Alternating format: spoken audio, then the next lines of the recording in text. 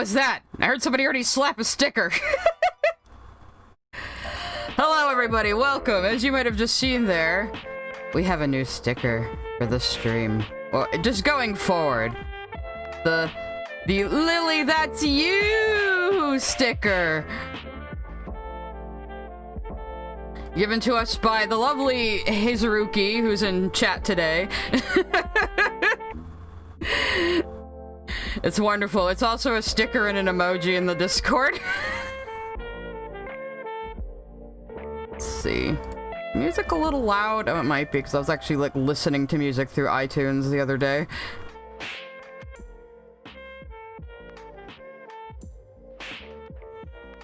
Yes, y'all can thank Hazuruki for that. It's going to be a regular free sticker for all those times Lily says something that just applies to herself and absolutely no one else. Thank you for subscribing. Alright, we'll start a little pre-up. Obviously, I'm gonna be working on Wolfenite more today. I am still struggling with this design a bit, but I'm gonna try to do like a... This is just like a design. I'm gonna try to do like an actual character portrait as we react to Lily. So the whole idea is that her braid is going to come apart into the battle pigtails here. So this is the Jasper and Spinel fusion for my AU. So this seems appropriate to be drawing Steven Universe as we react to a Steven Universe video. I'll be doing more Dragon Age tomorrow night if people want to join into that and listen to me lore dump about a completely different series that I'm really into. But first we'll do a little housekeeping. Oh, thank you for the super chat. Alex the Shiba sent a super chat. It's our favorite gremlin. I have gone full gremlin. Here's a good example of how I've gone full gremlin. I'm gonna wait for the super chat box to disappear. So I made a new side blog because I got sick of Lily Orchard talking about me, but, you know, she has me blocked. Blue Baron sent a super chat. Thank you, Keep up the great hard work. Like the stream. Streaming is definitely the hardest job in the world, you guys. Definitely very hard, so like the stream. So, yeah, Lily was vaguing about me and then just saying my name, and... Oh, I didn't put up a pool hopping sticker, did I? Super chat. Don't forget the pool hopping sticker. You know what, Gage? I have one sticker slot left, and I could, like, do that right now. Just give me 2 seconds. Stop Must Be sent a super chat. Would you still accept super chat money, even if it was from worms? I would, but I would question where the worms got the money. Okay, let's see. Pool hopping is the sticker name. Okay, good. Hang on, I think it automatically makes it like 100 bits when I upload something. Let me turn down the volume. I probably gotta turn on the volume on the other one too, actually. There, okay, I added, and now there's a pool hopping sticker, which Gage made. It's like an informative sign. So we have that as well. And now I'm officially out of sticker slots. I'll have to take down one, or people are just gonna have to spend more bits to open more slots.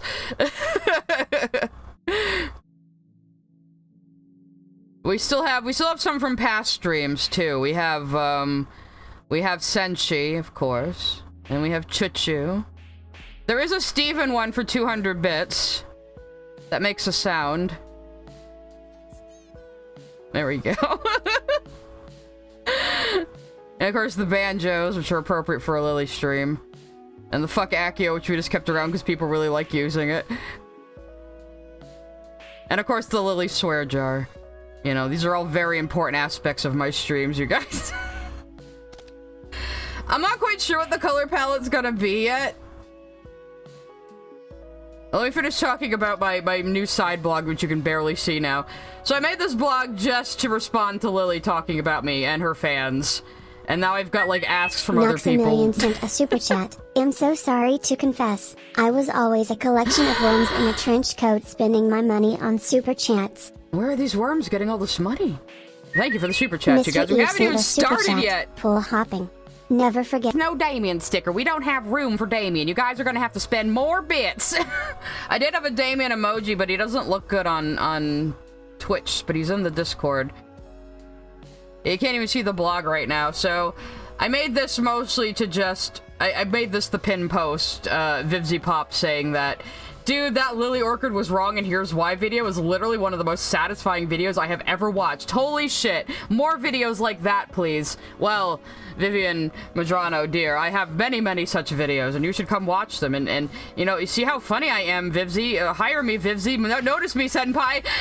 Anyway, yeah, and Anthony Gramuglia, friend of the stream, offered Lily Orchid $700 to review Evangelion. Of course, she's not gonna bite. Even though she's apparently having money issues, but... And Space Frog made this retardigrade Lily Orchid. Because she keeps using the word tardigrade, because she just won't say retard. This is amazing. And then people are asking me why I don't like the word queer, so I went into, like, political shit. And then I do have a bunch of Lily Orchid receipts on here, too, though, so... It's full of receipts. And so basically with this side blog, I can just say anything I fucking want without clogging up my main blog. And people who don't want to listen to the Lily bullshit can just ignore it and don't have to, like, put up with it being on my main blog all the time. Obviously, when I'm doing a stream, I'm still announcing that. Where's my... There we go. I put up the, this. Yeah. Everybody like the thumbnail, by the way? I had a lot of fun drawing it. Okay, let's turn that off, and we'll go to, Distractovision with Lily's video, which I have a local copy of. Thank you for the super sticker of the winky face. It's very cool.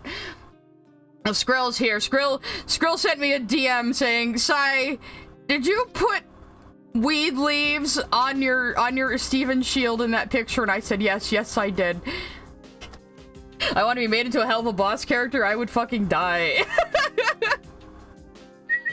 Anthony Gramuglia sent a super chat. Vivi Senpai noticed you, smiley face. Also, Lily has really been afraid of responding to my offer. It's honestly a generous offer with no strings attached, other than the ones I outright said I'd include. Yeah, I know, Anthony. I do think Ava's a little too outside of Lily's wheelhouse. I would start her with something smaller if you were going to have her embarrass herself. I mean, she can't even follow children's shows. How do you expect her to understand Ava? And I don't even like Ava, but I respect it, as I've said. And thank you for the super chat, dude.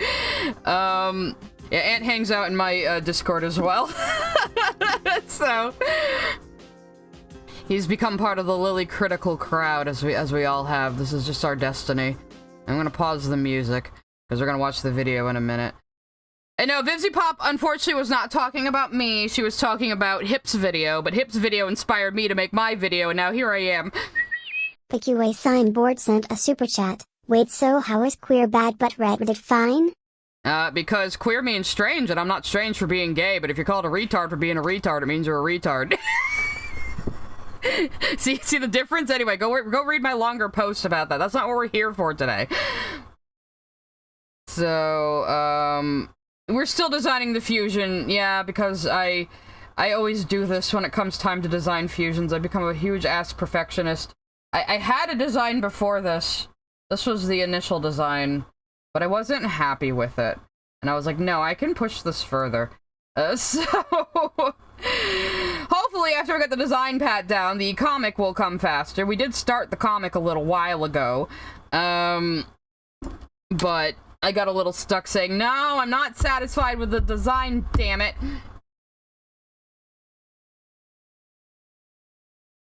No. Yeah, I mean, I don't really care about the writer of Antarctica anime that much. It's just funny what a hypocrite Lily is, where she's like, praising the show made by two people who make a lot of cute girls doing cute things shows, which are generally aimed at men, with the appeal being, oh, look how dumb and stupid and simple-minded these teenage girls are. You know? It's wonderful, wonderful. How big is she? I would think she'd have to be at least the size of Opal, if not bigger. I mean, fucking Malachite is pretty huge. Stop Must Be sent a super chat. Did you see Vivzy Pop's animation in Weird Al's new music video? I did, but it wasn't Vivzy Pop that did the animation. It was someone else at Spindlehorse, but it's her company, obviously. Paige Lego sent a super chat about Lily and Hip. She claims Hip called all SU crit bigoted, but Hip's videos were about 3 viral YouTube videos that changed the discourse on SU, not a Tumblr subculture that he never interacted fault with. Exactly, and we know that, Lily Orchard ripped off those 2 incredibly racist articles that she is calling back to say, but black women criticize Steven Universe, so you can't say anything about my criticisms, which makes no fucking sense. Thank you for the gifted membership. Somebody got hit by that one. Oh, I forgot to put up a link to the Discord last night. I'm sorry. I got really tired. So anybody who's having trouble getting into the Discord, despite becoming a channel member over on YouTube, I'll put up another link tonight as a member-only post so you guys can get in there. The integration doesn't always work for people. I don't know why. But yeah, I was gonna say, Malachite's really big, and a lot of people speculate it's because, like, Jasper and Lapis are both very powerful gems. So, I would assume, like, if it's Jasper and Spinel, who are also 2 very powerful gems, it would be pretty huge. So, I'd say she's about the size of Opal, maybe a little bigger. Maybe sardonic size, like, tall, but not, like, wide. So she wouldn't be like a brick house, like, Sugalite. But, you know, she'd definitely be very, very tall. Because to me, you know, Jasper's already really tall, and of course Spinel's kind of lanky, especially the way I draw her. So... Holly Al sent a super chat. Do you have any thoughts on Lily Orchard's self-insert Pokemon comic? Not really, except that it's fucking boring, and it is exactly that. It's just a self-insert comic where everybody in the comic praises her and tells her how great she is, and she gets to kiss the Gardevoir while also pretending she's not in love with it, and I don't know. And then she made an inbred joke about the horrible clone demon child, and yeah, yeah. Yeah, I've noticed you like a lot of the tall girls from SU, so imagine a purple-haired Mimsy. Oh no.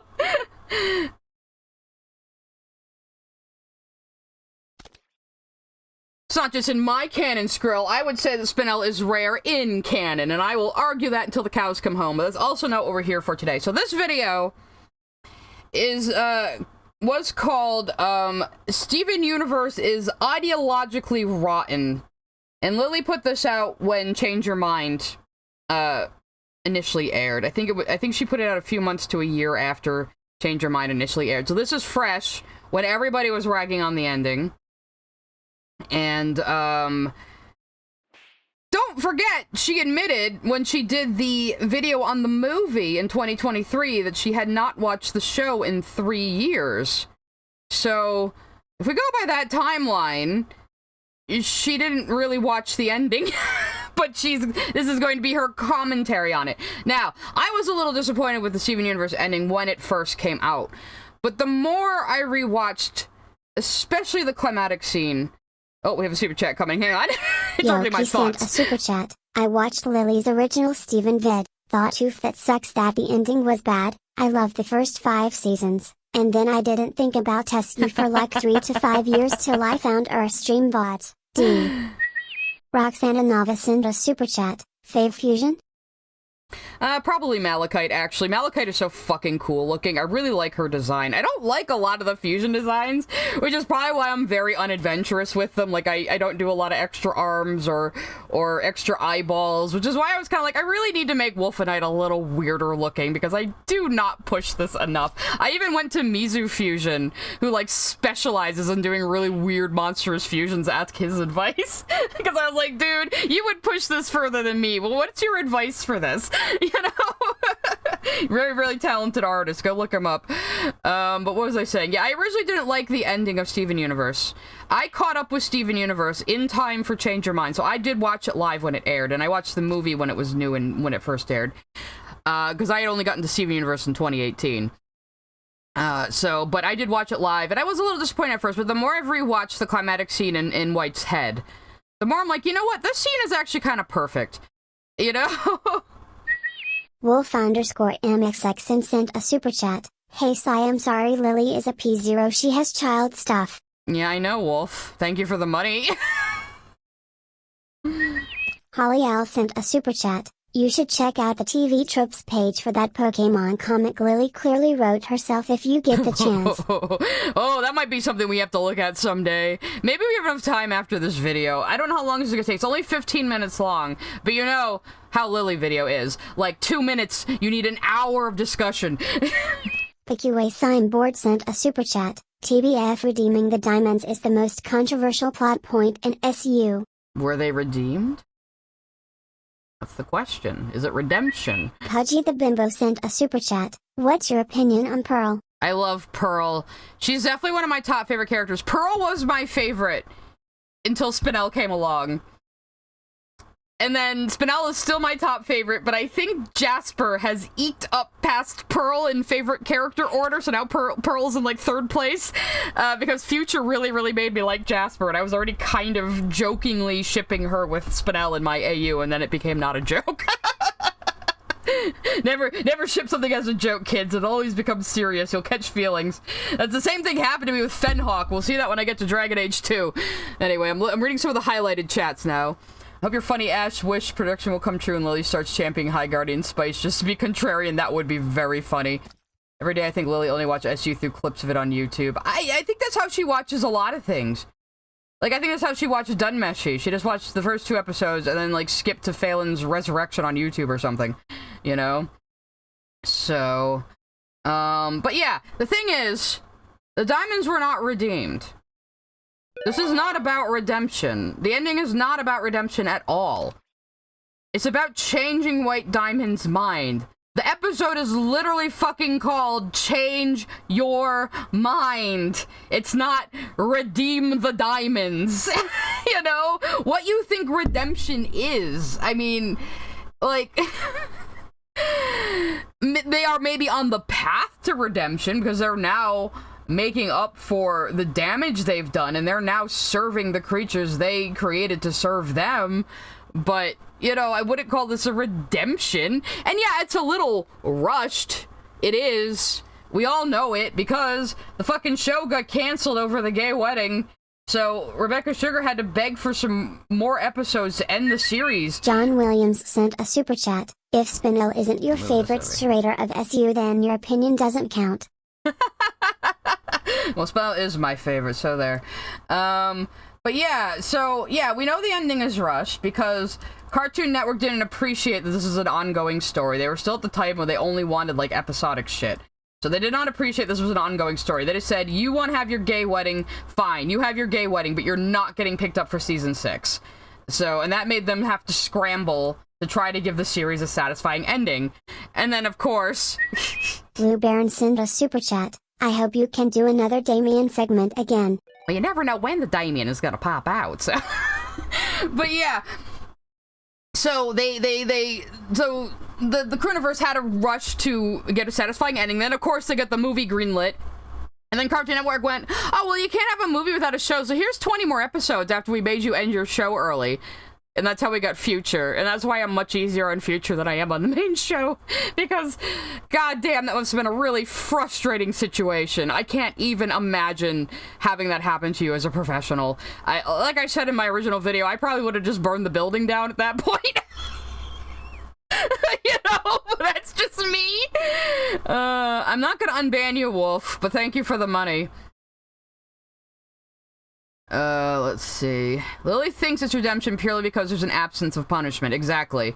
Lily thinks, oh, you didn't kill the bad guy, they must be redeemed, because those are the only 2 options in fiction, apparently. Either redemption or execution, which is a stupid, stupid dichotomy. And, you know, one shows like Steven Universe are trying to kind of dispel, because, like, hey, maybe we shouldn't teach children in their formative years that the only way to deal with bad people is to just straight up fucking murder them. Maybe that's not a good idea to put into people's heads when their brains are still developing, because then we end up with people who are just like, I don't agree with you, you deserve to Angels die. Art and Gaming sent a super chat. Never ship things as a joke.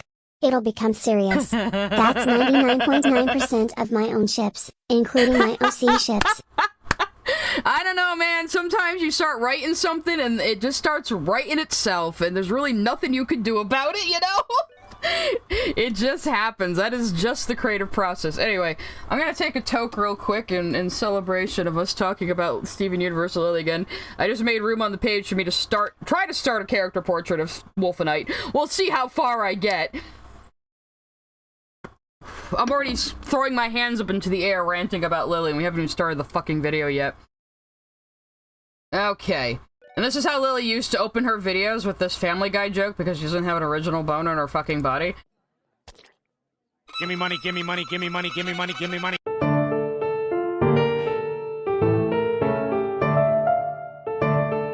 Did I put those sketches? My work process is so fucking chaotic, guys. Ah, I'm getting work texts. Shut up. It's an excuse I've heard over and over and over again. It's a metaphor. Either to Oh, that's a great start right there. Yes, Lily, we know you don't fucking understand metaphors and how they work or what they are. Let's continue. dismiss criticism that's too uncomfortable to address head on, or when the audience/creators wants to pretend there's something more deep and insightful about a story than there previously was. No, Lily, metaphors are actual fucking literary tools, you fucking dipshit. You would know this if you knew how to write at all. I'm already just like coming in swinging. I don't even care anymore. Now, I've usually taken this down with just portray things directly, but a big barrier to such a simple concept is the avalanche of pretentious hipster wank pieces about how metaphors are great and amazing and subtlety is king and a bunch. Lily, you really do just want all media to be characters standing around stating their motivation to the camera and like there being barely any conflict. Like, you just want characters to walk on screen and say, hello, my name is this, I have this role in this story, and this is what is going to happen to me. Considering she says she goes into everything pre-spoiled, which means she just reads a synopsis and thinks she understands it, yeah, that might be... yeah. Oh, the Futurama quip? We don't even need it. You just can't have your characters announce how they feel? That makes me feel angry! Dr. Theo sent a super chat. I wonder what Lily would say about Wani. She would probably say, ow, this is just a furry sex game. Even though she wrote Stockholm, you know? Something like that. Her mind would explode if she had to watch 10 minutes of Pink Floyd's The Wall. Yeah! She would probably understand it worse than Doug Walker. Cocker Human Abalover sent a super chat. But this ire against metaphor just because she doesn't understand it is so obvious. She's such a fucking child. You know? Yeah, put pool hopping on top of her. She never fucking watched it. Oh, who's Accio? He's from Utena. We did an Utena stream a while back and I added a fuck Accio sticker and people just like it, so I kept it around.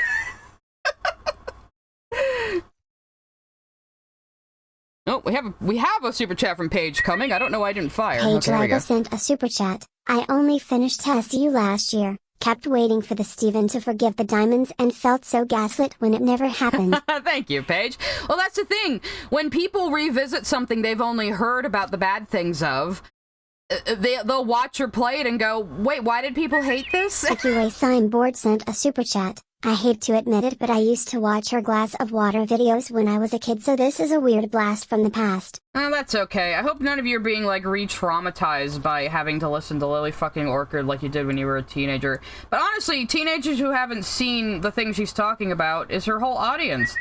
Alex the Shiba sent a super chat. Why do I have a feeling that Lily would be one of these people who thinks Batman should kill his villains?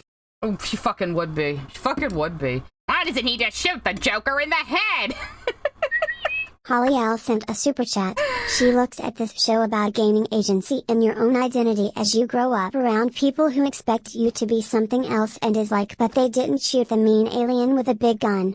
Yeah, Lily, like many other people, makes the mistake of thinking that Steven Universe is a space opera and is about, you know, fighting space dictators. It's not.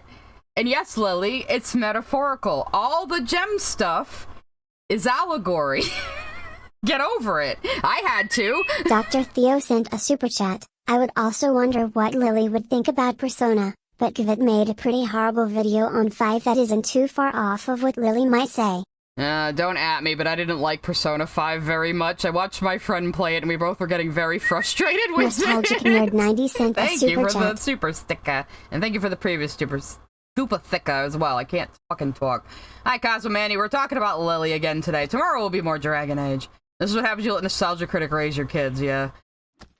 So, everyone's just, like, Lily's not even talking. You're already just covering her in tomatoes. But yeah, Lily's weird vendetta against metaphor seems to just come back to herself and her lack of understanding of narrative and how it operates. You know, it's like she has some strange deficiency in her brain where she just has zero creativity, like negative creativity even. You know, she's like a black hole that consumes art and it destroys it. You know? But we'll be getting into this. Yeah. Oh, right, this is Lizzie's artwork. And she continued to use it even after breaking. I don't think she broke up with Lizzie. I think Lizzie broke up with her. Chat. Lily made a video about heroes not killing their villains. She wants Batman to kill his villains. See, she's so predictable once you figure out her fucking mindset. She is so just blatantly predictable. Well, we were getting frustrated with the story of Persona 5 personally, but it was just kind of repetitive, you know? Every 5 minutes it was like, man, those adults sure treat us kids poorly. And it's like, you know, we get it. We get it. We get it. Courtney Calvert sent a super chat. I heard Lily is watching Hang Princesses Tutu. As a huge Princess Tutu fan, I am scared. She liked Princess Tutu, but I think she only likes it because Lolo likes it. Gabe the GM sent a super chat. When I first watched the SU finale, I was mixed. Now I love it. 5 years later, and I can definitely say this is a great show despite it being a bit messy. Oh yeah, I will never say that Steven Universe isn't without flaw. It has many flaws that I bitch about constantly. Cocker Human Lover sent a super chat. Metaphor, nuance, allegory? I think you're making up words now, Lily. She would. Verisimilitude, now you're just making up words! Thank you for the gifted subs, by the way. So, it's still making the ding-dong noise. I don't know how to make it stop. I checked all my overlays and it's still doing it. But thank you. Yeah, I bet she loved Evil Superman. Hopefully she wouldn't like Homelander. I doubt Lily would watch it. See, that's the Aunt's trying to pay her $700 to watch Evangelion. I would pay Lily money to watch The Boys and see how she reacts to that, because it would probably destroy her brain. Let's see, for those of you that weren't there for the Dragon Age stream, we briefly talked about dedicated Psy hater and Lily stan Sabine going low-tier god on people in the Discord server. Yeah, Sabine was at Lily's stream, so he couldn't be here. Yeah, I mean, no work of human hands is without flaws, you know, so... Yeah, well, yeah, the people who said Aang should have killed Ozai are the same people who said Steven should have killed the diamonds. Yeah, okay, let's have the literal child protagonist go against all of his values and ethics just so you can have your... sent a super chat. I bet Lily loves Evil Superman. Just so you can have your fucking, you know, hero kills the bad guy ending, because you're like, well, the hero's supposed to kill the bad guy. That's what happens in these things. That's what happens in Disney movies. You know, the bad guy always just has to die. It's like it comes from old Hays Code shit. In the Hays Code, movies and shows were required to show someone being punished for a crime by the end of the film or the end of the episode. So an easy way to do that was to just throw the bad guy off a cliff at the end, you know? Because they were obligated to. And that stuck around for a while, but now people have started to deconstruct that because we're thinking, hey, maybe this isn't the best message for kids, that if someone is bad, you just fucking kill them. Oh, Sabine is here. Hello. Sabine Brown sent a super chat. Is this your way of coping with being in a dead-end job? What is dead end about my job? You don't even know what my day job is, Sabine. I work a day job, and I'm a freelancer, and I do this. But yeah, like, it's the same bullshit. Like, Aang should have killed the Fire Lord, Steven should have killed the Diamonds. How about you, like, actually pay attention to what the story is communicating to you? And I think Sabine is definitely up to, like, $20 now that he's given me. Angels Art and Gaming sent a super chat. Not Lily and the boys. Crying face. She'd love Homelander. No, even Lily would know Homelander is bad, you know, but she'd be going on, this blonde white man, he's obviously the bad guy. I mean, he is, but, you know, she at least she would get that. I mean, Homelander's not fucking subtle, you know? Yeah, no, well, Arlex, it's Disney movies. Signboard sent a super chat. I wonder what Lily thinks of Red Hood? Oh, I doubt she's ever heard of, like, deeper comics lore. I'm talking about Disney movies that would have been around when Lily and I were growing up during the Renaissance Arlex. Yeah, even Disney has started to come around to not just murdering the bad guy at the end, but even Tangled. The stepmother just fucking dies at the end, remember? You know, it's a classic thing. You throw the bad guy off a cliff at the end, you drop a giant rock on them, they got hung by vines like in Tarzan, you know, something always kills the bad guy. Scar got eaten alive by hyenas, you know, they always die at the end, and it's an old Hays Code thing, like I said. But the people who grew up with Hays Codes movies just went, oh, this is just how stories go. You just murder the villain at the end, and they didn't really think about it critically, and then people did start thinking about it critically, you know, and that's when we started deconstructing it, like, hey, maybe we should do things like redemption arcs, or just, you know, show that evil people aren't really just evil for the sake of being evil, you know, they have their own motivations they think are true, you know, like in real life, you know, so, which makes for more interesting storytelling than just, I'm the good guy, you're the bad guy get thrown off cliff at end, you know? Anyway. Bet Lily would get mad at A-Train having a redemption arc. She would be fucking pissed at A-Train having a redemption arc, even though that's the only place they could possibly go with him now because they didn't kill him in season 3. Spoilers. Anyway. No, Jafar didn't die, but he did get trapped in a lamp forever. I guess that was kind of karmic justice, though, wasn't it? So... I'm just reading chat right now. Okay, let's continue the video. I forgot what we were even talking. We're only, again, like most silly videos, we're 40 seconds in, and we have so much to say already. Let's just repeat what she just said a minute ago. People keep telling me, you gotta listen to Lily longer and not pause so much, but I'm sorry. She says like so many wrong things in such a short span of time. What do you want from me? Criticism that's too uncomfortable to address head on, or when the audience/creators wants to pretend there's something more deep and insightful about a story than there previously was. Now, I've usually taken this down with just portray things directly, but a big barrier to such a simple concept is the avalanche of pretentious hipster wank pieces about how metaphors are great and amazing and subtlety is king, and a bunch of even dumber pretentious hipster morons who can't comprehend the unspoken rule that absolutes are bad and think everything needs to be cloaked in allegory and metaphor and written so subtly. Jafar died in the sequel. What? Oh, so Jafar did die in the sequel? Oh, he did! I remember watching the Aladdin sequels when I was a kid. What was that last part she said, though? What the fuck? They're morons who can't comprehend the unspoken rule that absolutes are bad and think everything needs to be cloaked in allegory and metaphor.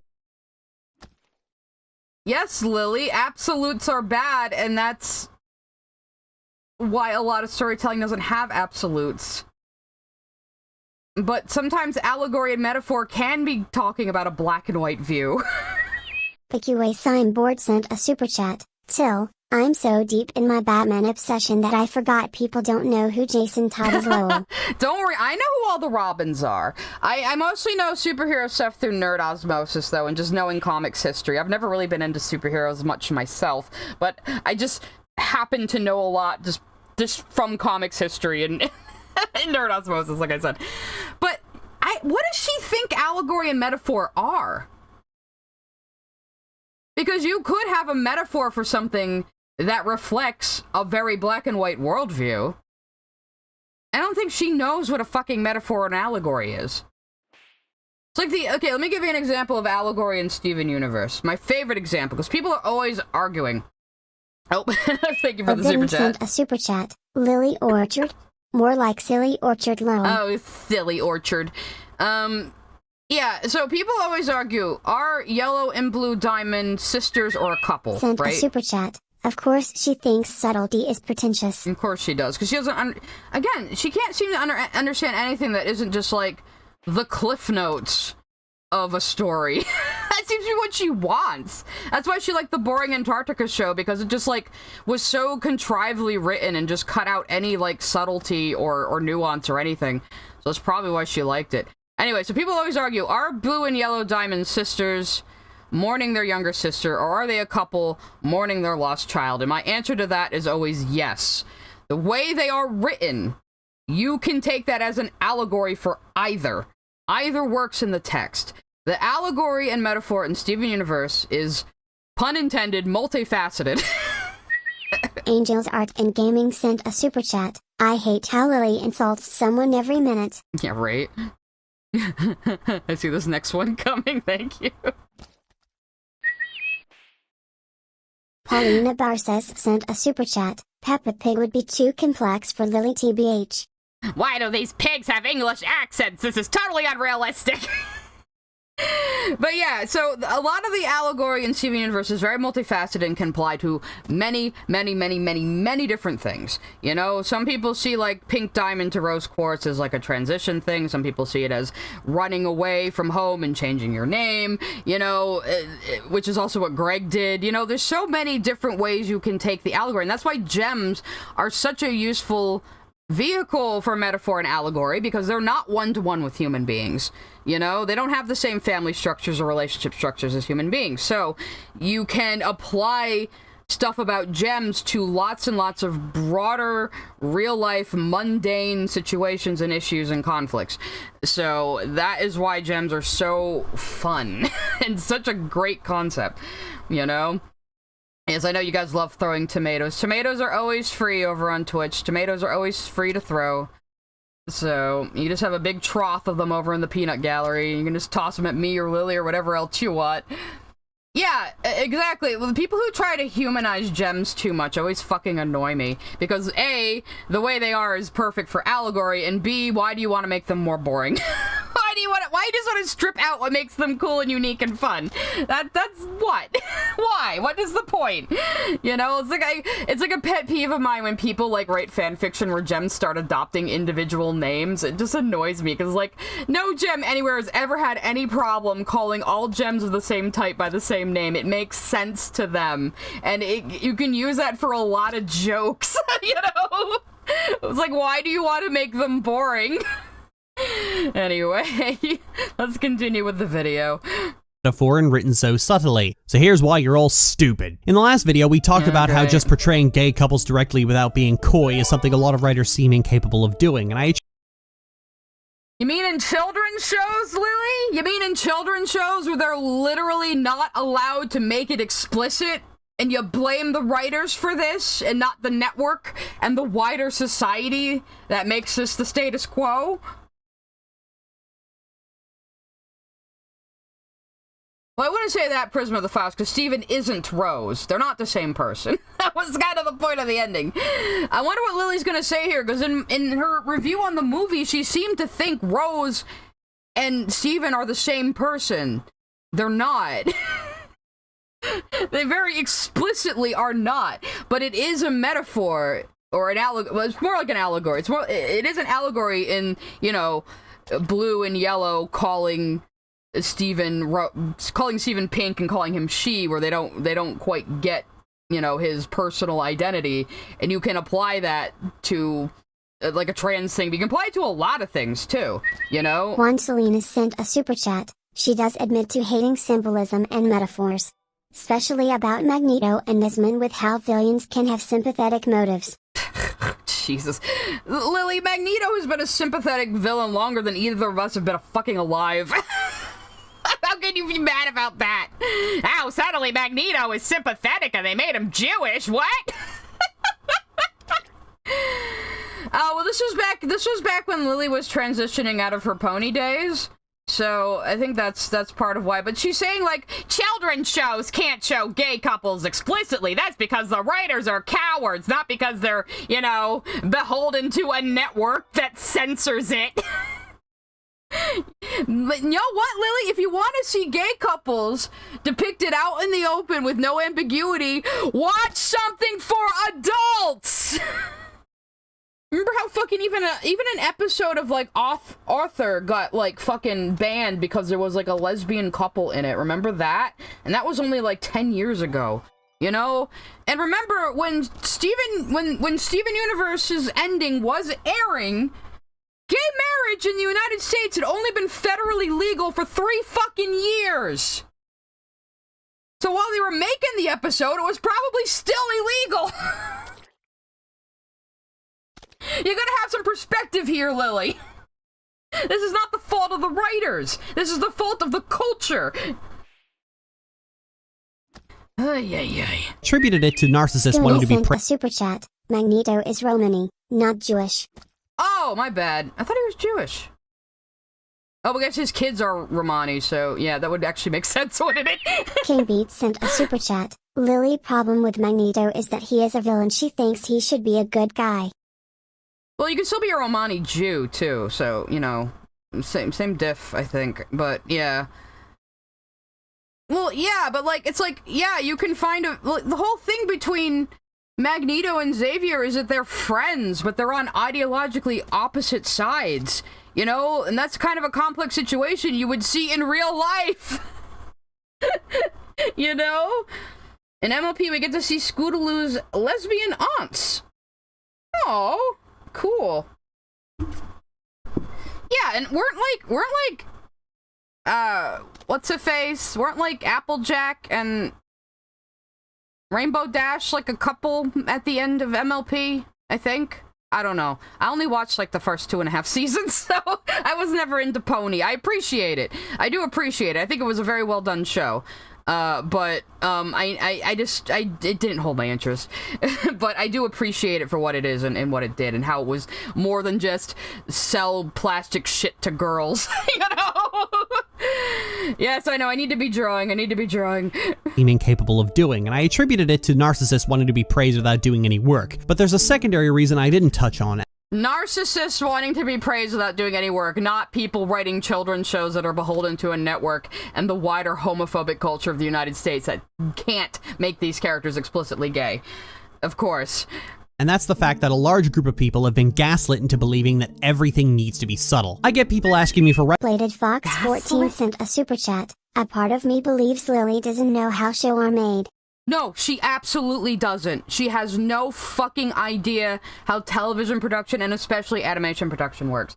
She said in her original video that she thinks the Crewniverse should have been able to write around the Steven bombs. She thinks they should have been able to write around the way the network decided to air the completed season after it was delivered. Like, these people are— Stop Must Be sent a super chat. Hot take. I prefer Nostalgia's Critic the Wall more than the original. Sorry, Lol. I don't know what to say to that, but just go listen to the actual album, Stop Moss, please. But what was I even saying? No, yeah, so she thinks they should have been able to write around how the network would eventually air the episodes like 2 years later. She also seems to not know how long animation takes. I honestly think Lily Orchard was sitting there watching Steven Universe as it aired, going, "Ow! They're answering this question I had last week. They must have seen the questions on the internet are now trying to cover their asses. I see you, Becky Sucrose." Like, not knowing that the season is already completed when it's airing, you know? Honest to God, she has no idea how any of this works. And what is she saying? People have been gaslit into thinking subtlety in writing is good. Who's gaslighting? How is that gaslighting?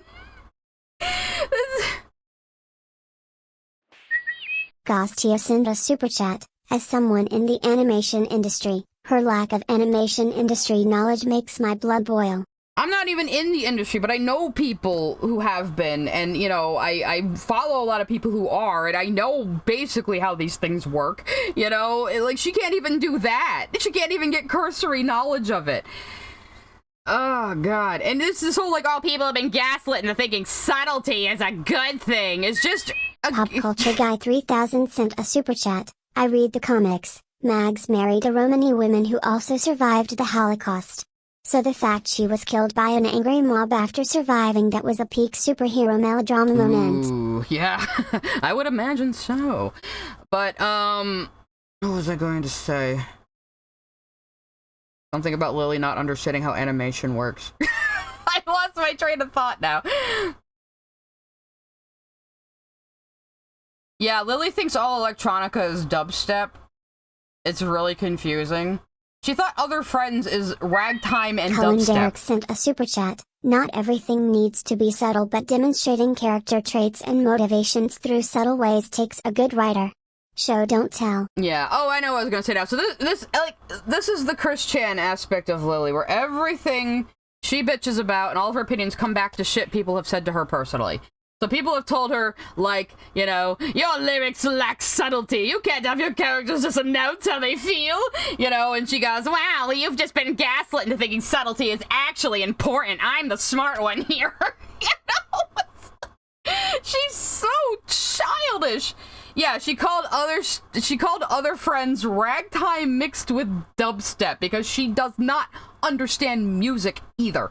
Like, she didn't know Steven Universe had leitmotifs until her movie review, and she seemed to think like they had never done it before because she didn't notice. Like, we were discussing this in my Discord. I wonder if she even listens to music on a regular basis. She strikes me as someone who doesn't. Like, it's like she can't understand art at all. It's so strange. It's so very strange. Oh yeah, she keeps calling Steven Universe a post-punk magical girl show, which that is just a word salad. That is nothing. You have said nothing. You know, for one, post-punk is a musical term. It describes the era after punk that led to new wave. It's not even a genre. It's a movement. And she's only using it because Yahtzee used it, and Yahtzee used post-punk, and he actually defined his terms in his video, unlike Lily. He defined post-punk as games that deliberately break the rules in design. You know, so actually the way Yahtzee described it, post-punk magical girl would actually describe Utena more than anything. So, if we're going by Yahtzee's definition of how he uses the word, which Lily, of course, didn't make clear. She just said, post-punk sounds neat. She doesn't even understand what it means. She just thinks it's a vibe. Yeah, like, no, Lily, post-punk is like new wave. You could call They Might Be Giants post-punk. It's that broad. Yeah, I'm starting to catch on to all her Yahtzee ripping off, too. Like, I missed a couple, because she just uses Yahtzee's jokes out of context, with no idea why they were funny in the first place, and she just uses them wrong and takes them at face value, and it's really frustrating. Like, when she said that SU has the stink of the auteur, apparently that was a Yahtzee joke, and I'm sure Yahtzee was being very, very sarcastic when he said it, but Lily doesn't understand that it was very tongue-in-cheek and sarcastic, and so she just repeats it uncritically at face value. Like, oh god, it's so frustrating. Yeah, Lily's use of post-punk is like James Somerton saying postmodernism. Fucking exactly. The James Somerton cut's gonna be finished soon. I'm on the last leg of it. Sent a super chat. Imagine being so dumb you think that surface level themes is subtly and think everyone's gaslit into having media comprehension. Well, everyone else must have been gaslit into having media comprehension because I don't have any. It's literally Lily's attitude. Anyway, don't worry, we're only about 1 minute 14 seconds into the video, guys. This is what always happens. Like, Lily just gish gallops so many wrong things in a short span of time that you need like an hour to address it. Anyway, let's go. Subtle. I get people asking me for writing advice when it comes to gay and trans characters and how to introduce them, and almost every time the issue they're having is that they don't know how to introduce them as gay or trans without saying it outright. And they always crumble at my first question: why are you trying to avoid saying it outright? Angels Art and Gaming sent a super chat. Last super chat but other friends is not dubstep. It's electro swing styled. Signed someone who likes dubstep. Dubstep will never die. I like dubstep. I like dubstep and I like electro swing. Of course, my friend made fun of me one night. He's like, you know, there's only like 5 electro swing songs, right? I was like, shut up! You! Quiet! I don't care, I like it. This is my own EFAP. I'm definitely fapping right now. So, Lily, the reason why people don't want characters to just walk on stage and turn to the camera and say, I'm gay or I'm trans. Gostia sent a super chat. One good thing ABT falling down the Lily rabbit hole is that it's making me want to expand my media diet and critical thinking. Yes, Lily is a good role model of how not to be in any aspect of life ever. I get so many people asking for writing advice. My friend's from Okinawa. Yeah, her friend from Okinawa who she would visit before her wife, apparently. Her unnamed friend in Okinawa. Lily recently had a list of people she'd go visit, and her wife was very last on that list. It's awful. This is why I don't make fun of Michaela, guys. It's too bad. But yeah, so the reason why people don't want characters to just turn to the camera and say, I'm gay, or I'm trans, is Because people don't fucking do that in real life. I don't just, like, walk into the room, introduce myself to someone, shake their hand, and say, I'm a lesbian, by the way. You know, because I don't need to.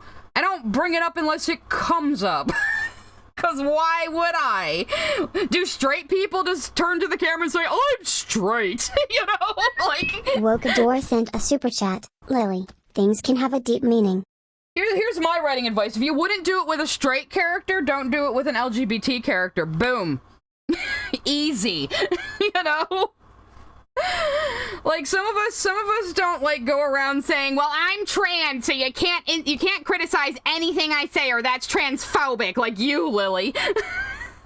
When people criticize you for things that have nothing to do with your fucking identity, you just go, well, they're like a swarm of transphobic bats for saying I got done meshy wrong. It's like, no, they're saying you got done meshy wrong because you got done meshy wrong.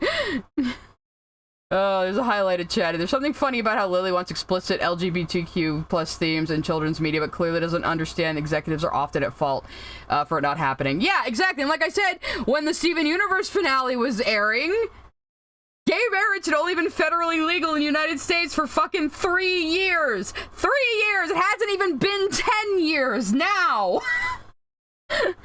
So acting like executives are just gonna turn around and go, wow, well, of course you can have gay shit in your show now. That's not a problem for us at all. We're definitely not gonna get angry parents calling us, you know, like, yeah, that's what I'm saying. Does she like High Guardian Spice? Because a character literally turns to the camera and goes, I'm transgender. You know? Like, is that the kind of rating you want? Lily, please stand High Guardian Spice. It would be so fucking funny. Please. Ray Rodriguez is back around. Maybe you two can become friends. You're the same level of cringe. I mentioned a few videos ago that when I want to introduce a character as gay, my go-to is to introduce the audience to her wife or girlfriend and have that character introduce them as such. What if they're single? Some gay people are single. What if they're a kid? Burb sent a super chat. Lily would have a meltdown if she watched either version of Full Metal Alchemist. Yeah, she, like, had a dig against Full Metal Alchemist Brotherhood in her Antarctica video. Like, no, I'm not gonna watch anything cringe like Full Metal Alchemist Brotherhood. I'm gonna watch this Moe Blob Antarctica show instead and say it's brilliant. So bad. It's like when she tried to say Dungeon Meshi is, ow, anime being weird about women, where she's watching a show where, you know, 4 16-year-old girls are trotted up on a stage by a grown woman, and she turns to a crowd of men and says, that's right, they're real high school girls, everyone, real high school girls. Now remember, they're underage. Haha, they're underage, everybody. And the room full of adults laughs at these 4 girls being put on the spot, being sexualized, and this was written by a 50-year-old man. Yeah, that's definitely an experience teenage girls would love to have, you know, being under a spotlight while a room full of adults laughs about how people might want to fuck you. Yeah, that's real good, isn't it? Real wholesome. King Beats sent a super chat. She found High Guardian Spice disappointing after defining it from the 2018 backlash. Even Lily Orchard had to admit that High Guardian Spice was disappointing. Amazing. Emery Grumblebus sent a super chat. Damn, I came in when the stream derailed.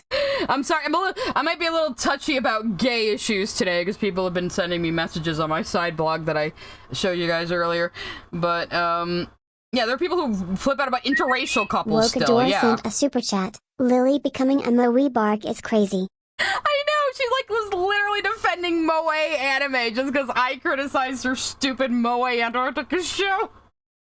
It's like you're like, Lily, you're accidentally aligning yourself with the weebs you say you hate, you dumbass. Yeah, the amount of times it is emphasized in Antarctica show that the girls are Joshi Kosei is a little sus, especially, you know, with all the problems that Japan has with fetishizing high school aged girls.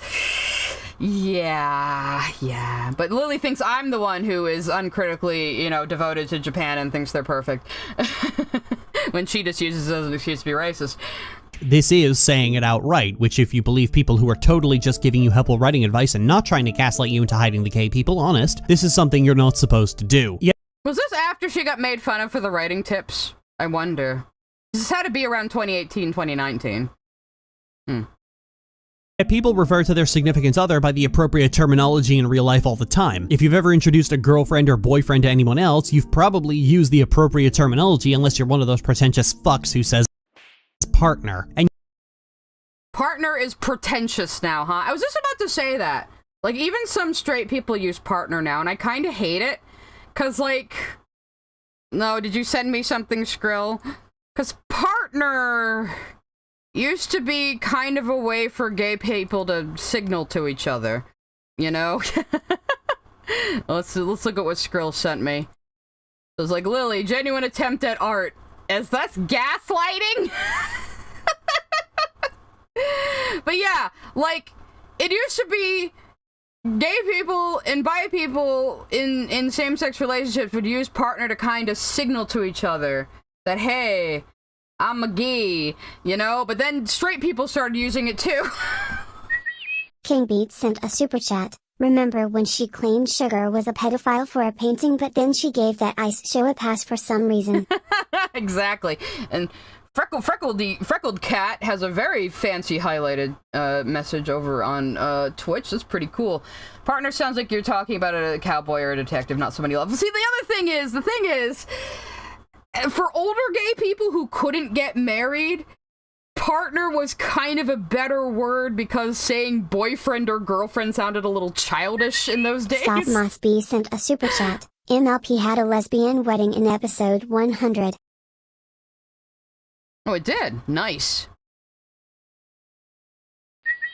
Arsonist sent a super chat. That writing tips video is what made me realize Lily really has no right talking about media and is just out to promote her own tastes. Oh yeah, it's all of her opinions on media are just to promote her own tastes and, you know, bitch about criticism people have given her personally. That is it. That's what it all comes back to, because that's the only way her opinions make any sense. They're so contradictory if you try to look at them as just media analysis, but when you realize it's all tied up in her own personal bullshit, it all makes sense. Yeah, remember the branded with stars, so the diamonds are Nazis. She said that was just a joke, guys, though. It was just a funny joke. It was just a funny joke to joke about the Holocaust, guys. It was just a funny joke. So, HP gets across that Stolas is gay, who was forced to be in a straight marriage without spelling it out. Like, come on. Yeah! Like, Stolas never uses the word gay. I mean, I think once Millie says that, you know, that Blitz is the prince's boyfriend, but that's about all we get, you know? So, yeah, you can tell just from watching the fucking show that Stolas is a gay man in an arranged marriage who is unhappy, and Blitza was like his first time being able to express his sexuality, and he never has to turn to the camera and says, I'm a homosexual, you know? That would be really funny if he did.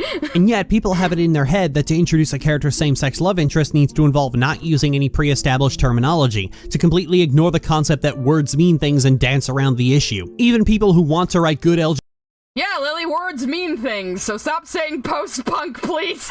LGBT presentation keep falling into this trap of refusing to say gay. Even Ruby and Sapphire were described as being very close. The problem Yes, Lily, because it was a children's show that started in 2013, and they weren't allowed, and also they're aliens. Why would they use the terminology girlfriends?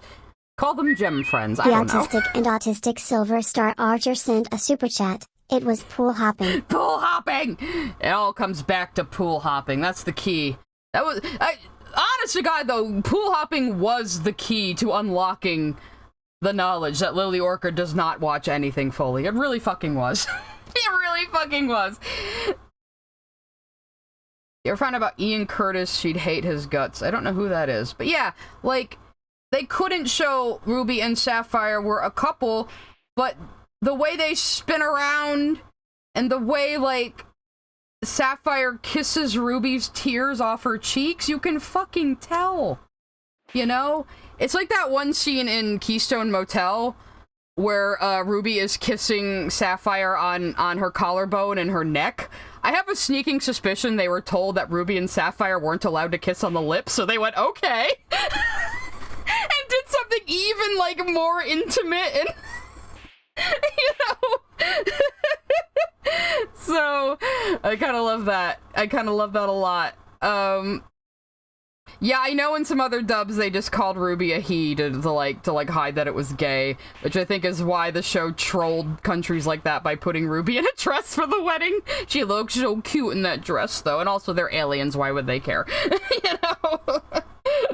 Problem is that very close can mean a lot of things and most of the time is decidedly not romantic. Honey and her mother are very close.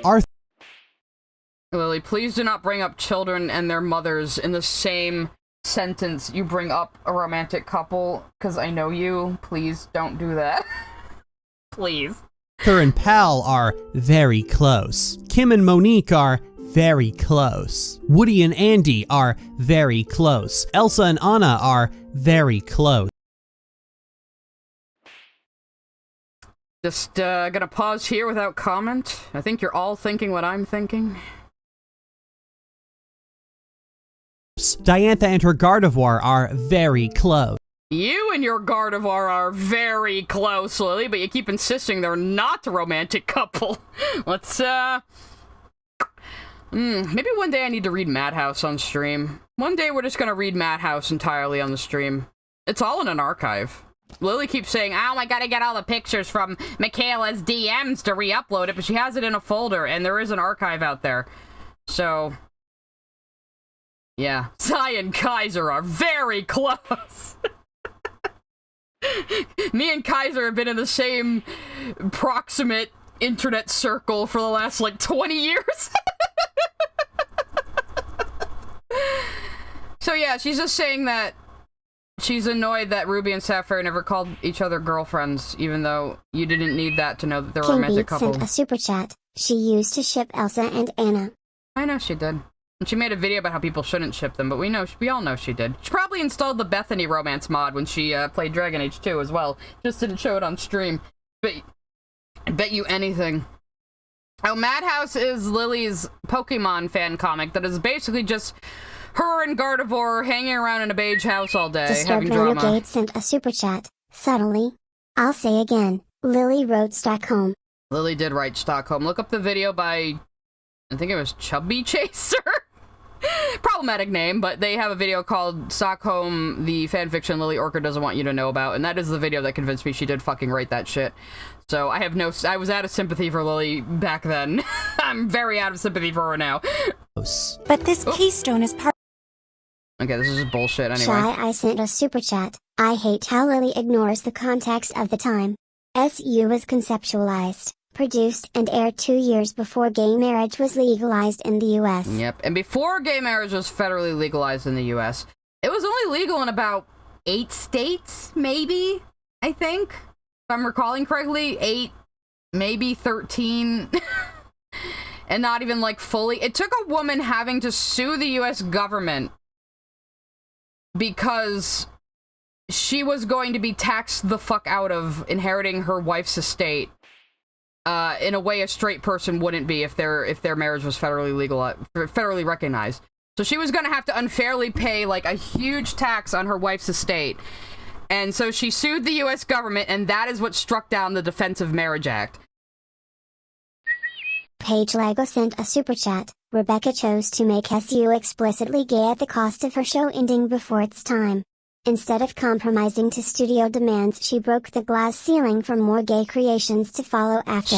She absolutely did, and you know what Lily Orchard said about that in a different video? Ah, well, Lauren Faust walked away from a project when she couldn't make it the way she wanted to. So, like, implying that Rebecca Sugar should have just walked away from Steven Universe instead of fighting for the gay wedding. Which is like, what are you talking about? Also, I don't care about Pokemon. Part of the bond I have with Gardevoir. Bond? I can't lend it to anyone, sorry. This is what happens when a community...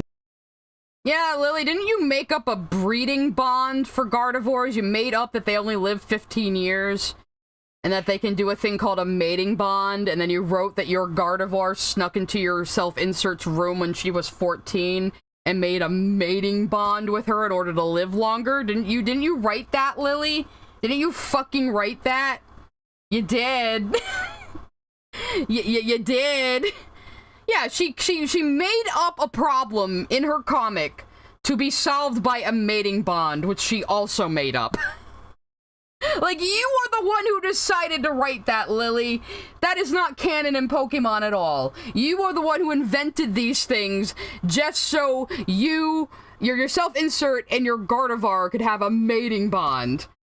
But then you can dance around and say, oh, but they're not a couple, teehee. They have a kid together and a mating bond, but they're not a couple. That would be illegal. Like, and then you put your wife in the comic, and your wife's character has to sit around watching you snog the Gardevoir. Like, what the fuck? Is my internet doing okay? It's dipping out a little bit. I'm sorry, guys. Gabe the GM celebrates 3 months of membership. Yeah, sometimes my internet's been a little fucky lately. So hopefully, my bitrate looks okay, though. So, let's continue with the video after that fucking rant. I'm getting the pose down a little bit here, but I knew I was gonna get fucking distracted. But at other times I start ranting and I finish the sketch before I even know it, so. Yeah, the Michaela cuck arc. Definitely, because now Lily is moving in on this younger chick named Lolo. And, love bombing Lolo and just leaving Michaela to rot, going to her 9-to-5. Still stuck in the United States. That's great.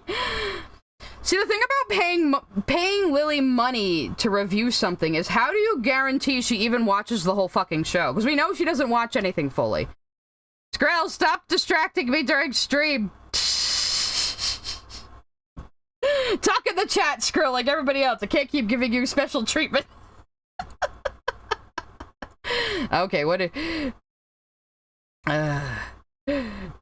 anyway. Let's continue with the video. He gaslights itself into thinking vagary is mandatory. Good scenes written by people who aren't stupid become weird. We talk about Steven Universe in relation to these problems a lot because it's the only example where the runaway metaphors start to reflect extremely poorly on the creator. Colossal_Neve sent a super chat. How long until Lily denies writing Madhouse 2? I don't think she can, honestly. I mean, how could she? Is she gonna, like, when she finally ditches Michaela and takes on this new fan-turned-wife, is she gonna say, Michaela was behind Madhouse. I didn't write a thing. She made me write those storylines. I can see it now. She probably would fucking do that. Because she turns on every single former partner once they start talking about how abusive she is and starts, like, demonizing them in any way she fucking can. So, yeah. Who are we congratulating? Somebody got, oh, Miss Jasmine joined the thing. Sent a super chat. Have you heard about Lily's writing contest? Contest? No, I didn't hear about that. What, was she having people write Madhouse for her or something? I'm gonna take a toke. Oh, I think we are in the endgame of the Lily arc, guys. Because in a couple of months, June the King is gonna drop a video on Lily. And I don't think Lily realizes the storm she has coming when he does that. June is a bit of a mid-tier YouTuber. He's about 300k. But he makes very, very, very good documentary-style drama videos. And he's very even-handed. And he's very dry. So he will just give the facts. And that is not gonna look good for Lily. And she thinks me just hanging around clowning on her is bad.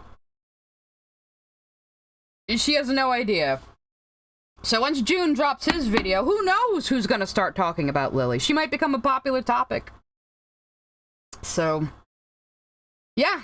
I mean, I'm just a little clown over here. I'm not that much of a threat, but June? Master Clockwork sent a super chat. Sneaking into a young girl's room at night. Sounds familiar, Lily. Sounds awfully familiar. Yeah, Lily. It does, doesn't it? Yeah. Shy I sent a super chat. Someone warn Lapunny. Next target for sure. Yeah, well, recently, though, Lily also had a post where she said, when I was a kid, my mother told me my sister had sleep apnea, so I would go in her room to check on her. So Lily is now trying to give herself a plausible excuse to be in Courtney's room at night when they were teenagers, when Courtney has accused her of sneaking into her room at night and sexually abusing her. So that's not something an innocent person usually does. They don't try to excuse the crime if they're innocent of it. So I'm just saying, who threw a tomato at my diamond? Hang on, I gotta look at some of these highlighted chats. Yeah, Lily is always weird about Rebecca Sugar. I honestly think... I've started to think her hatred of Steven Universe started when Lizzie broke up with her because Lizzie liked it, and I feel like Rebecca Sugar is like an object of sublimation for her rage at her ex. You know, her ex whose last name she still keeps, and whose art she kept using for a while. That one. Definitely not someone who seems furious at the one who got away. Yeah, Lily saying all her exes are abusers remind me of those old dudes who complain about how crazy women are. Yeah, when you say, like, every single ex-girlfriend you had is crazy, it's probably you. It's usually you if you say that. Yeah, Lily writing Lily has made Michaela draw art of her, like, gushing over this Lolo chick she's now trying to turn into, like, a throuple with them. Or maybe not even a throuple, just a polycule with fucking Lily at the center. Just like fucking Poppy. You know, for people who polyamory means, well, I get to have multiple spouses, but they don't get to do anything with anyone else. You know, that kind of thing. Yeah, what was the contest? I've missed if anyone said it, I'm sorry. Someone just, I don't know, send it to me in a ask later on the side blog. Sent a super chat. That was a megastone in that Pokemon scene to help evolve the Pokemon. She's taking things out of context again. I'm sure she only played that because the chick was saying, I have a bond with Gardevoir, to excuse her fucking mating bond bull fucking shit in her comic. You know? Lily ever touches Ninjago or murder drones. I don't know if she'll become the next Yondev per se, but... I should raid Lily after the stream. I can't... Oh, yeah, that's right. I can set up a raid, can't I? I mean, I'm blocked from her chat, but I could probably still set up a raid. Lily, changing my name now would cost $600, and I don't have that money. And here's $700 to make an Evangelion video. Lily, now. I don't know why I did that voice for Ant. I can do a New Jersey accent. Anyway, let's continue. I know I talk about Steven Universe a lot on this show, and many of Oh, I thought you only mentioned Steven Universe once or twice a year, Lily. you are no doubt sick of it, but Glass of Water has always been about using bad shows as a basic writing lesson and debunking bad ideas from idiot fanboys, and Steven Universe has more fuck-ups and aggressively sycophantic fanboys than... You say that after you've been praising your fucking Antarctica show, where the writing is so contrived. They try to make the idea that a woman just randomly decided to go to Antarctica and then died in a blizzard trying to get her laptop so she could email the Aurora Borealis to her daughter is a heartwarming story and not, like, the actions of a fucking moron. That is the ending of the Antarctica show, by the way. The chick's missing mom just went to Antarctica on a whim with her two friends. She wasn't a scientist or an engineer or an Arctic researcher or anything. She just went, that sounds neat! And they went to Antarctica, and then she fucking died out in a blizzard because she wanted to get a laptop so she could email her daughter a picture of the fucking Aurora Borealis, or Aurora Australopithecus, or whatever the fuck it's called in Antarctica. And we're supposed to find this heartwarming, that she just died for no reason and left her daughter motherless, idiotically going to one of the most dangerous places on the fucking planet. But you think Steven Universe has bad writing? Steven Universe is flawed. There's only a few areas of it I would call badly written, though. I do think Pearl hand-waving Pink's backstory and just, like, speedrunning through it for us is a little bullshit. I don't like that, a super chat. Lily wants a harem, not a polycule. Then she'd have to be conscious and communicative of her partner's feeling. And she will never do that because she's a fucking malignant narcissist, and I will stand by that. than any other cartoon on the market today, so there's no shortage of material involved with it. And if it had worse writing than any of its contemporaries? Really? The same era that had fucking Uncle Grandpa? And you think Steven Universe is the worst one? What else was out around the same time? You think Steven Universe has worse writing than fucking Teen Titans Go? What else was contemporaneous with Steven Universe? I wasn't really into Cartoon Network at that time. All you little zoomy zooms who were watching Cartoon Network in 2013, tell me what was contemporaneous with Steven Universe that might have been more badly written.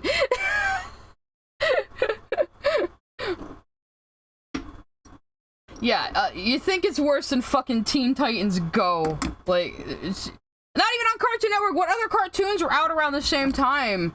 Yeah, you think it's worse than Mighty Magiswords? We know what happened to that guy. Talking about problematic creators. You think it's worse than Star Versus? What was on Nickelodeon at the time? It was probably garbage, right?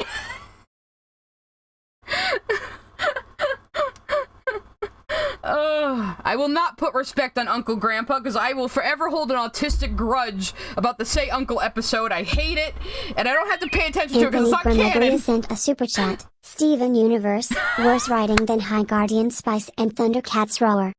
Thank you, and I knew you'd come through for me. Oh, God. Yeah, you think like 2014 SpongeBob is better written than fucking Steven Universe? Are you kidding me? Miguel Fernandez sent a super chat. Just got here. What's the name of the vid? The video was originally called Steven Universe is Ideologically Rotten. Lily has since privated this video, or removed it entirely. I, however, found it on the Wayback Machine. Matt Exclaim sent a super chat. I need Swoop to get on this Lily Orchard deplore like friggin' yesterday. Yeah, I actually reached out to Britt, one of the accusers, a little while ago and was saying, you know, you guys should really try to tap Swoop. I think she would be perfect for this. We have another super chat coming. Nate Smith sent a super chat. SU is written worse than its contemporaries. She says while SU read around the same time as the problem solvers. I don't know what that is, but it sounds terrible just for having a Z on the end of the name. But yeah, Swoop would be my dream team for covering Lily's allegations. Swoop is a very good creator. She's a survivor herself. She makes great videos. She researches the fuck out of everything she talks about. She's very reliable.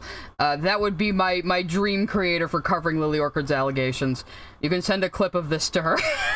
If you don't know who Swoop is, look her up. She's a very good... She's kind of a drama tuber, but she takes talking about allegations against other YouTubers very, very seriously. She doesn't treat it like a sensationalist thing. You might think she does because she has like the whole teal hair and the cool look, and she has Petty University, but she really is serious about a lot of it. She just has a sense of humor too. You know, very, very good creator. Do you think Say Uncle should have been in one of the trauma montage? Yes, absolutely. And I don't know why King Beats didn't play, but it's originally called Wank On, Wank Off for some reason. Huh. Interesting. King Beats sent a super chat. It's originally called Wank On, Wank Off for some reason. Yeah, Swoop covered the Ace family, 8 passengers, Daddy of 5. Her Daddy of 5 coverage was especially very, very good. And like I said, she isn't sensationalist. She does treat these things very seriously. But she does also have a sense of humor and will, you know, lighten the mood a bit with a joke here and there. Yeah, Petty University, there you go! That's Swoop, Petty University. She's fantastic. I like her a lot. And like I said, she would be my dream. Marketa Pulsness in the super chat. It's not a drama, it's dangerous. Yeah, very true. I do believe she does say that. Steven Universe is worse than Squidbillies. Okay, look, I kind of low-key like Squidbillies. Okay? 493 sent a super chat. Steven Universe worse than Squidbillies? Come on. Yeah, Swoop is also very real with her fans. She strikes me as a very reliable person. Emily Grumblebust sent a super chat. Amethyst canonically killed Pizza Steve. Well, we got that going for that episode. Alright, we got one more super chat coming. Holly Al sent a super chat. Writing contest was to write a very specific short story and had rules like only cis characters and no steampunk. She got angry at her fans over it. Why would those be the rule? What? Okay. That's odd. I can't speak to the quality of Amazing World of Gumball and Clarence. I've seen clips of Gumball and I can't believe some of the jokes they got away with. But, yeah. Okay. Let's go back to Lily, I guess. And if I want to talk about the problems with metaphors as the end-all and be-all for storytelling, well, this is the best example of why that attitude doesn't work. Steven Universe, and admittedly a lot of cartoons these days, are written with a fanfiction mindset. Remember the mid-2000s where fanfiction was this crazy, weird, unhinged place where people were mashing genres together and shoving every idea into their stories in whatever order they thought it would be cool? It was a lot like Kingdom Hearts, twists and turns that complicated the story for no other reason than the author thought it was cool. This resulted in a ramping up of more epic! Stakes get constantly higher. The fuck are you on about? Lily, you write fanfiction exclusively, and you like Kingdom Hearts. So how are you saying these are both negative things? How is Steven Universe written like a fanfic anyway? It isn't. For all the flaws Steven Universe might have, it's pretty Craft consistent. sent a super chat. They made a furry joke in one episode. Is that why it's bad? They made a furry joke? And we also know that Lily Orchard doesn't like high stakes. She doesn't like high stakes that are like cosmic, getting in the way of like her relationships between character enjoyment, but she likes Kingdom Hearts. What has more cosmic stakes than fucking Kingdom Hearts? The only thing I can think of that is like Anthony Gramuglia sent a super chat. Fanfics were like that because we were kids. Yeah, and the other thing is too, fanfic can be very indulgent, and that can be healthy. Like, when you write a fanfic, you don't have to worry about establishing the world or the characters, really, because the people who are going to read it already know these things, so it can be kind of relaxing in a way. You don't want to write an original story like that, but it can help you build your skills, and it can just be fun! You can be very self-indulgent in fanfiction, no one's going to judge you for it, that's what it's there for! Rare Orchid sent a super chat. Lily not talk about Kingdom Hearts Challenge Impossible. I wonder if she brings it up more than fucking Steven Universe. But yeah, what has higher cosmic stakes than Kingdom Hearts? The only thing I can think of is Gurren Lagann, where you have mechas throwing fucking galaxies at each other by the end. That's the only thing I can think that gets more off the rails than Kingdom Hearts. You know? So why are you complaining about the stakes being too high in media when one of your favorite things has the most ludicrously high stakes imaginable? Craft sent a super chat. She wants everything to be an episode of Barney. Kinda, but then she likes Kingdom Hearts. I don't get it. I really don't understand. Stop Must Be sent a super chat. Personally, I don't like high stakes. I prefer them medium rare. You gotta get my stakes high first before you cook them. Actually, Lily had a fucking post recently where she said it doesn't matter how steak is cooked, it's all steak. And I was like, Lily, how could you be so wrong about like everything you talk about? How could one person just be so wrong about everything all the time? Let's see. Remember, Lily hates that the stakes are higher than you see in a slice of life story. Yeah, except she likes Kingdom Hearts. Your show can't have cosmic stakes. Only Kingdom Hearts can have cosmic stakes. Exactly. The fanfiction I wrote at 11 and the fanfiction I wrote at 21 are very different but equally indulging. It's called gaining skill while having fun, yeah. There's nothing wrong with fanfiction being indulgent. Like I said, that's what it's fucking there for. You know? Great Bar sent a super chat. Did you hear Lily accepted Anthony challenge? You know it's real cause she actually said to a fan and not herself. I don't think she did accept it, unless she changed her mind. Anthony's in the chat. Anthony, did she change her mind? I don't think she did. We're gonna see her not understanding people changing their minds very soon, I'm sure. Again, her introduction is always full of just so many wrong, random shit. We have to keep pausing. And then people keep sending me super chats. Antagonists get more and more threatening, and then suddenly your high school AU is having the dark denizens of the underworld breaking through the floor to devour the souls of the four. Lily, that's you! That's Kingdom Hearts, Lily! Lily, that's you! Shy I sent a super chat. Giga Foods just felt the chill run down his spine. I'm not sure who that is, but hopefully they're okay. Yeah, I gotta take I kind of spammed that just now because, ow, your high school AU becomes like, you know, crazy with like demons and monsters and cosmic stakes. Lily, that's you! That's Kingdom Hearts! It starts out with 3 kids wanting to build a raft, And now we have, like, you know, the Master of Masters and, like, 2 fake Kingdom Hearts and a real Kingdom Hearts. It's in Shibuya, in the World Ends With You world, and there are people whose hearts are inside Sora who get fake bodies and become real people again, and what the fuck, Lily? Oh, God. Yeah, and Lily saying that Sora Kingdom Hearts is such a breath of fresh air when he's like the most basic bitch shonen protagonist you've ever seen in your life. Yeah, she can't change her mind. She hates Steven Universe.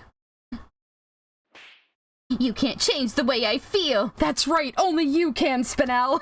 You think she'd learn something from the movie? Did she just say the plot of Heathers? Tyler Preston sent a super chat. Steven Universe is worse than Brickleberry? I don't think Brickleberry was contemporaneous with Steven Universe, was it? That's pretty new, isn't it? I don't know why the super chats are getting delayed. Emery Grumblebus sent a super chat. Did she just say the plot of Heathers? And welcome to the Psy Squad. Yeah, the sticker shouldn't be delaying the super chats. They're on 2 different extensions, so...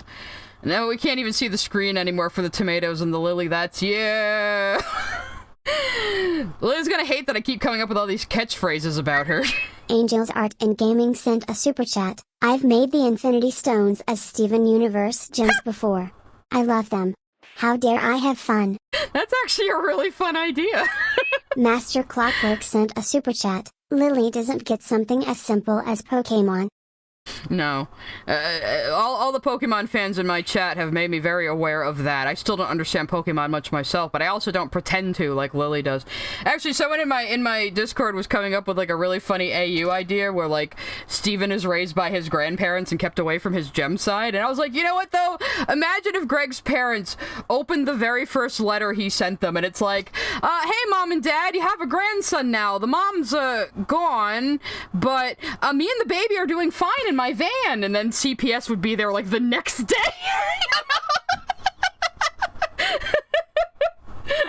AU idea. I come up with them way too much. I have my own AU to work on. Honestly, if I say anything that sounds like a good Steven Universe AU ever, steal it, please. If it's something I can't use in Switcheroo, just use it yourself. So waiting for something of a writer myself sticker. Oh yeah, we don't have space for one now unless I take out something, but we could maybe add it eventually. I thought I did add it at one point. Maybe I meant to. You know, it happens a lot. I mean to do something and then I forget, and then she hasn't even really talked about change your mind yet. So we haven't even gotten into like the crux of this yet. She's just yapping as usual. But we're having a good time, so and we're actually analyzing media and talking about writing and having fun. Forsaken. I've witnessed this problem happen before, like a My Little Pony fanfic that starts off as a polyamorous shipfic before the fucking Grim Reaper and the souls of those long past and the realm beyond death all become major plot elements, or a Pokemon fanfic that starts. So you just Lola27234 sent a super chat. I want Lily to watch Hunter x Hunter. It would funny because it's everything she complains about in one show/manga. Is it? I've never actually gotten into Hunter x Hunter, but I'll trust your word on that. But like, okay, so now she's just bitching about fan fiction she's read. Like, ow, this fanfic started out with like 3 lesbians scissoring, and then it had a plot. It made me angry. Like, oh god. Starts off as just another let me narrate my trainer journey story before it introduces shape-shifting edgy darkness men, prophecies about kingdoms long past, silver princesses, people getting their souls corrupted. So stop reading My Little Pony fanfiction. Or get over it. Fanfiction isn't going to be perfect. It's not professional work, you fucking retard. Great sent a super chat. Can we do a pool closed meme with Lily? Oh, that's an ancient meme you just brought up there. That's from the old times. Back when we could say retard without anybody complaining. She never talks about change your mind in this video. Really? Are you kidding me? I thought she actually talked about the ending.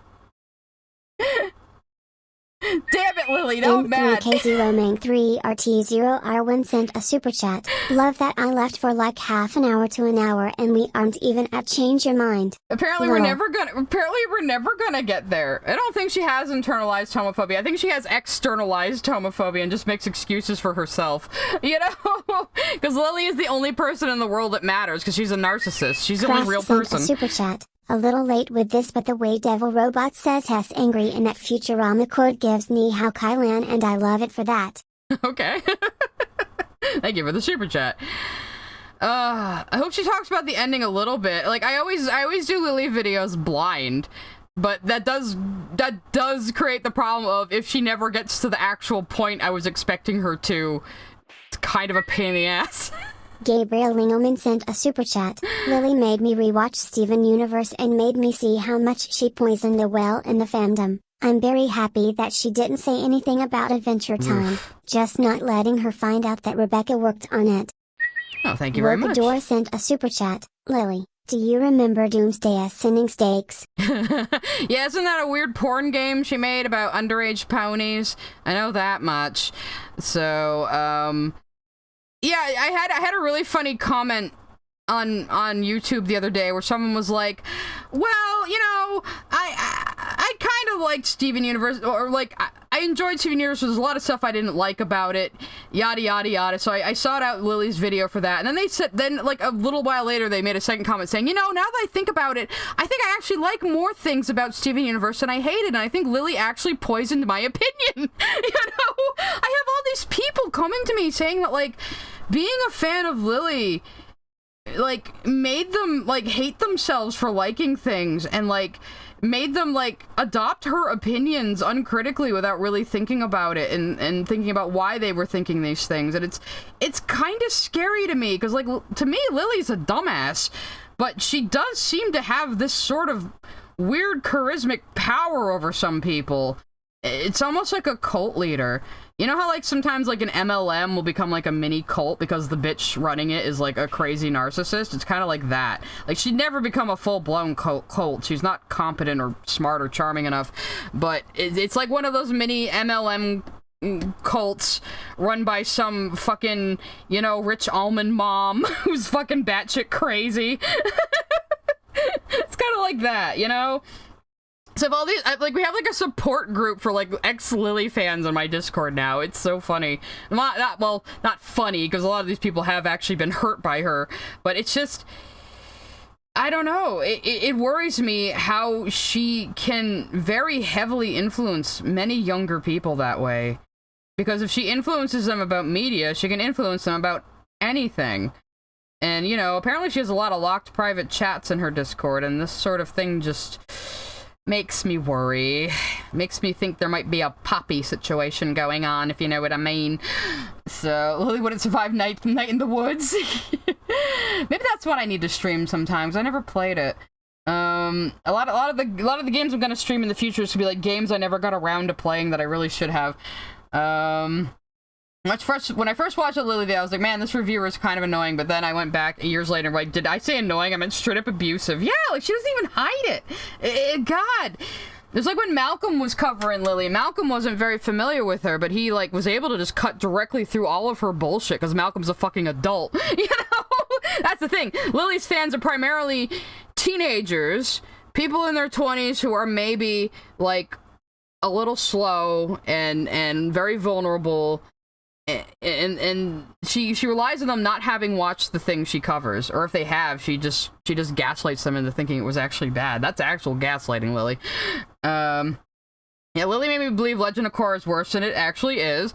Korra is very flawed, more flawed than Steven Universe, I would say, but I do like Korra. I did watch it as it came out. And yeah, she's an idiot about it.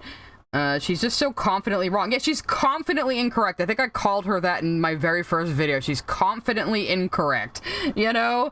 And she gish gallops, so you have no time to verify if what she's saying is even true, because she just says a bunch of, like, wildly wrong things all in a row that you don't have any hope of, like researching to fact check her on, you know? Someone who's watched her Pokemon videos or series is more brain-rotting and anger-inducing than every single take she has on SU combined. Well, it's probably because Pokemon's your thing. Yeah, she's a horrible person, I agree. Yes, Mae Borowski is my wife, not because of the fan art where she's a BBW, because she's totally me. Okay. Well, I'll contend I do have autism, so how's that for a little slow, LOL? I mean, yeah, autistic. I mean, look, I'm autistic too. I understand getting caught up in like magical thinking and not really understanding social cues and maybe being a little vulnerable to manipulation. I do understand that. Hi, Dan. Welcome. His attitude lures queer teens with low self-esteem who desire to be more assertive and cut dry. Yeah. Emery Grumblebust sent a super chat. Play World of Horror. It's a mess, but I love it. I will think about that. Thank you for the super chat. Yeah, but and Lily herself also seems to be stuck in the mindset of a 15-year-old, so that probably helps her relate to the kiddos, but yeah, she if she had to deal with like any like adults her own age, they would see through her shit immediately. That's why she doesn't talk to anyone her own age, you know? Corrupted by the darkness Pokemon, suicide bombing a pack of Cacturne, stabbing a Metagross in the eyes with a knife, banshee fucking, and a gun. Steven Universe is a lot like that. It's not enough to just talk about issues like homophobia, abuse, gaslighting, or self-hatred. We've got to do all that in the most epic way possible! Stuff like this is the only reason why Steven Universe... Liar Liar sent a super chat. Lily is a miserable bully who wants the rest of the world to be as bitter and mean as she is. I agree. Thank you for the super chat. Lily, Steven Universe isn't only about gay issues. It's about a lot of things. You know, straight people like the show too, right? This is like everybody's take with Utena these days. Like, it's a queer sapphic show. Like, back in my day, there were plenty of straight women who were into Utena, okay? What are you talking about? You know? Like, have I ever dealt with adults my own age? Of course I have, Kaiser. I'm friends with people older than me, I'm friends with people younger than me, I'm friends with people around the same age as me. Doesn't matter, as long as we get along. But, like, yeah, you don't like that it has fantasy aspects, okay? That's a personal opinion. Banshee fucking as if she didn't pull a Frenchie on her and grab a carnivore. goes to the weird extremes that it does. More and more crap gets piled onto the story out of a misguided attempt to be more epic. Why are homework? A lot of this shit was set up in season 1, Lily. We saw injectors in the kindergarten for the first time in season 1. They had the broad strokes of the lore figured out. You know, like, when they first started the show, they clearly were still kind of figuring out the lore. They were still in growing pains. Sent a super chat. Amnesia TDD is probably too complex for Lily despite having the most simple theme about morality being fluid due to material conditions. I'd rather her play Soma than Amnesia. Great Bar sent a super chat. Korra had the worst treatment with Studio S creator kept thinking THR season they're doing is last one so I don't go hard on it.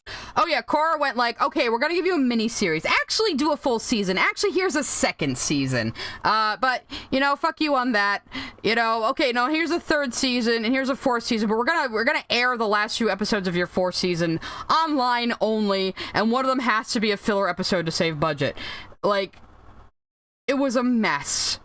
It was a fucking mess, and it wasn't the creator's fault. Though they can be faulted for a few of their story decisions. I also do not like all of the past avatars being erased, and I do not like Vatu and Ravan, Vati, whatever the fuck their names are. Like, you're taking the concept of yin and yang and making it very, very Western good versus evil, light versus dark, and that is not how it works. You did it better with Twee and La. You know, how are these the same people who made the original show? You know? Yeah, season 2 does suck. Season 2 of Korra is the worst, but there is stuff in it I like. I like Korra's two creepy twin cousins. They're hilarious. I like Bolin becoming a silent movie star. That shit's fucking hilarious. I love that shit. So, there's still, even in season 2, the worst fucking season of Korra, there was still stuff to enjoy. Okay, she's gonna bitch about the world building of Steven Universe now, though, so... But yeah, like I was just saying, early season 1 Steven Universe, yeah, they still had some growing pains with the lore. But they had the broad strokes already figured out, and you can fucking tell, you know? So, I'm not gonna do this, your story-based show will suck one. Like, Anthony's already done it, Krim did it, I think Kaiser Shonen also did it. So if you want to see a reaction to that one, go check those out. Because I don't think I'd have much to add, to be honest, except getting mad at Lily for her comments on Princess Mononoke. That's a movie I'd have her review. And see how wrong she gets the themes. Princess Mononoke. See, the evil avatar thing was so stupid, it was incredibly fucking stupid. It makes no sense in the context because the avatar keeps balance, and it isn't all that black and white. Yeah, they completely westernized the concept of yin and yang, and it's really fucking stupid. You know? It's really fucking stupid. Let's hear what she says about SU's lore, though. Onto the story out of a misguided attempt to be more epic. Why are Homeworld the bad guys in this story? Because they slaughtered 14 million gems. Why did they do this? They're the bad guys because they are the antagonistic force against our protagonists. They are the opposing ideology of the crystal gems. That's why they're the bad guys. It's not that fucking complicated. They're not the bad guys just because of the cluster, Lily. They represent the pressures of society. Jer Bear sent a super chat. No one tell Lily about Karikia from Danganronpa. I know a little bit about Danganronpa. I think the whole show would like fucking just our game would just fucking destroy her. I think it's both. I'm gonna lose it if she ever saw Texho Lee's. I saw a little bit of that show because the animation looked neat. I don't remember much about it though. But yeah, they're not bad guys just for the cluster. The diamonds represent the pressures of society to conform. Like literally in the art book, they say that like white is the superego, yellow and blue are the ego, and pink is the id. And the ego is constantly trying to negotiate between the superego and the id. And that is why white and pink are like opposite parallels of each other. With yellow and blue constantly trying to keep the peace, you know? So, the white, the superego, is oppressing pink, the id. It's really not that hard to understand, you know? And together, all four of them make a complete person. That's why you have the big mech that's all their ships together, that's one human body. Like, the metaphors around Change Your Mind are so fucking on the nose. How could you miss them? But so many people did, because they thought this was a space opera about fighting space Nazis, and not about not letting society tell you who to be. you know? I can't. Just because they're sad. What? Hang on. Attempt to be more epic. Why are Homeworld the bad guys in this story? Because they slaughtered 14 million gems. Why did they do this? Because they're sad. No, because there was a fucking war, Lily. Because there was a fucking war. Shy I sent a super chat. I'd have her review Voltron Legendary Defender. They deserve each other. What are your thoughts on Glynn's versus Sheath Lily? I never got into Voltron, so don't look at me. But yeah, that's right, everybody. Don't let anybody tell you how you should be. Do exactly what Sai says. Do what I say. Think for yourself. Anyway, so there was a war, Lily! Like, it just kept escalating. Pink wanted to preserve the Earth. Yellow and blue wouldn't listen to her. White definitely wouldn't listen to her. They kept telling her, Pink, you begged us for this colony. Finish your colony, Pink. Stop trying to flake out, Pink. You always do this, Pink. So they wouldn't listen to her. So she became Rose Quartz and acted as like a guerrilla rebel force. And and Pink was so naive, she thought just her and Pearl could just scare Blue and Yellow and all their soldiers off the planet, because Pink is a fucking child. She's a teenager.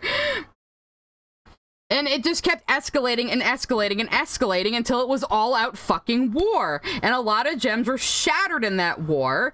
And the diamonds either didn't know at the time or didn't care to try to repair shattered gems. Maybe they thought those powers wouldn't work because Pink allegedly got shattered and they couldn't fix her shards. Other than that, they didn't know they could fix gems at the time because they didn't ever bother to try. So what Yellow was always trying to do was make these shattered gems useful again, because they can't make gems the same way they used to without Pink. So Yellow was always trying things like the forced fusion experiments on the cluster to make these shards useful. That's why the cluster came to be. Dumbass. If you watch the entire show, you would know this.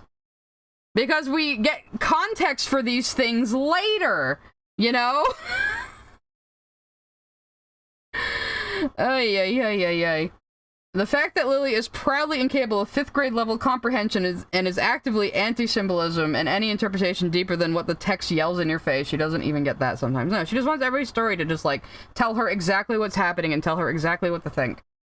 And she can't take, like, being shown characters doing actions and being told to make your own decision on how you feel about that. Sometimes even the authors don't know how they feel about how their characters act. But she can't stand that. She wants the story to tell you exactly what to think, exactly how to feel, and tell you exactly what's happening at every step, and just hold your hand. You just want propaganda.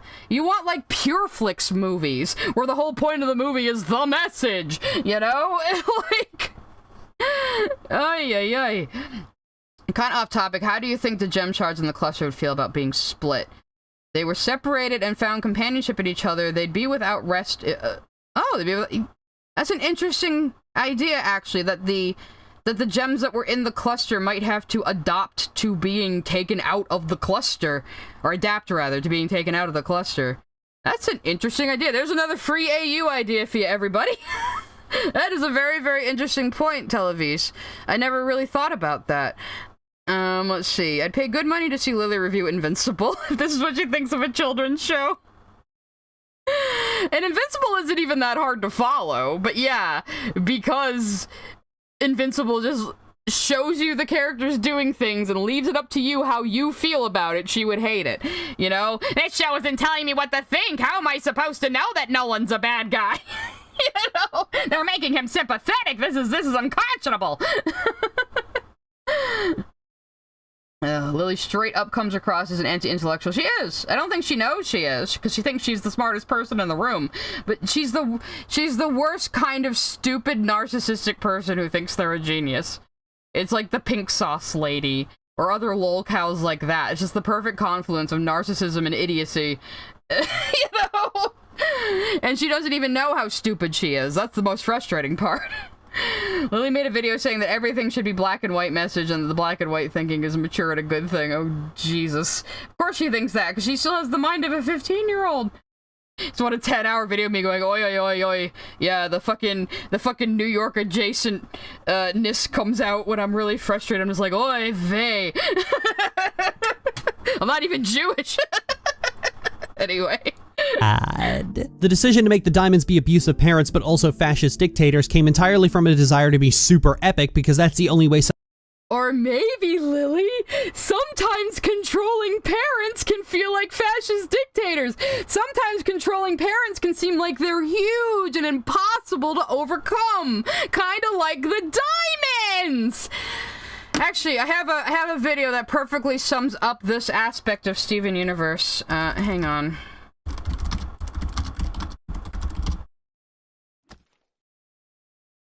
Humans just lead short, boring, insignificant lives, so they make up stories to feel like they're a part of something bigger. They want to blame all the world's problems on some single enemy they can fight, instead of sent a super chat. Get it because pressure makes a diamond. And pink diamonds form under immense amounts of pressure. Extra pressure is what makes a pink diamond. Isn't that interesting? Great sent a super chat. Oh god, I'd love to see her opinion on Perfect Blue or Midsummer. I still need to watch Midsummer, but I think I would like it. It seems like it's a spiritual successor to Wicker Man, but in a good way, not like the sequel. Anyway, let's just play this one more time. Lily? I need you to listen to this, and I need you to listen to this very closely. Humans just lead short, boring, insignificant lives, so they make up stories to feel like they're a part of something bigger. They want to blame all the world's problems on some single enemy they can fight, instead of a complex network of interrelated forces beyond anyone's control. Humans Lily. just lead... Oh, okay, I'm sorry, Dee Dee, I didn't mean to repeat you. Lily! She's talking about the show itself. She's lampshading what Steven Universe is. You dipshit. This show is so self-aware. Humans like to make up stories where they represent complex problems as a single big enemy they can fight. I wonder what that sounds like! If I could begin to be half of what you think of me. Anyway, I'm losing my mind over here. Does she think fascists and abusive parents are two groups that never cross over? That's a good point. So the Steven Universe show about how miscommunication affects people. Yes, Steven Universe is at its core primarily about communication, not redemption, not like loving thy enemy. It's about fucking communication and how different perspectives clash with each other. But if you just reach out and try to understand where someone else is coming from, you can resolve the conflict. You know, like a fucking adult. But no, Lily's over here. Isn't Lily the one who says, "Oh, kids, you should just hit your bullies in the head with a big rock. That will solve all your problems"? Lily would say that Mark was in the wrong and Anisha is the victim. Oh, yeah. Well, have they gotten to Anisha yet in Invincible? I don't think they've gotten to the scene yet. I know she's been introduced, but I don't think they've gotten to that scene yet. Or have they? I haven't seen season 2 of Invincible yet. Or the second half of season 2, I should say. Oh, did they get to the scene? I see someone saying yes, but you guys might be a bit behind me anyway. Yeah. I did, I watched a 5-hour-long video on the Invincible comic, so I know what happens. So, yeah, I'm not gonna say I understand the whole comic just because I watched a 5-hour video on it. I'm not Lily Orchard, but oh, thank you for the 10 gifted subs. I will definitely be putting up another link to the Discord after the stream. I forgot last night, I'm so sorry. Because sometimes the integration just doesn't work. It should add people automatically, but for whatever the fuck reason, it hasn't been, and I don't know why. Let's see. Notably, Lily Orchard thinks the Townie episodes are filler because she can't grasp that stories about communicating with people may have thematic relevance. They do. Thing is, I also don't like a lot of the Townie episodes, but my problem with them is I just think they have kind of weak writing. Hopefully I didn't...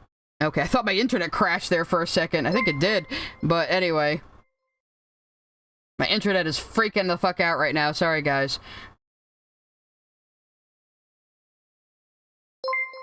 Okay, I think it's better. We had a little brain fart there for a second in the internet. But yeah, like, what was I even saying? I got distracted because my internet was dying. The gift is... Yeah, I'm walking here! Sigh at 420 decibels. Yes, exactly. You can hear my accent coming out. Lorch thinks violence is the answer, always, says the super chat. That'll come eventually. Because the gifted sub tone is still going off, and I don't know how to stop it! And she doesn't seem to understand that characters don't have to be redeemable by real-life standards to be redeemable by fictional standards. Exactly, especially in, like, a fictional fantasy world. You know, like... just, you know, yeah, the diamonds aren't fascist space dictators, Lily. They're fucking allegories. They're very obvious allegories. Even you understand they're like Pink's parents. Even you understood that part. You know? Liar sent a super chat. Lord thinks violence is the answer always. Thank you. Oh, I don't know why my internet is like acting up right now. This is a problem. Let me adjust my card physically. Actually, that might be part of the issue here. Stupid little antenna on the back of my computer. Hopefully I don't break something. There, I just moved the PC away from the wall a little bit. Oh, and the kilobytes shot back up. That might have been the problem. The fucking wall is blocking the signal. Anyway, as far as we know, the only books Lily have read are 4 books about brother-sister incest, so, you know, keep that in mind. No one's DDoSing me, it's just my shitty internet connection. Creators know how to create tension. Yeah, a self-hatred plot might seem exciting when literally billions of lives are at stake, but it often seems like a lot of creators and viewers are unaware that personal stories with low stakes can be just as, if not more, enriching. There's a reason Okay, Lily. If you want to go watch personal stories with low stakes, go watch those. That's not what this show is. This is a show about personal stories and communication that is also couched in a lot of allegory that features magical aliens. And that's why people like it. Not your thing, that's fine. It's okay for something to be not your thing, but you've had a vendetta against this fucking show for the last 6 years, and I think it's just because your ex-girlfriend who escaped from you likes it. And that's it. Yeah, watch something for adults, Lily! Go watch your fucking Lifetime movies if that's what you want. Go watch your fucking boring-ass sitcoms. Go watch Fuller House. That seems to be the kind of shit you like. The rest of us can enjoy things that aren't shit.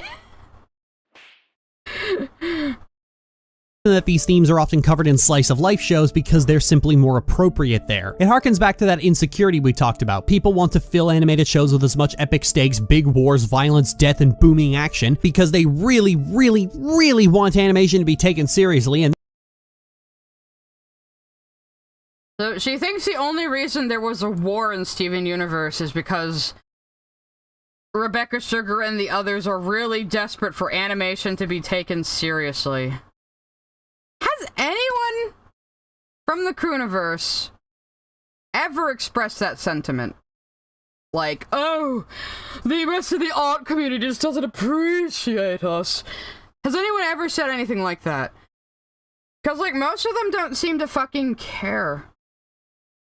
You know, most people like, animation is a very small industry, and most people in it know each other. And I don't think they really care what, like, the fucking Oscars think. I don't think most people these days care what the fucking Oscars think, you know? This sounds like Lily is speaking from a personal insecurity. Like, she's the one who's embarrassed to be watching cartoons. Wokador sent a super chat. Friends is more popular than your favorite anime. Yeah, Lily, maybe look up the net worth of Dragon Ball Z compared to the net worth of Friends. I think you might be shocked. There's a lot of good shows with amazing personal conflict, but in order for her to understand that it's there, she has to read below the very, very surface, yeah. Like, if you want to go watch boring shows about personal drama, go watch boring fucking shows about personal drama. Yeah, she has to review children's adventure fantasy shows that he hates because it's her job, even though she gave herself this job. Lily, you can make videos on anything. You know, like, if you're unhappy with having to make YouTube videos on cartoons, then stop doing it. And, like, go down to the local grocery store and get a fucking real job then, you know? Stop you bitching. She's gonna be a lot of pinks and oranges and brown. This is what the actual gemstone looks like, by the way. This is what Wolfenite looks like. I've been trying to integrate more of this very chunky, sharp, way the crystals form into it. So that's kind of the final design there. I'm trying to make a more dynamic pose right now, but, you know, I'm getting constantly distracted by Lily Orchard's bullshit as usual. But this is what I'm always doing in the background, usually is drawing. So that one time I just reacted to a Lily video and nothing else. Oh god, I wouldn't want her to touch over the garden wall. Scooter McPeanuts sent a super chat. Lily is steakophobic. It's finally come to light. Steakophobic! Yes. Yeah, she's gonna have, well, yeah, it's gonna be like reds and oranges and stuff, so she probably, I guess her colors will lean more a little toward Jasper, but still, it's gonna be, you're gonna apply for a job at a bookstore? Nice, Jaden. That could be cool. Yeah, so I have like a few color schemes I try. Color is always the hardest part for me. So I'll probably be employing the help of my Discord when I am working on the color schemes. I always struggle with this when I'm designing fusions. This has always been a problem. It always takes me for fucking ever because I want it to be perfect. Lesbian flag colors, I mean, kinda. It would work out that way. At least the new lesbian flag. The old one was purple. I missed that one. Lily's so firmly stuck in the late 2000s edgy internet culture, it's not even funny. Yeah, it's like how she represented weebs in her new video with a guy with a Naruto headband on. Like, Lily, your idea of what a weeb is stuck in 2004. And she's so angry that, like, oh, thank you for the super chat. That's a very generous one. Sent a super chat. Lily seems offended at the idea that a show dares exist that doesn't do what she likes. but she also poisons her own well going in. It's such a immature paradox. Nobody asked for her opinions. Yeah, it is so weird. Like, she will, like, go into a show, determine, like, she already knows what it's supposed to be, and then when it isn't that, she gets mad at it. It's so strange. And it is a very childish attitude. Like, well, I don't like it, so no one else can, and it must be, like, objectively bad. And then, but her reasons for why it's objectively bad are always fucking wrong. And stupid, you know? But yeah, so she's like actually angry that weeb isn't a cutting insult anymore and that normal anime fans just call ourselves weebs casually. It pisses her off so much. Like, it was in I think it was in the Wholesome versus Dark the media one, where she was like, weeb isn't just a term for anime fans. Weebs lied to you and just told you it was. But they're weebs, guys. Don't you know that they're weebs? Weebs are bad. You know, she's like so angry that it's not an insult anymore. And she doesn't like interact with people enough to like know the ways internet culture has changed. She is permanently stuck in like 2012. It's ridiculous, you know?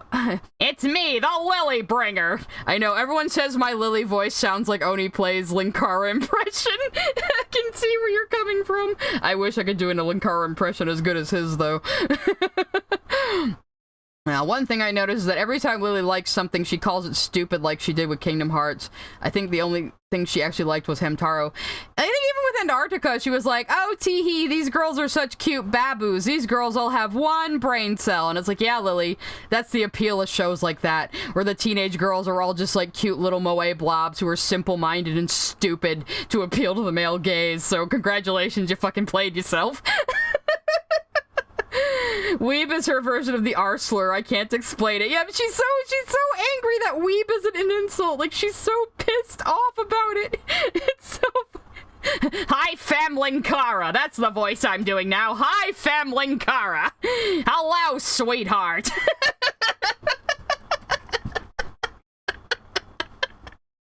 It's really becoming the Linkara voice now that you guys have said that. Last time it was going like Ben and Inko by accident, like the twisted love child of Ben and Inko. That was not a good one. Me keeping my voices consistent? Oh, come on.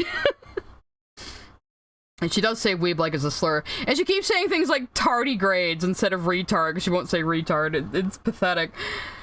Let's continue, though. So right here she's saying...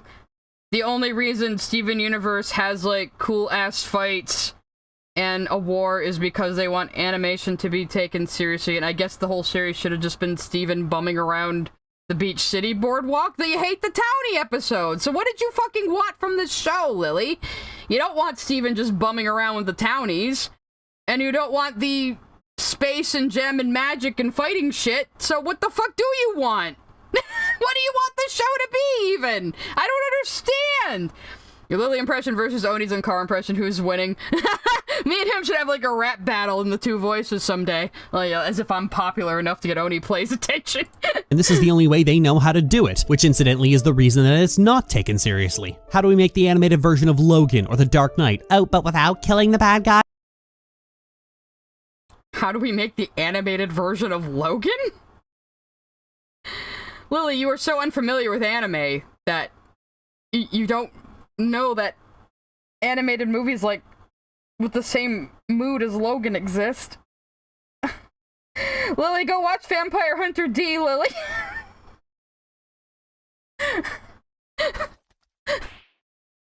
What are you talking about?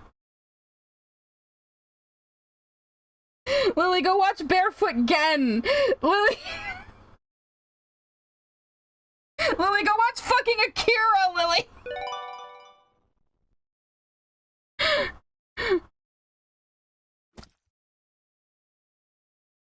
We have a super chat coming, it got a little delayed. Burb sent a super chat. Lily probably watched the Filthy Frank video about weebs and took it 100% seriously. Probably.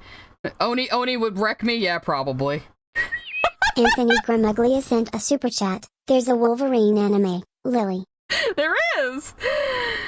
Also, how are you putting Logan and the Dark Knight next to each other? Like, I'm sorry, but one of those movies is much more of an actual artistic film than the other, and it's Logan. Okay, guys, don't come at me, but I really don't like the Dark Knight that much. Roxana Nava sent a super chat. Vampire Hunters D Bloodlust is the best.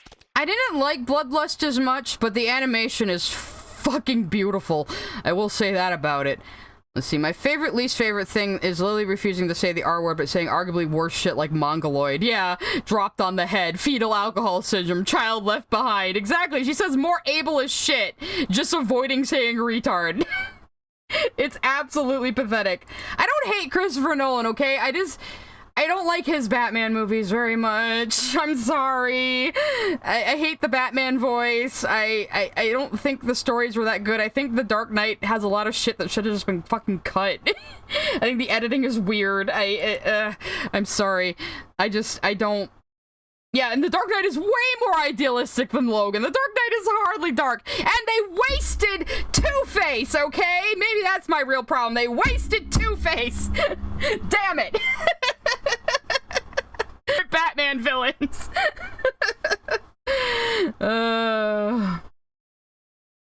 I never saw the third one with Bane, but why the fuck was Bane not Hispanic? Is also my question. Why did Bane sound like Sean Connery with a face mask on? It's the Batman. What the fuck? What was that? I like the Tim Burton Batman movies. Don't at me. I like the Tim Burton ones the best. Shut up. Maybe it's because I'm old and set in my ways. Yeah, okay, now we're on a tangent about fucking me not liking Christopher Nolan movies very much. Go watch Dororo if you want a powerful guy in a shithead kid anime from the 60s. Maybe the same guy who made Princess Knight. Well, Osamu Tezuka had a very prolific career. He wrote so many fucking things. Check the server. Why? What happened? Did a troll get in? What are you guys telling me to check?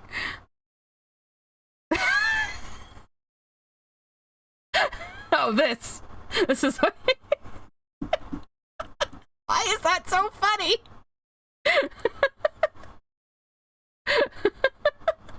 What is that a reference to? Pizza. I forget. Thank you for throwing a pizza at very confused Lily there. I don't usually read Discord while I'm streaming, guys. Sorry. They're all bitching about Pokemon right now anyway. As usual. Okay. So is she bitching about Batman's no killing rule? Let's go back to see what her point's gonna be. I was so thrown off by her, like, saying there's never been an animated movie like Logan or The Dark Knight. What the fuck are you talking about? Go watch Ghost in the Shell, Lily! It inspired those directors! Ghost in the Shell has had more influence on live action cinema than a lot of things.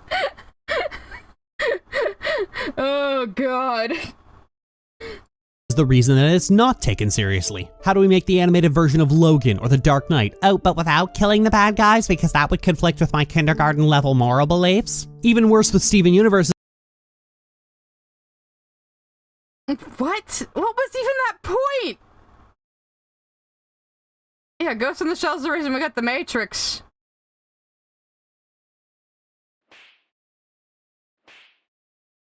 Ghost in the Shell has had so much influence on, like, live-action cinema. So is Perfect Blue. Go watch Perfect Blue, Lily. If you want the animated equivalent of fucking Logan or something, go watch fucking Perfect Blue, Lily. You wouldn't be able to handle it, Lily. Go watch any Satoshi Kon movie, Lily. You can start with Tokyo Godfathers. That one you could at least maybe understand.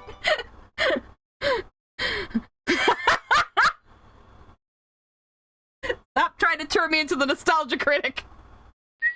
Stop Must Be sent a super chat. A bad credit card? A bad credit card? I'll kill you! That was Joel Schumacher, though, huh? Okay, listen. Guy493 sent a super chat. The themes of Ghost in the Shell would absolutely go over Lily's head. Even though Motoko flat out lectures the audience on them. She has like 2 scenes where she literally states the Maximilian theme. sent a super chat. The cow is what you described, Lily. Yeah, the DCAU. Oh, God. Okay, let's see. How is this gonna lead in? Oh, Paprika definitely inspired Inception. It absolutely fucking did. And Paprika, I would say, is the better version of that. So, if you liked Inception, go fucking watch Paprika. It's its grandma. Guys, because that would conflict with my kindergarten level moral beliefs. Even worse with Steven Universe is that it uses metaphors for things it could easily portray directly, because metaphors and stand-ins are usually meant to be able to sneak themes in you couldn't otherwise portray. No, Lily. That is not what metaphors are inherently for. She doesn't understand what metaphors are. She fucking doesn't. And she just hates metaphors as a concept because she doesn't understand them. Also, if you want to get into the Discord, you can either become a channel member or pay $1 on the Patreon. And the Patreon integration is probably working better than the fucking YouTube one, to be honest. Like I said, for all the new channel members, I will put up a link in a channel member only post that you guys can use. I'll give it like 100 or 200 uses or something. So I limit the number of uses just in case somebody leaks it, but you know.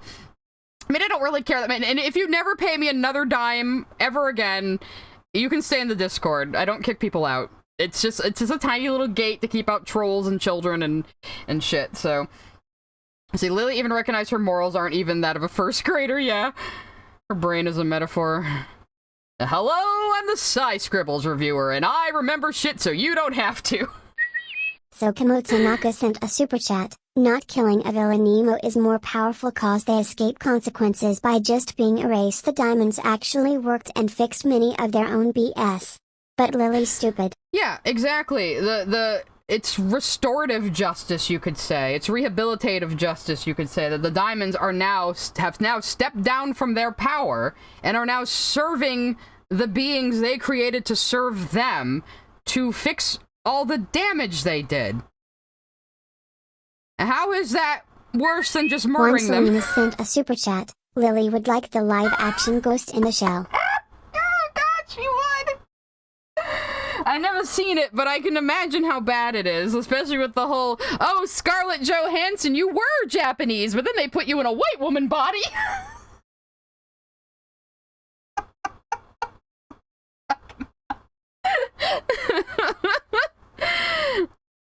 But yeah, there's my challenge for you, Lily Orchard. Maybe we'll put that $700 toward that. Go watch Paprika, Lily Orchard.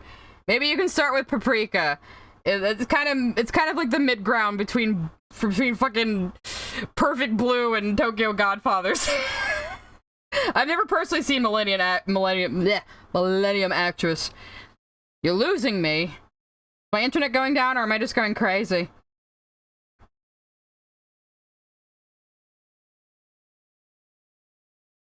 Oh, you never heard about the live-action Ghost in the Shell? They make so many fucking movies these days. You can't keep track of them all. It's ridiculous. Lily, Japanese culture and American culture are basically the same. Would have no issue with Scarlett Johansson. Yeah.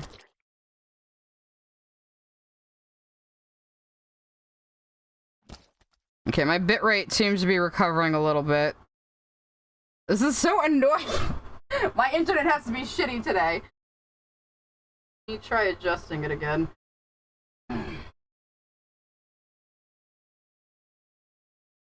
See, it's like Ozai who didn't die for Aang. It meant to, yeah, like Aang keeping to his values and not killing Ozai. It's the same thing with Steven. It's like, why isn't this 12-year-old just murdering the bad guy? It's like, what is the matter with you?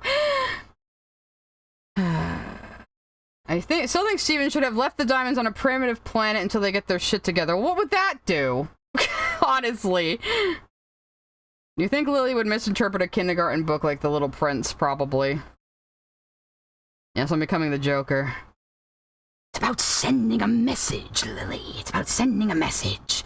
That's the other reason I didn't really like The Dark Knight, because I know everyone likes Heath Ledger's Joker performance, but I can't help seeing him as Beetlejuice. He sounds like Beetlejuice. I can't get over it. I've just ruined The Dark Knight for a bunch of people, because now you're gonna see it too. Anyway, let's get back to what the fuck Lily's point was. I can't even, like, remember. We're 5 minutes into the videos, Vex. That's about standard for reacting to Lily. Because metaphor. To be fair, I keep getting super Shy, chats. I sent a super chat. I'm no historian, but I'm pretty sure teaching kids to kill their enemies and never try to empathize or understand them is pretty goddamn fascist. Yeah, wouldn't it be? You don't align with my ideology. You should just die. Sounds pretty fashy to me, but what do I know? Metaphors and stand-ins are usually meant to be able to sneak themes in you couldn't otherwise portray. The idea that the diamonds are a stand-in for abusive families doesn't work because a dysfunctional family doesn't actually need a stand-in. And that's weird because The metaphor of them being a dysfunctional family doesn't work because they could have just portrayed an actual dysfunctional family. Yeah, but that's not the way they decided to tell this story, Lily. That's not inherently a problem. Just because you don't like it doesn't mean it's inherently a problem. I mean, they are. The diamonds are they function as a family, but gems aren't one-to-one with humans, so you couldn't actually call, like, Pink White's daughter or something. It doesn't work that way, but they are a family. They're a family unit. They're just not a human one. And because they're not a human family unit, you can take the situation of the diamonds and apply it to any family makeup at all. You know, again, the allegories are very multifaceted. And they can be applied very broadly, and that's a good thing. Yeah, Lily's brain would explode at a Quentin Tarantino film. Oh, Jesus. Just show her Reservoir Dogs.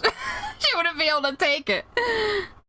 That Reservoir Dogs is pretty fucking straightforward. Just Stop sent a super chat. Damn, I just showed up and you're 2 hours in but only 5 minutes through the video. This is gonna be a long one, huh? Yeah, it is. It is. Thank you so much for the super chat. You're not the Just Stop I think you are you? If you are, oh, hello. because it's not like this is something Sugar is unaware of. The entire Sardonyx arc takes advantage of the fact that fusion is associated with intimate relationships to get a theme through about sexual assault. And we're gonna come back to that in a bit because I have more to say about why That wasn't about sexual assault, Lily, but I already explained that in my first video. that doesn't actually work, but regardless, when it came to the main story, this went completely backwards. Fascist dictators are used as a stand-in for a dysfunctional family, when a dysfunctional family doesn't actually need a stand-in. You have to justify first, Lily, that they're fascist dictators at all. Because this idea that the diamonds are fascist dictators, I swear to God, it comes from a single line of Steven going, I know they're busy being dictators and all, but yeah, that's Steven. Steven will say really out-of-pocket shit like that sometimes because it's fucking funny, Lily. She doesn't understand jokes. Lily, Steven calling them dictators is supposed to be funny. The diamonds are more like the queen bees of a hive. The diamonds are the only reproductive members of the gem species. And the gem society operates a lot like an ant colony or a beehive. You have specialized types of the species that have certain roles. They're like insects. Injectors look like viruses. Gems operate more like insects in Angry disease. Destroyer sent a super chat. This whole thing is bad crap insane. Yeah, it is. So, yes, they have the appearance of, like, queens of a society, but they do operate like insects because they're aliens! Aliens who are being introduced to the concept of humanity, and that is the fucking point. Not to mention the diamonds themselves are also kind of like gods. They created a bunch of little people in their image to serve them. So no, they're not fucking fascist dictators as much as you like. Like, Lily spent all of the movie video calling the diamonds various Nazi names and making Nazi jokes. For no reason. Like, first fucking time I saw an injector, I knew it looked like a fucking virus. It looked like a bacteriophage. You're just fucking stupid, Lily. You can only see, like, well, every time I ask somebody to explain to me how the diamonds are fascist, you know what they always say? Well, they have a military. They do a salute.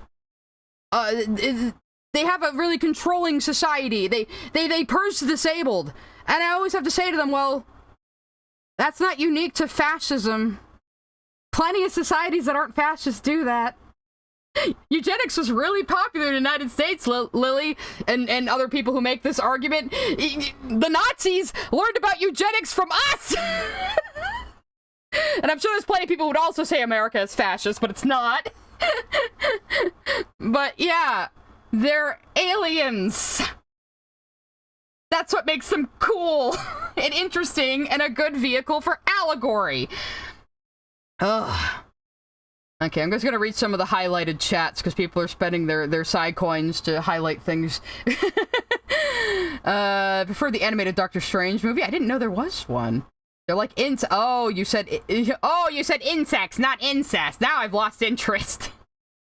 Lily would be confused about IDW Megatron because she would hate Optimus for not killing him while he's in prison, but be more confused when Megatron has remorse and gets a proper redemption arc. Well, she hates redemption arcs, of course she would. Metaphors can probably help people who are uncomfortable with some topics experience art about them in a way that's easier to handle. Does she want them to put in actual child abuse at a children's show? Probably. They're fascist because I said so. Exactly. So, like... Lily is just angry that this show isn't about fighting space Nazis, even though this show was never about fighting space Nazis. You can't just decide the show was supposed to be a certain way just because you wanted it to be. We got a few super chats coming in. 3K0Mang3RT0R1 sent a super chat. I always feel galaxy brain hearing these takes, from Psy, because I'm smooth brain and take things at face value a lot of the time, lol. Now, you can add wrinkles to your brain. Fascist leaders often use the guise of family to manipulate and control their members too, so that actually works to solidify the metaphor. Yeah, I could, yeah. I just don't agree that they're fascist. It's such an oversimplification, I think. It comes from people who do watch shows and saying, wow, they're showing that this person is... It's like when Uncle Andy was introduced. And a bunch of people expected, wow, he talks like a conservative, so obviously this whole episode is going to be about tearing Uncle Andy down. What happens when Uncle Andy changes his mind and learns to appreciate these strange people he just met? And maybe he's still a bit of an old kook who's a little traditional and stuck in his ways, but he's a harmless dude and he's a pretty cool dude and he can get along with people. Wow. Imagine that being a message in a children's show. That people aren't just ontologically evil. You know? Imagine. And some people were angry at that episode that the conservative that Gem Harvest didn't spend the entire episode tearing down the conservative relative, because that's what they were expecting. Yeah, Uncle Carl. It is Carl's voice from Aqua Teen Hunger Force, which is extra funny. Watching these videos and Lily's horrible takes and aversion to metaphors and thoughtful storytelling is like finding a needle in the needle's disguise. I'm sure Lily won't ever understand any dark shows or anime that discuss adult topics. She won't. She can't even take this. But yeah, a lot of people tell me like, oh, Sai, you've made Steven Universe make sense to me. And it's like, well, you've been taught to think about it the wrong way, I think, from people like Lily. You know? King of the Hill? Yeah, yeah, Uncle Andy's kind of like Cotton Hill, you know? Oh god, Lily wouldn't be able to take King of the Hill even, would she? Let's try to make Lily watch King of the Hill. Oh, there goes my internet again, damn it. I'm waiting for it to reconnect. I don't know what the fuck has been with my internet today. It keeps like farting out. Maybe it's a sign to finish this video. Especially not a stand-in so extreme and toxic to its overall theme. Additionally, that pithy excuse doesn't work because of communication and learning other people's perspectives, Lily. You don't know what the themes are. That has always been your problem. You don't understand the themes. They're illegal aliens. You couldn't even marry an American, Uncle Andy. You can tell the crew had so much fun writing Uncle Andy's dialogue. My favorite one is when you can just hear him off screen yelling at Greg going, "What do you mean you weren't technically married?" It's great. I love Just it. Stop sent a super chat. Found your streams recently and think they're entertaining / good for background during work. Yay. I gasped when Lily mentioned me positively once. Oh, did she? Oh, thank you. I'm very flattered you watch my streams, Just Stop. I've actually been subscribed to you for a while. I've watched your stuff for a long time. I never really intended to become a YouTube streamer. I just sort of was handed this opportunity, and here I am. This channel will go where it goes. Even if the story is taken entirely on what it's supposed to be a stand-in for, since dozens of people tell me that it's not meant to be taken literally, as if Yes, people probably tell you it's not meant to be taken literally for a reason, Lily. You just don't understand metaphor. You don't understand the purpose of metaphor even. You think it's to, like, hide things that could be said out Stop loud. Must Be sent a super chat. The gym aren't fascists, they're facets. Yeah, they're facets, not fascists. You misunderstood, Lily. I'm barely getting any work done. I should have seen this coming. Yeah, it just stops here. I'm very happy about this. The Kohai has noticed me. if that's an actual excuse, it still comes to a boneheaded, wrong, and dangerous conclusion, namely that your family might hate your guts, never listen to you, treat you like garbage, disrespect your very personhood, and only show any actual affection for you after you're dead. Whose parents does that remind you of? But it's your responsibility to just get over that and make nice because they're still your family. But, yeah, she said this a lot in the movie review, too. That the show was telling Pink Diamond that she needs to make up with her family because she thinks Steven is the same person as Pink Diamond. No, Lily. Pink left her family and remained estranged from them for the rest of her life. And then she had Steven. 122 sent a super Thank you for the chat. super sticker. I think it was a stupid sticker anyway. Yeah, so Lily, Pink Diamond ran away from her abusive family and never came back. And then she had a kid. And that kid decided he wanted to reunite with the family. And that is his decision to make. Even if you hate your family, if your kid wants to reconnect with them, that is their own personal decision. Your kid is not your property. And they're not you.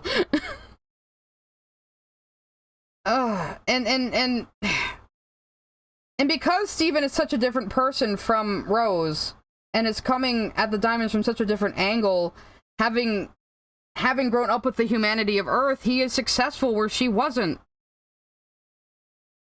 Let's see, did she just put Leela Alcorn, a transgender woman who committed suicide, in her video? I didn't know who that was. I assumed it was like a YouTuber or something.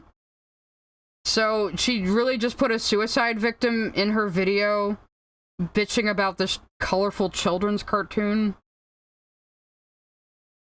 Really? That's, I don't even know what to say to that, to be honest. I have no idea what to say to that.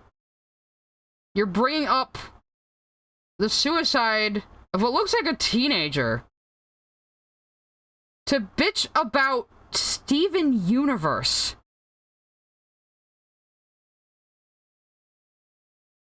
Yeah, Lily's got a satellite dish over in Nova Scotia, like aimed down the coast at my state to disrupt my internet right now. It must be that. It must be her. So, yeah, Lily, you just referenced... No wonder you took down this video. You just referenced a real teenager's suicide to complain about the colorful gay space rock show. It's never that serious, Lily. You're the one who says everybody else takes this show too seriously. When you're using the real-life death of a fucking child. Well, 17, still a child, at least to me, because yes, I am 40. Someone asked earlier. Oh, God. I'm almost too angry to continue at this point.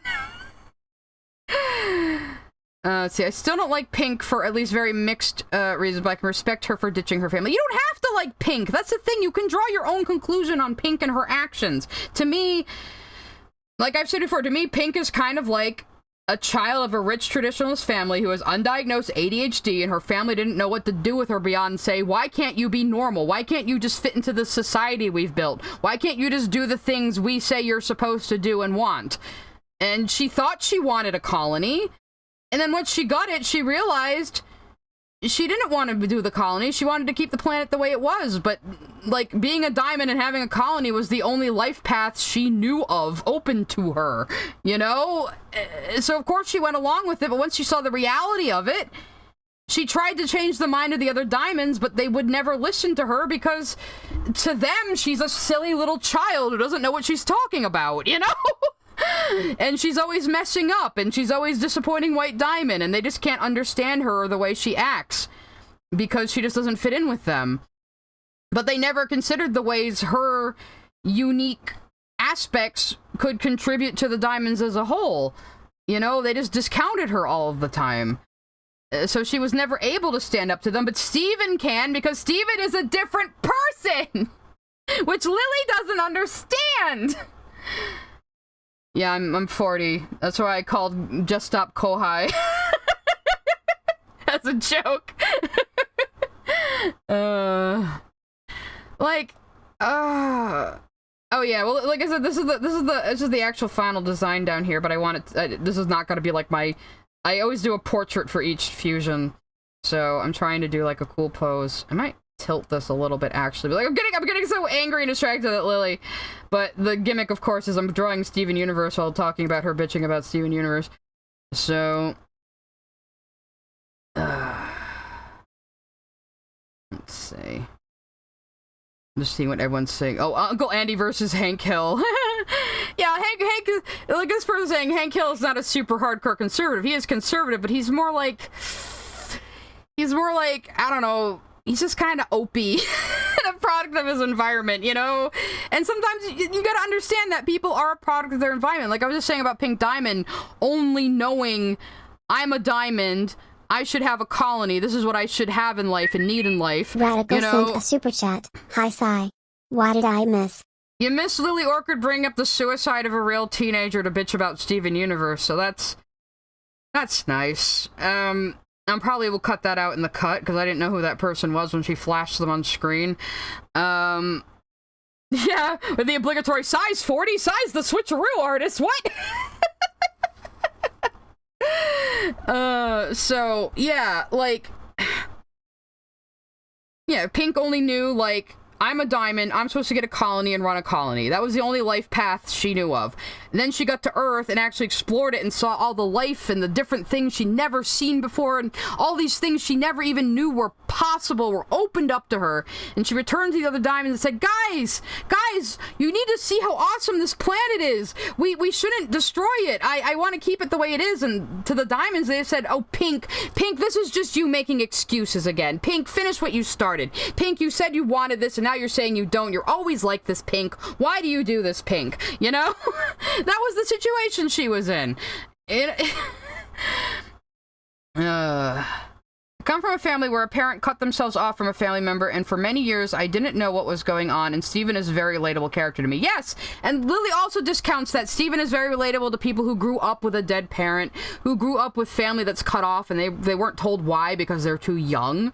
And Steven discovering his mother's path is part of him growing up and finding his own identity as well. You know, like, this is not even that hard to understand, and yes, it's told metaphorically in a lot of places, but that's not an inherently bad thing. And metaphors don't mean you're just hiding the real message, Lily. They mean you are just telling it in a more, I guess maybe more palatable way, but like, I don't even know. I just noticed it's 4:30 though, so I'm gonna take a break in my pets like I usually do around this time, and I'll be right back.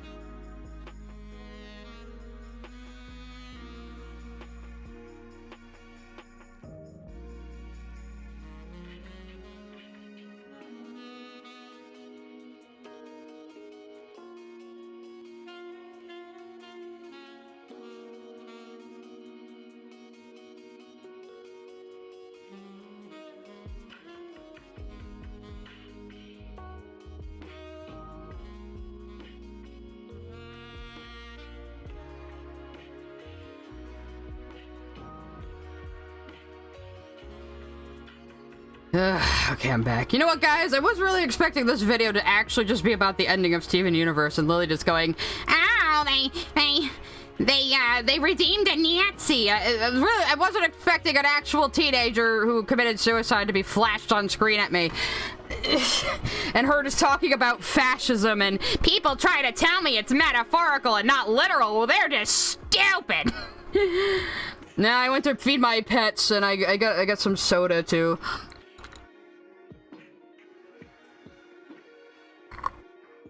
Oh, she would find a way to hate OKKO because it was made by Rebecca Sugar's husband. sent a super chat. Wait, is the DeMayo family the more literal version of the Diamond family? Mom side metaphor, dad side literal and more relatable. So Yeah. what Lily wanted. Well, what you think of, yeah, well, Mr. Universe in future spells it out for you that Greg and Rose's stories parallel each other. Greg also ran away from his controlling traditionalist family when he was a teenager. And also gave up on trying to reach out to them. And Peter, they were Nazis. But, yeah. So, there are so many things that parallel Rose's story. Oh, it's just Diet Coke. Nothing exciting. I don't have to do Lois's accent. I'm from fucking Rhode Island. Lois has a Cranston accent. Which I don't have. What I can do. Peter! I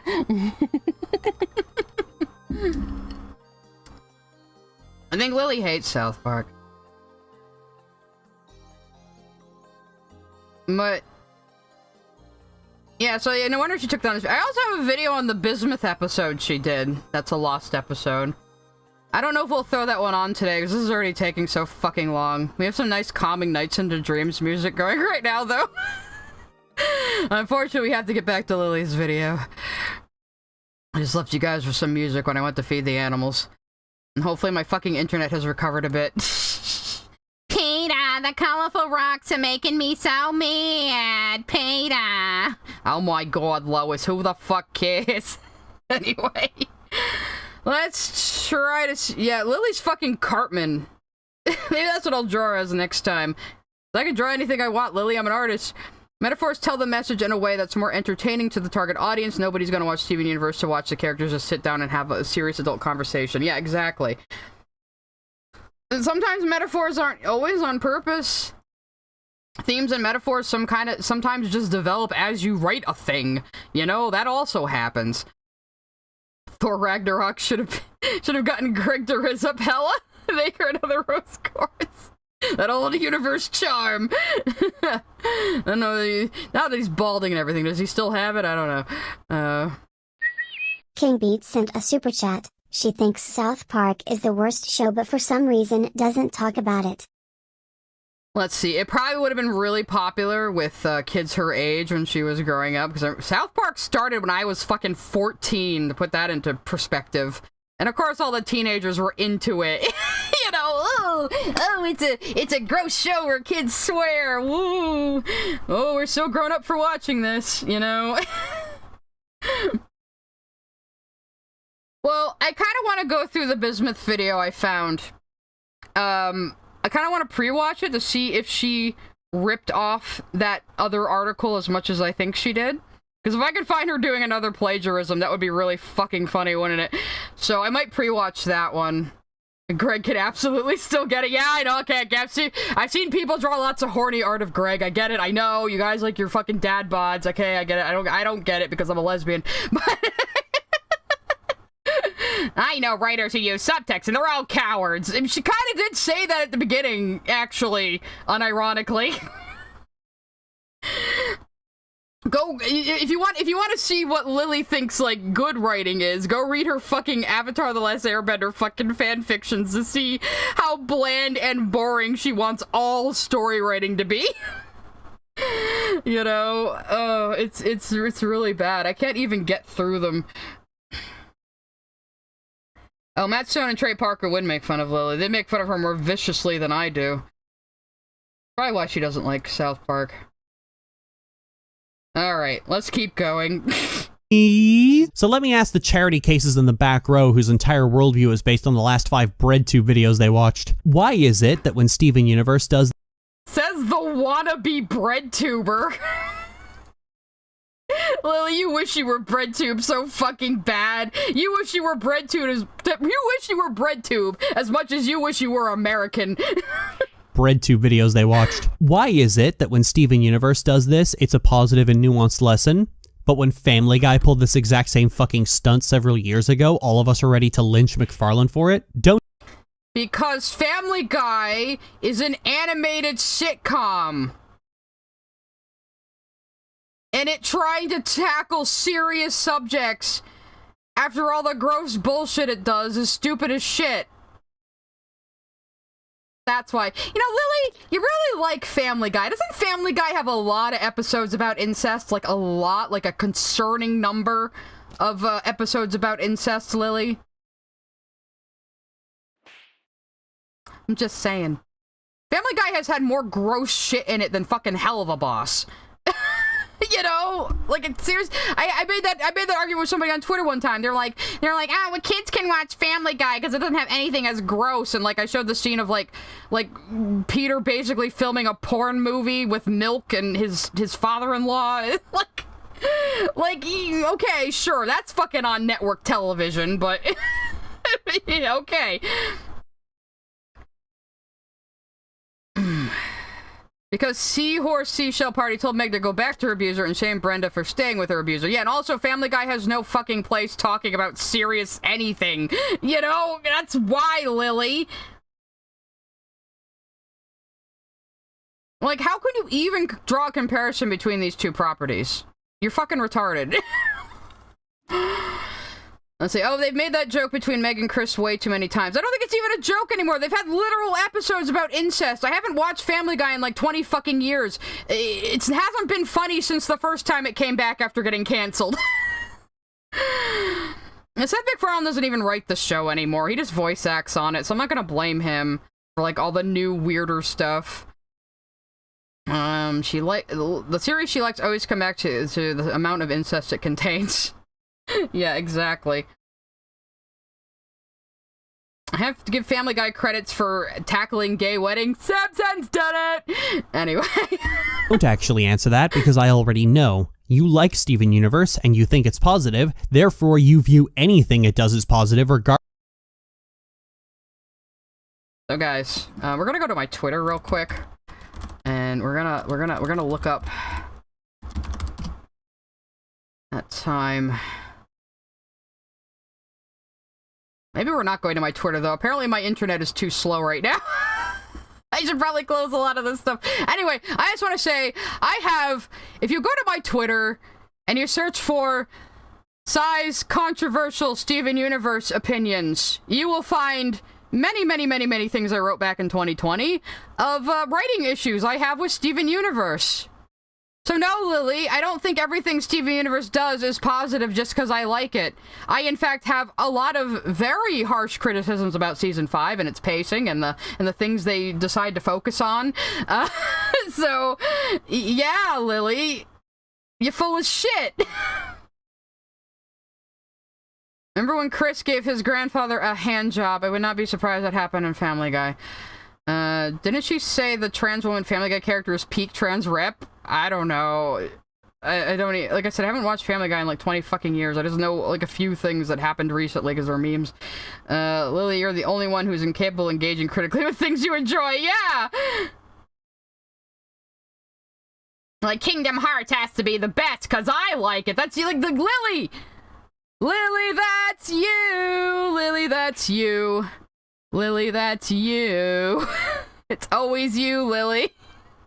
It's always been you, Lily. You're just screaming in an echo chamber and getting mad at your own opinions.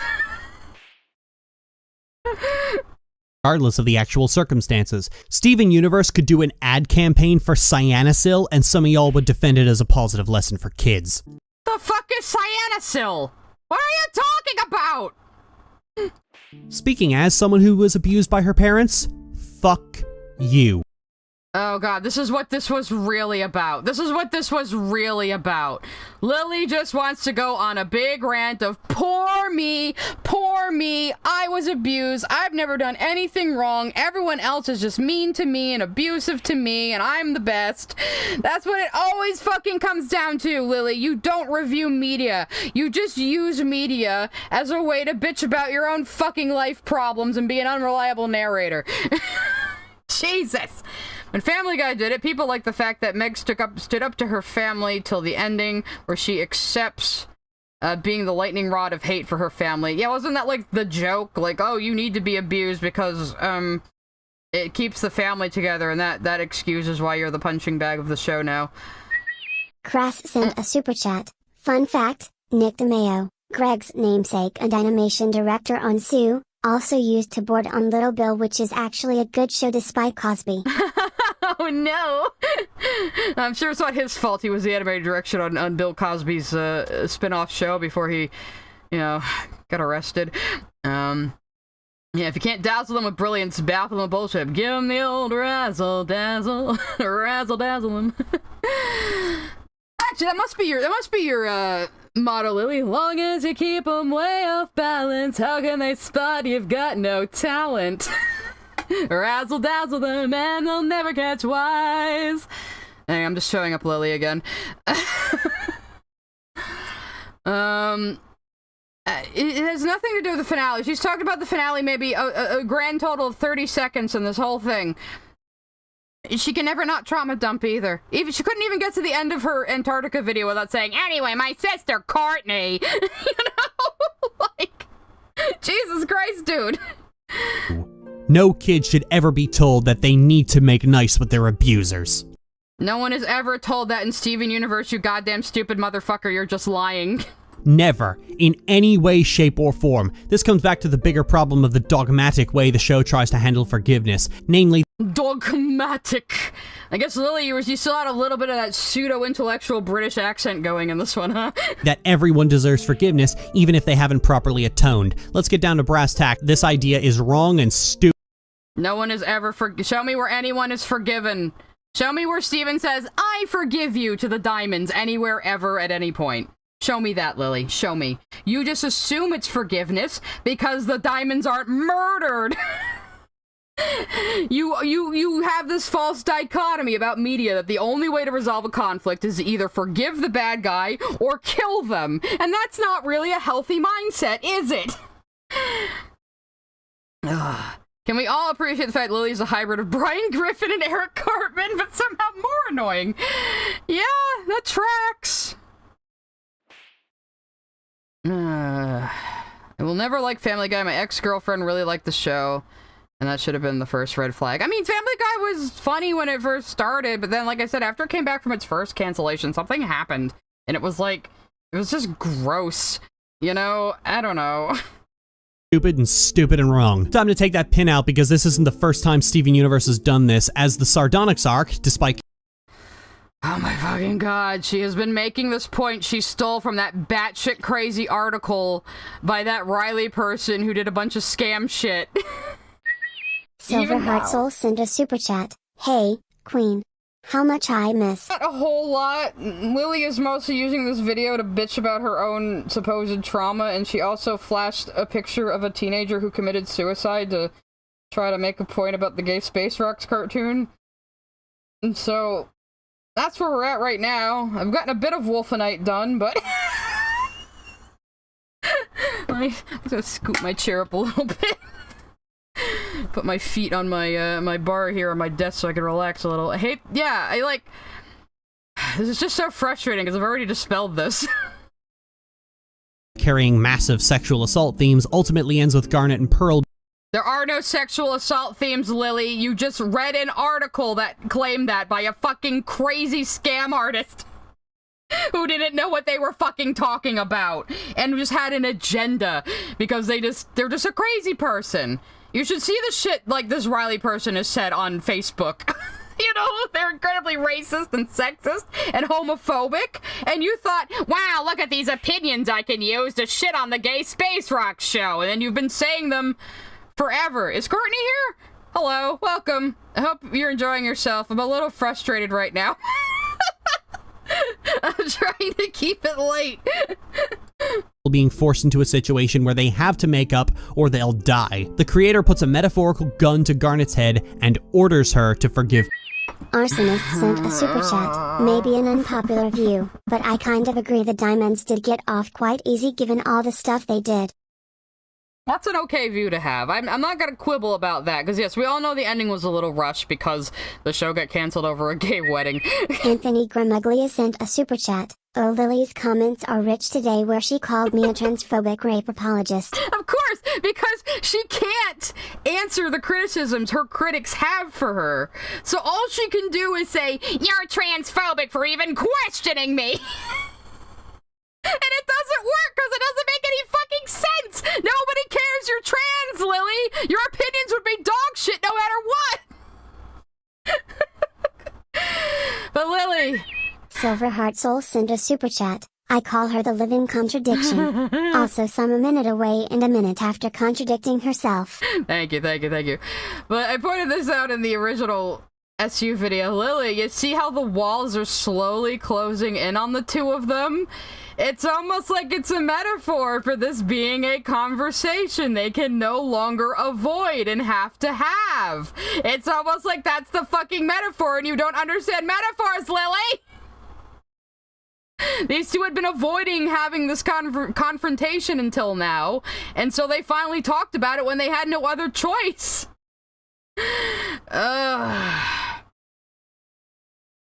It's just so frustrating. Like, this is not even... Like, children could understand this, Lily. Radical sent a super chat. Lily in her Logan Paul era. And she's not in her Logan Paul era until she films a dead body, but I wouldn't put it past her. That's a joke, Lily. I know you have people watching for you, probably. Pearl. So here's my question. Did this scene with the shrinking room need to be here to resolve the story? Don't. Yes. Because it's an action show. It's not a slice of life show. It would not be an interesting episode if we just had Pearl and Garnet sit on a couch having a long discussion about this conflict between them. What are you talking about?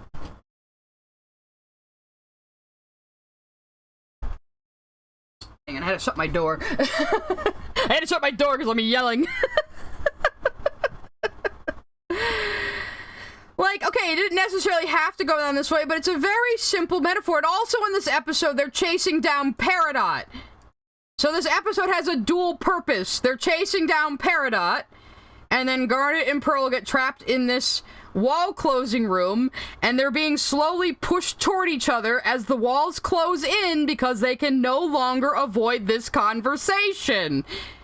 It's not hard to understand. It's such an obvious metaphor. Good morning, Charles. E sent a super chat. I can't believe I used to watch her. Crying face, crying face, vomiting face, vomiting face. Look, I always tell people, I don't feel bad if you used to be a Lily fan. The movie, the video on the Steven Universe movie really illuminated for me how much she manipulates footage to keep up her lies about a children's cartoon. Why she lies about children's cartoons, I do not understand. But I don't know if it's a trash compactor. I mean, it's probably a reference to the trash compactor in Star Wars, yes, but why would Gems have a trash compactor? Maybe this room possibly could have been built to crush Gems, you know, in the first place. I wouldn't put it past Homeworld, you know? So... Let's see, Lily's ideal piece of media is just the most boring, stale people on Earth sitting around in an empty room, stating their thoughts and emotions directly to each other. Well, that's the Antarctica show, so no wonder she likes it. Also because there's 16-year-old girls being cute and appealing. Is Lily actually trying to say the quarreling characters being forced to work together to escape a threat is a sexual assault allegory? No, the sexual assault allegory apparently is Pearl tricking Garnet into fusing because Lily thinks fusion is sex. Still, I guess. I don't know. But Pearl violating Garnet's boundaries and them having to have a conflict over it couldn't be anything but sexual assault. Boundaries don't exist otherwise, apparently, according to Lily fucking Orchid, and I would not be surprised. Pretty sure if you put Lily in an escape room, she'd look around for 1 minute and say, where's the answer supposed to be? Is this supposed to make me feel stupid? She would! I honestly, I said it before, but, oh, Silverheart Souls is making it rain again. Sent a super chat. I will say this in Lily's penny size, paper thin defense. Fusion, being the grab-all term for all relationships, was always a bad idea to ask for an interpretation like this. Maybe, but, I don't know, I still think it's a very unfair interpretation, personally. But, I only found out a couple days ago about Lily Orchid through Anthony's Pokemon video. Yeah, apparently that's making the rounds. Anthony, by the end of the Pokemon video, Anthony looks like he's been through fucking Nom. Asia246222 sent a super chat, super relevant to Lily. Can't remember the source, but it goes like, if you're only watching shit you hate in 2024, that's a skill issue. Bladed Fox 14 sent a super chat. Lily goes in with the mindset of not liking something and twist everything to fit. Exactly. She does. It's so obvious. Sent a super chat. We are all victims of Lily's horrible videos and Sai's our therapist. Oh, please don't ask me to be your therapist. I'm not exactly the most stable person myself, as you might guess from what I do. Does Lily think that Steven had sexual intimacy with the gems and his dad when they fused? I don't know. I really don't know. She didn't watch the rest of the show, though, so... Yeah, Anthony with his 1,000-yard stare at the end of the He didn't even finish the Pokemon video. He couldn't even make it. Anthony looked like he just been through a fucking war zone. I wish I understood Pokemon a little more so I could enjoy that, but... I just... my fans always inform me of just how wrong Lily has Pokemon, so... I at least understand that Lily plays Pokemon... hacking in Gardevoir because it's her favorite and tries to solo the whole game with just Gardevoir and then gets mad when the game is hard because she's not playing it correctly. Why can't this game just let me do whatever I want and still win? I mean, she's such a fucking child. You can call me Sai Sensei if you want. That'd be pretty funny. Okay, let's go. To forgive Pearl. So here's my question. Did this scene with the shrinking room need to be here to resolve the story? Don't answer that, because I already have the answer. No, it didn't. It could have been written a dozen other ways that weren't so toxic. What if, and bear with me. How is this toxic? Okay, I guess I should just listen, huh?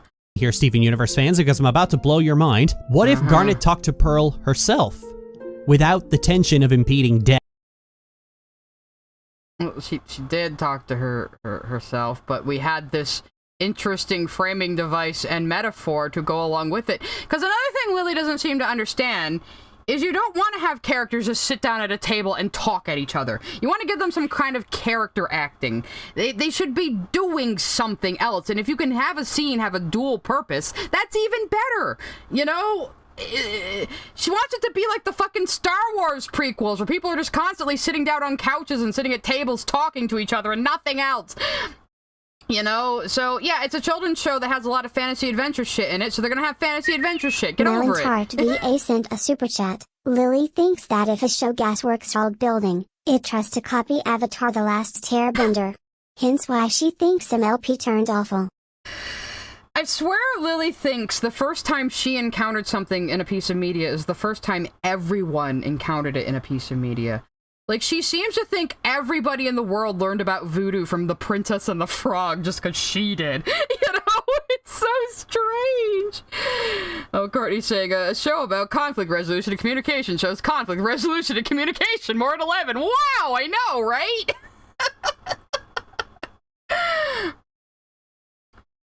Well, Pearl wasn't exactly avoiding the conversation between her and Garnet, but she was trying to get back on Garnet's good side and make it up to her in kind of like a desperate, pushy way, and Garnet was just not ready to deal with that, you know?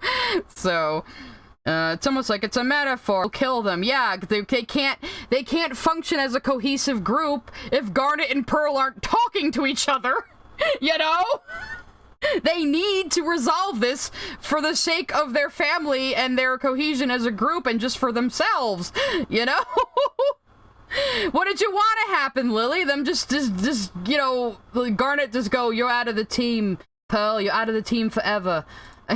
You can't do an English accent very well. To Pearl herself, without the tension of impeding death. Keystone Motel ends with Garnet telling Pearl, not now, as in, we'll talk later, I need space. And as a temporary... And then they talked later, Lily! The episodes are only 11 minutes long, Lily!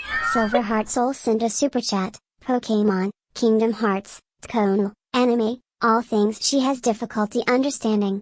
3/4 is made for people 9 to 16. And she is in her 30th. Yep, that's right, Silverheart Soul. And she seems to carry so much resentment still for the anime that, like, her peers liked when she was a kid. Like, oh, all the people around me were into these crappy anime shows, and I was watching Card Captors. Lily wanted a sibling couple, I'm sure. Well, it's like, there was something she said in, like, a recent thing. It might have been the Antarctica video, where she said, like, everyone else was talking about Inuyasha and other popular anime. Meanwhile, I was watching Card Captors. And it's like, Lily, Card Captor Sakura was also very popular. You just watched the shitty Fox Kids dub. You fucking moron. It was popular with anime fans, real ones. Oh, you're so stupid. As a temporary conclusion to that story to put it to bed until a later time, it was great. This could have been addressed in a very respectful, very positive way, but that potential got sacrificed on the altar of forgiveness. They have to make up, and it has to be right now, because that's the only wavelength the creator is working on, and it was the conclusion of the story arc, you dumb shit. Yeah, the story arc only lasted like 3 or 4 episodes, but it's a children's show that works on 11-minute episodes. What do you want from it? And Pearl and Garnet have been friends and allies and comrades in war for thousands of years. Of course they're gonna make up over this. They're not gonna be mad at each other forever. Starlight Tumblr sent a super chat. So like the diamonds are in a truce, right? Steven kinda ignores him for a few years and they are attempting to do better even without his supervision. It's not really a truce. The war is over. And the diamonds have relinquished their authority by future. But yeah, Steven's kind of trying to fuck off from them now. Like, okay, I kind of like solved the problem. I'm gonna fuck off now. And the diamonds are like, but Steven, you're the only thing we have left of pink. Stay. And then he gives them Spinel, and they're distracted. They have a new baby now.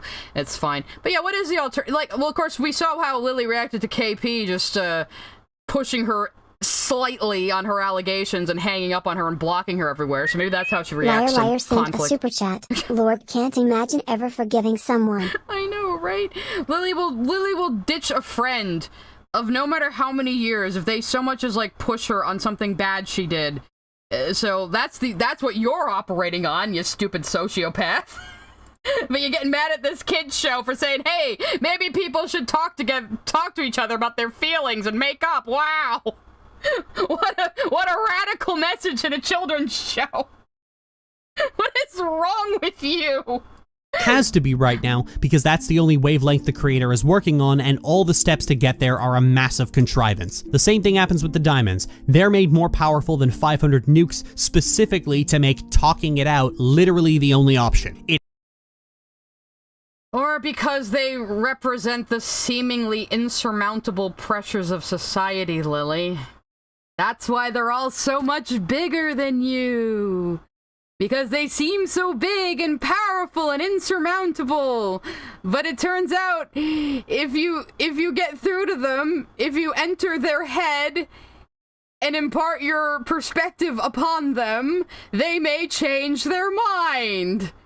You just didn't understand the fucking metaphor. Like, it is the most on-the-nose metaphor in the entire show that White is constantly in her own head and won't listen to anyone else. And as soon as someone actually gets into her head and gets through to her, her entire worldview falls apart because it wasn't very strong to begin with. That's why she had to shut everyone else out, because a single bit of contradictory information would destroy her entire worldview. Just the fact that Steven is not Pink Diamond was enough to shatter her entire worldview. Like, again, like I said, White being in her own head is such a fucking on-the-nose metaphor. Like, it's barely even a metaphor, you know? Local woman enraged by children's show telling people to talk through their problems instead of burning bridges. Yeah. I'm not saying sub is unequivocally better than dub, and watches dub is inferior. I am saying that sub is better than the kind of localization dubbing a la 4Kids. When I'm ragging on dubs, some people have gotten me on this like, oh, Sai hates dubs. I don't hate dubs. I was just there for the 90s chop job dubs, and they sucked, and they were terrible. And here's Lily saying, Card Captors is a superior version of Card Captor Sakura, you know, the one that cut out all the gay stuff and made you think it took place in America and changed the plot and tried to make Lee the main character. That's the superior version. It's like, go fuck yourself. You know? Holy crap, the episode is called Change Your Mind, and then the main villain changed her mind. Wow, I know. I don't understand how so many people misunderstood this ending, except for the fact that they really think Steven Universe is a space opera, and it's not. All the gem stuff is metaphorical. I had to accept it. I've combed through the lore of this series to write my AU, and I've discovered that the Crewniverse didn't really care about hard world building. Gems are an allegory. See, this is the awful thing about Lily. She's part of that group of people who think that if you fuck up, then you deserve death. Yeah, and again, maybe we shouldn't be showing people movies when they're little kids that the only way to deal with a bad person is just to fucking kill them. You know, because then you get people like Lily. Even if you don't forgive them, they're better than before. It's a good thing. Yeah, like, and Steven never forgives the diamonds. Just simply not killing them isn't forgiveness, Lily. I hate that false dichotomy, and a lot of people think like Lily. That's the annoying thing. A lot of people think like Lily, but she is like, she talks so confidently and correctly. And like, again, if you're older than fucking like 25, you can see exactly what's wrong with everything she says, which is why she only hangs out with teenagers and people in their early 20s who are like profoundly autistic. You know? It has to go in the direction of forgiveness at any cost. Let's say... What was the cost, Lily? What did it cost Steven Universe to have this ending? How did this not align with the themes that have been set up so far? Tell us. It really was entirely meant to be a metaphor for dysfunctional families. I'll walk with you to that pier. Okay, so you accept that the diamonds can represent a dysfunctional family, and again, I would also argue that they represent the broader pressures of society to conform to tradition and just conform to very arbitrary societal standards. The same problem exists in that it comes to the wrong conclusion. We often have this cultural obligation to be close to our families, and children of abusive parents are pressured to forgive and put everything past. That's not what it's about. It's about changing the mind of White Diamond, who represents order and control and tradition and an inflexible thinking, Lily. Why do you think I drew you as her for this thumbnail? She's very inflexible and thinks she's right about everything, and her way is the best way. And if people won't listen to her, she'll just outright fucking possess and puppet them to make them conform to her ideas. Kind of like you, Lily, where you have all of your fans trained to never contradict you. Or you'll just ban them from your community. Oh, Lily, that's you. Anyway, it went right over White Diamond too, perfectly. I can't aim the stickers on my end, so... obligation to be close to our families, and children of abusive parents are pressured to forgive and put everything past them even when no consequences or true atonement has happened. A lot of people talk about the importance of cutting toxic people out of their lives, but when those people are one's own parents, suddenly the conversation shifts to, but Pink Diamond did cut her parents out of her life. She made them think she was dead. She faked her own death and ran away and changed her name and her entire identity. I would say that's pretty not forgiving your fucking abusive family. Steven is not pink, Lily. Steven is not... This whole end... You didn't watch the ending because you missed the she's gone part. You dipshit. Family! That cultural belief is nonsense. To any kids watching this who might have seen those episodes and picked up on this particular theme, let me be blunt with you. You do not have to remain on good terms with your family in spite of their abuse. If your family has hurt you, repeatedly disrespected you, manipulated you, gaslit you, abused you, or done any other kinds of horrible things to you, you have no obligation to... White Diamond is just Lily in even a universe form. Sorry you're gonna have to listen to this, Courtney, because I know this is one big fucking Darvo. But I know from experience by this point, this is just Lily yapping horseshit. To them whatsoever, and there is no shame in turning your back on a family that doesn't care about you and finding a new one. And that's exactly what both Pink Diamond and Greg DeMayo did when they became Rose Quartz and Greg Universe and ran away from their families and found each other and had a child. Idiot. And it disgusts me that so many people are eager to tell Silverheart abused Soul children sent a super otherwise. chat. I'm 24, and I have learned one true universal law. If someone speaks loudly, confidently, and with a learned tone, everyone and anyone will believe you. It's sadly true. Master Clockwork sent a super chat. None of this is shocking. Lily was one of those upset that villains in MLP were not violently murdered. A show for little girls.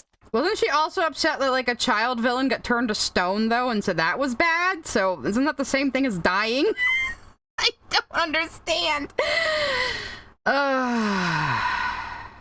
But yeah, people, but see, this is the thing, and this is part of why I kind of like to continue my show, because I hate people like Lily, who just use sounding authoritative and sounding knowledgeable and sounding like they're up on the new progressive language. Starvolt Nexus sent a super chat. Steven not being pink is as obvious as Zemna's evil. Does she understand that Zemnis is evil? But, like, yeah, you can have these people that are very schmoozy and they talk with authority and they talk in a very trained way and people listen to them, but they're often not very good people. And then you have stupid little clowns like me who people go, well, you're a bad person because you say the word retard, but you know, I actually have more ethics than you. So I'm just saying, sometimes being nice and being good aren't the same thing, everybody. The Lily isn't even nice, so I don't know why the fuck people listen to her. She treats her fans like shit, you know? Seriously, I feel like she treats her fans like shit, so she'll only have, like, the utter sycophants who are desperate for the attention of anybody in their life to cling to her. It's kind of sick, really. No, Courtney, we were talking about this earlier. I think even Lily would understand that Homelander bad, besides he's white and blonde, so she'd already think he's bad. Though she would be mad at A-Train getting a redemption arc, probably. So... yeah, they didn't do any of that to Steven. This applies to Pink. Pink cut off her family. Exactly, yeah. Fucking the Cookie Cat rap. Lily, go listen to the Cookie Cat rap. It's right in the first fucking episode. Oh yeah, Steven totally forgave Yellow Diamond for nearly killing him with a remote detonated bomb. He totally forgave Blue Diamond for kidnapping his only human parent. He absolutely forgave White Diamond for literally almost killing his human side off. Yeah, when did Steven ever say, I forgive you? Where? Ever? Show me. Because he didn't. Ever. Let's see, let me guess. Lily is also just like the ending of Encanto with Abuela Alma admitting her wrongs and apologizing to Mirabel. I think she said positive things about Encanto, but I'm not sure. The Radical Robin sent a super chat. Nice is different than good, but I don't think Lily's seen or would understand Into the Woods. Everyone's pushing for me to play Into the Woods now, I guess. Yeah, he left his family behind. Cookie Cat. Let's see. Oh, no, wait, I think she said she was sick of generational trauma when it came to Encanto. Shut up, Lily. Encanto's, like, the best movie Disney has made in, like, 10 fucking years. I don't like Disney movies, though, so maybe that's just my bias. I really like Encanto. The fact that Lily is describing a theme of the show while saying it isn't a theme of the show is so ridiculous. I know, right? This is why she's so frustrating. There's only 1 minute left. Yeah, we got about an hour now. Yeah. An hour to go. Okay, but they let Starlight, a former cult leader, off the hook after killing billions by fucking the timeline. Did that happen in My Little Pony? Was there time travel shenanigans and a cult leader? Like I said, I've only seen the first, like, 2.5 seasons. She said she liked that scene between Mirabel and Abuela in Encanto. Okay, so at least she kind of understood that, I guess, but I don't know. Encanto is peak. I think I like Encanto because it operates like an actual stage King musical. Beat sent a super chat. Okay. She loved Encanto. Oh no, I agree with Lily Orchard on Encanto, which means I must hate it now, right? Because that's how she thinks I operate. Even though I always say when I agree with Lily on something, I always say it. I know people made a joke about Encanto saying that most unrealistic part was the grandmother apologized. Well, the joke is that's the most unrealistic part for like a Latina grandma apologizing. That's fantastical. That's a miracle. You know? And that such a toxic, wrong, and gross theme is so easily ignored by other— Silverheart Soul sent a super chat. Wait, Courtney didn't. Lily used to not talk to her family, too, but now she says the only one she won't forgive is you. Sorry for the call out, just curious. Oh, yeah, Lily is now rubbing shoulders with her conservative older brother. I assume just to spite Courtney. Like, oh, look, the two of us are so close now.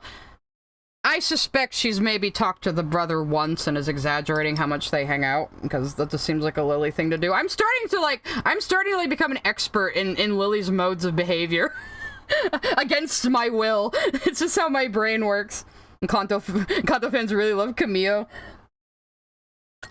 I don't know, I find Dolores funnier than Camille, but she's so cute. I love her.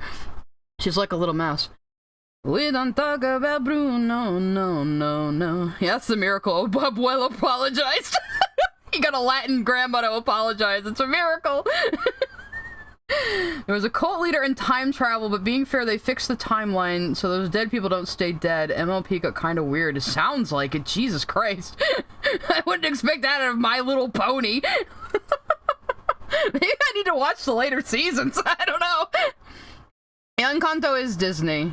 I don't like Disney, but I liked Encanto. I don't think Disney had anything to do with why Encanto was good. I think they kind of just like left the team to their own devices because they weren't really paying attention to it. So, and I do like Lin-Manuel Miranda's music. I really like it in Encanto. I think it's some of the best stuff he's done. I think what was the next one he did though, where he kind of like fucking... You heard that song, maybe the fans that they got Dolores' VA to sing? No! Oh wait, no, I think I have! No, I think I have. They wrote like an extra song for her and the VA actually sung it, which is awesome. That's so cool. I also didn't know like Stephanie Bertich could sing before Encanto. That was pretty fucking wild. I was like, holy shit, she's really good! Whose theme is so easily ignored by otherwise progressive people because the realization that their interests aren't completely 100% enlightened is too devastating for their egos. Lily, that's you! She said this in a recent, I think it was the Wholesome and Dark Media video. She also said that about yeah, it's kind of halfway between Jasper's lips and Spinell's, like, no lips. But yeah, she said that in the recent, like, Wholesome versus Dark video where she's like, people only like Steven Universe because they think it reflects their progressive values and no other reason, and that's why they're so obsessed with it not being bad.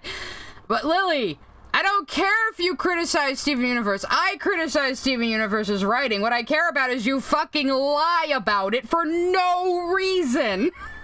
No reason at all, except you just hate the show because your ex-girlfriend who got away from you liked it. I am convinced. The garbage video lines up with her being broken up with by Lizzie, and she has never gotten over that. That's why she keeps the last name Orchid.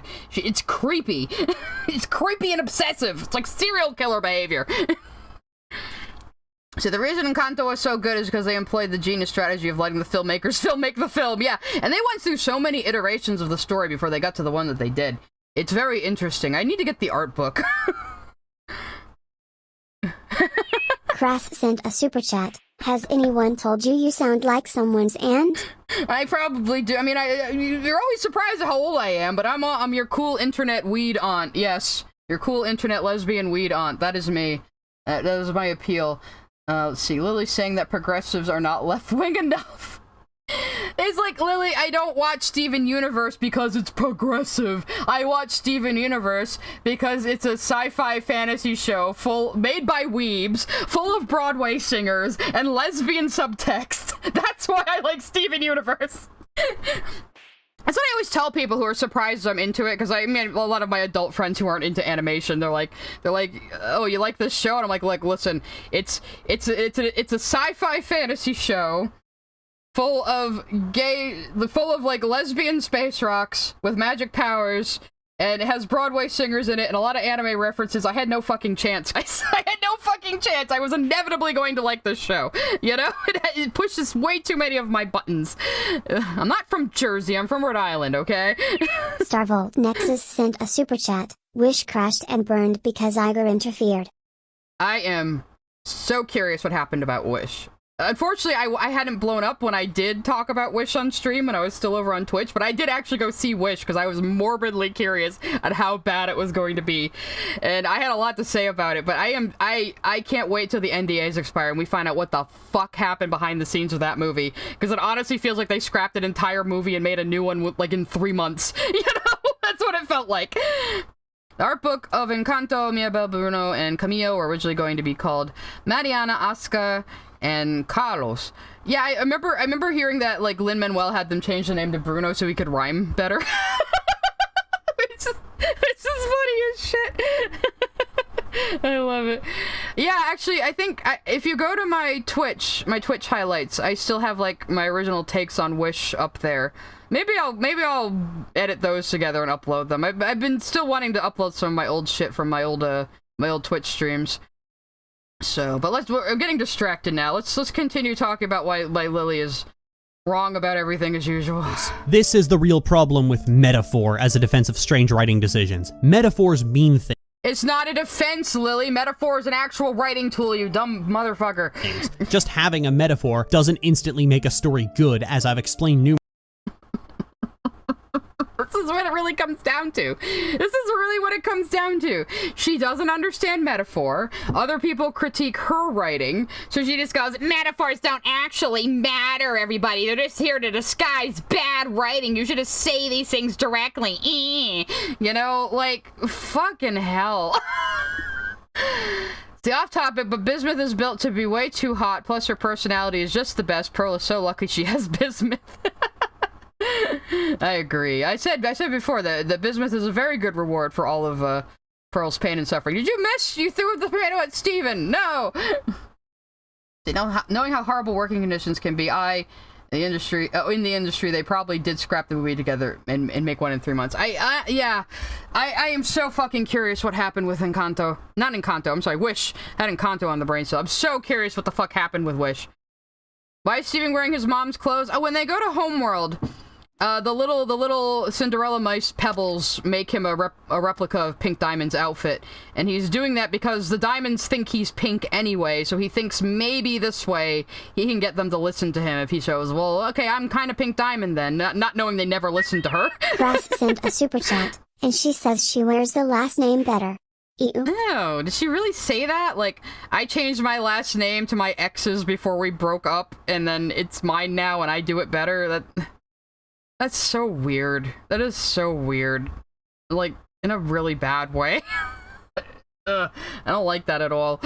Numerous times in the past. It's all about how the creator handles the thing they're actually talking about. Having a metaphor for a dysfunctional family ultimately doesn't work if you decide to push a blood is thicker than water narrative, because that resolution is bad. But they didn't. You just didn't fucking watch the episodes, Lily, and you didn't see the events how they actually played out, you dumb shit.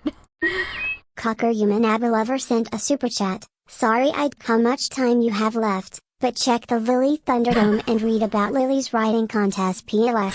I will read about that after stream, and maybe we'll talk about it on a future stream. Because even when I do my regular normal art streams, a lot of the time we have like a little segment touching on what Lily's been up to. So if you come next Wednesday and I'm just doing a normal stream, you can prompt me to talk about Lily. It's fine. We just kind of shoot the shit usually on these streams. I'm not always a reactor. And tomorrow I'm going to be playing more Dragon Age if you want to come to that. It's Dragon Age Summer, and I'm trying to do all 3 Dragon Age games before Veilguard comes out, and then I'm gonna stream that as well. And I know a lot about Dragon Age. If you think I'm crazy listening to me here talking about Steven Universe and its themes and its lore, you haven't heard me talk about Dragon Age. Silverheart Soul sent a super chat. Also, dead-ass narcissistic. Oh yeah, like, I keep saying Lily Orchid is a malignant narcissist, and I will fucking stand by that. I'm not any sort of expert, though, so don't, like, completely take that as a diagnosis, but I will do my little armchair psychiatry, and I will say that. Yes, if you like Dragon Age, I am actually a very big Dragon Age fan. I'm drawing my fusion of Spinel and Jasper, and I'm trying to do a better pose for her portrait. But I'm getting distracted by Lily being wrong. Damn it, I drew everything on the wrong layer. I'm starting over. No, por qué? Anyway. And we're yelling at Lily as usual, and I'm so annoyed by Lily's opinions in this one. Like, I'm not even, like... I'm not even trying anymore. Yeah, we will have the James Somerton video soon. I just need to finish editing it. Mostly I gotta put in a lot of Utena footage to illustrate my points. I think my program is saving. Yeah. Wrong layer, Kronk! No! Now, how you guys think that, mi torta? How you guys think that my art is always perfect and I'm always doing things perfectly if I do this? I think a Suna 51 game could kill Lily on contact. Yeah, Lily, go play No More Heroes. Go play No More Heroes, Lily. Give your opinion on that. It has Moe in it, Lily. You'll probably relate to Travis Touchdown and his love of Moe. Forgiving a long-time abuser just to be the bigger person is bad. Encouraging children to think that way is bad. Pushing a narrative of Lily, you shouldn't talk about anyone encouraging children to think anyway, personally, but... my family, right or wrong, is bad. This is the part we ultimately stumble at, and why simply telling people what the metaphor is supposed to be, or what the central theme of the story is supposed to be, isn't an actual defense, Sarah. People tell you what the themes are, Lily, because you clearly don't understand them and can't follow them. This is not a problem with the writing, Lily. This is a problem with your stupid brain and your inability to understand narrative as a concept. You know? Because sometimes creators... Oh, that was Sarah Z, who, like, 5 years ago when she was still a baby tuber, did a video on bad media and took one shot at Lily, among other people, and Lily has never forgotten about it and still seethes about it. Creators say things in their art that are completely fucking stupid. You can have a metaphor for a dysfunctional family, but if you're someone who advocates for giving abusive family members just because they're family, then the metaphor defense isn't going to save you because we got the metaphor. It wasn't just because they're family. The diamonds are also the only ones who can end the war and heal the corrupted gems, Lily. That is also a part of this. And you're forgetting that.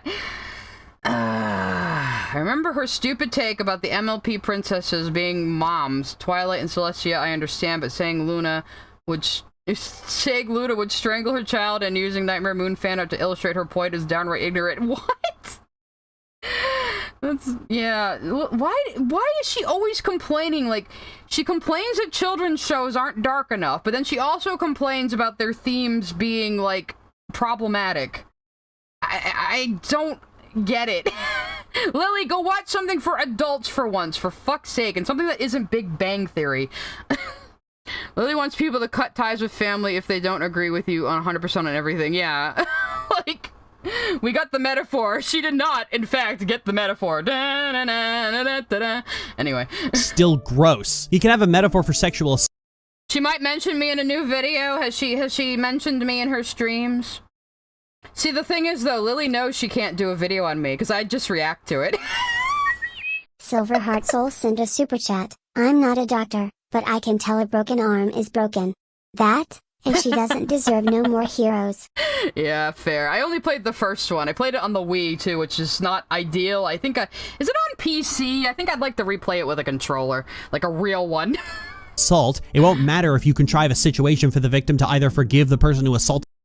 You gotta talk about contrivances when you're like, Antarctica show was the most contrived thing ever written just to get 4 16-year-old girls on a big boat. Like, the writing is so bad and lazy in that show. Obviously you did this before you watched the Antarctica, because the Antarctica only got a dub this year, and the Antarctica only got a dub this year, and the dub is Blu-ray only, which means Lily probably pirated it, which means me watching the Antarctica show on Crunchyroll, I have actually supported the show more than she has. The show she's calling the best anime ever. It's so ironic. You're fucking, I'm a clown, Lily, but you're something else. to them or die. You can have an episode about having to deal with that relative at Thanksgiving, but if you force everyone in the story to bend to his twisted and outdated worldview, then his twisted and outdated worldview. He's mildly traditionalist and a little rude. Again, we were saying Andy quotes earlier, and the team obviously had such a fun fucking time writing Uncle Andy. And he's like, the whole point of the episode is he's not a bad dude. He's just an old kook. And he's a lot like Greg, too. Greg went off when he was 18 in his van. Andy has been flying around in his plane.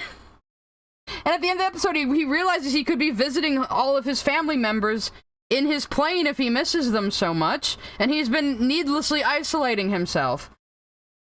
You know, maybe Greg has also been needlessly isolating himself. You think about that? Greg has an unhealthy emotional attachment to that fucking van, even with he owns the car wash and never made an apartment in there for himself and still lives in the fucking van. It's like pathological. I hate Greg's van. Anyway. Yeah, I might be a clown, but you're the whole circus, Lily. Lily, you're the geek. You're the guy who, like, bites off the heads of chickens as entertainment. That's what you are. Imagine spending a time with a family member this sinister. You know, like, what is, like, all of Andy's lines are funny. You are not meant to take him seriously.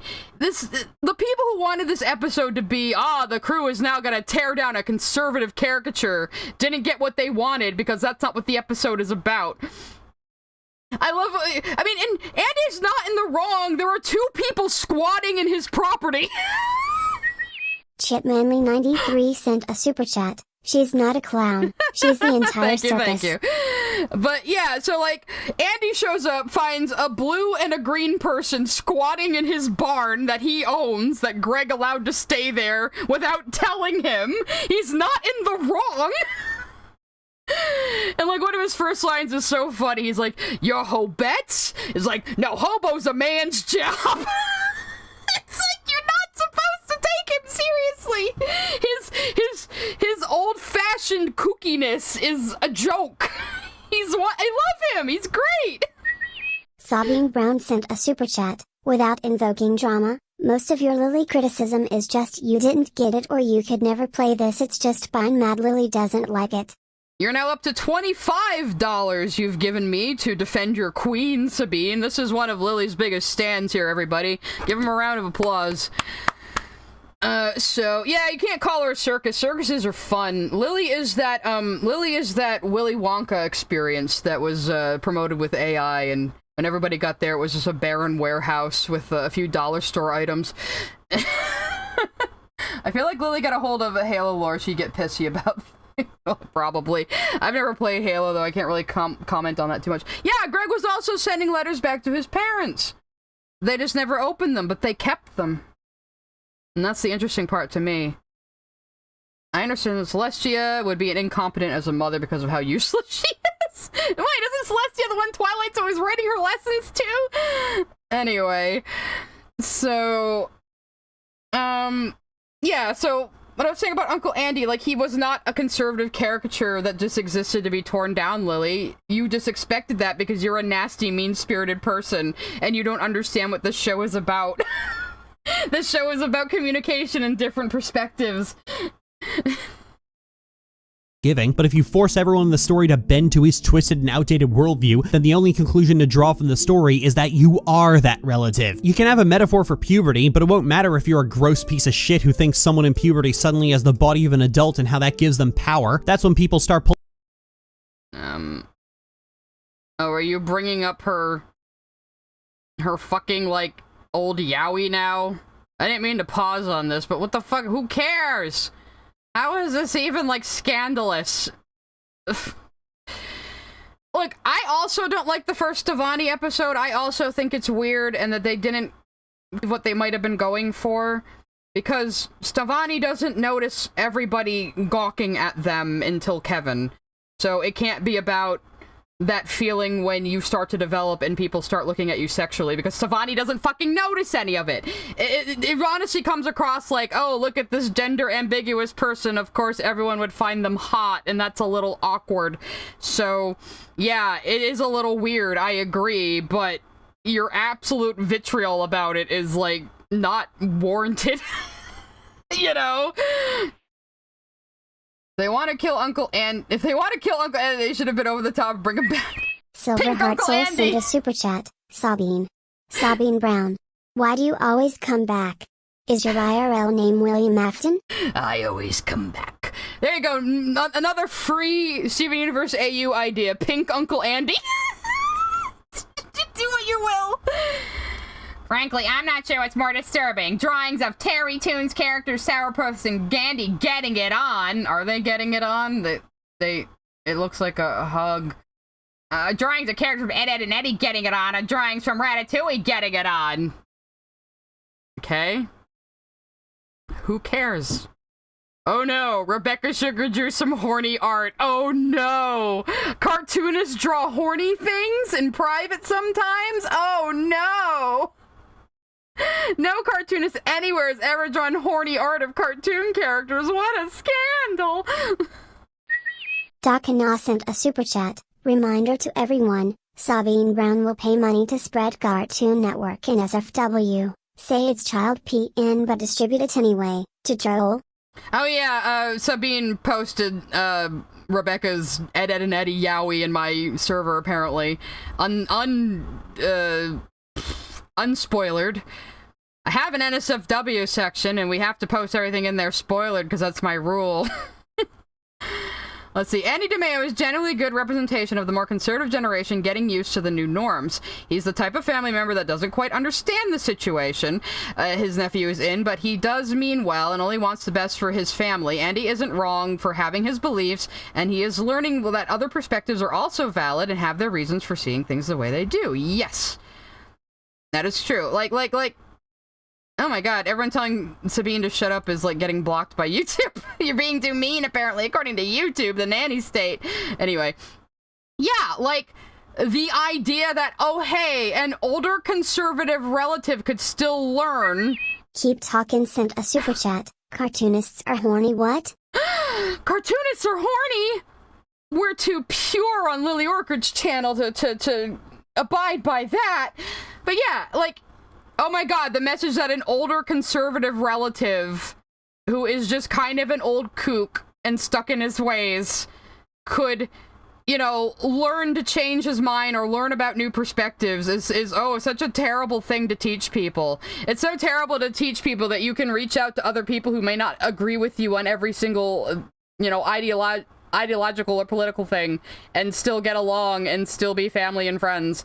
Like, oh, what a radical notion that used to just be the norm 20 years ago, you know?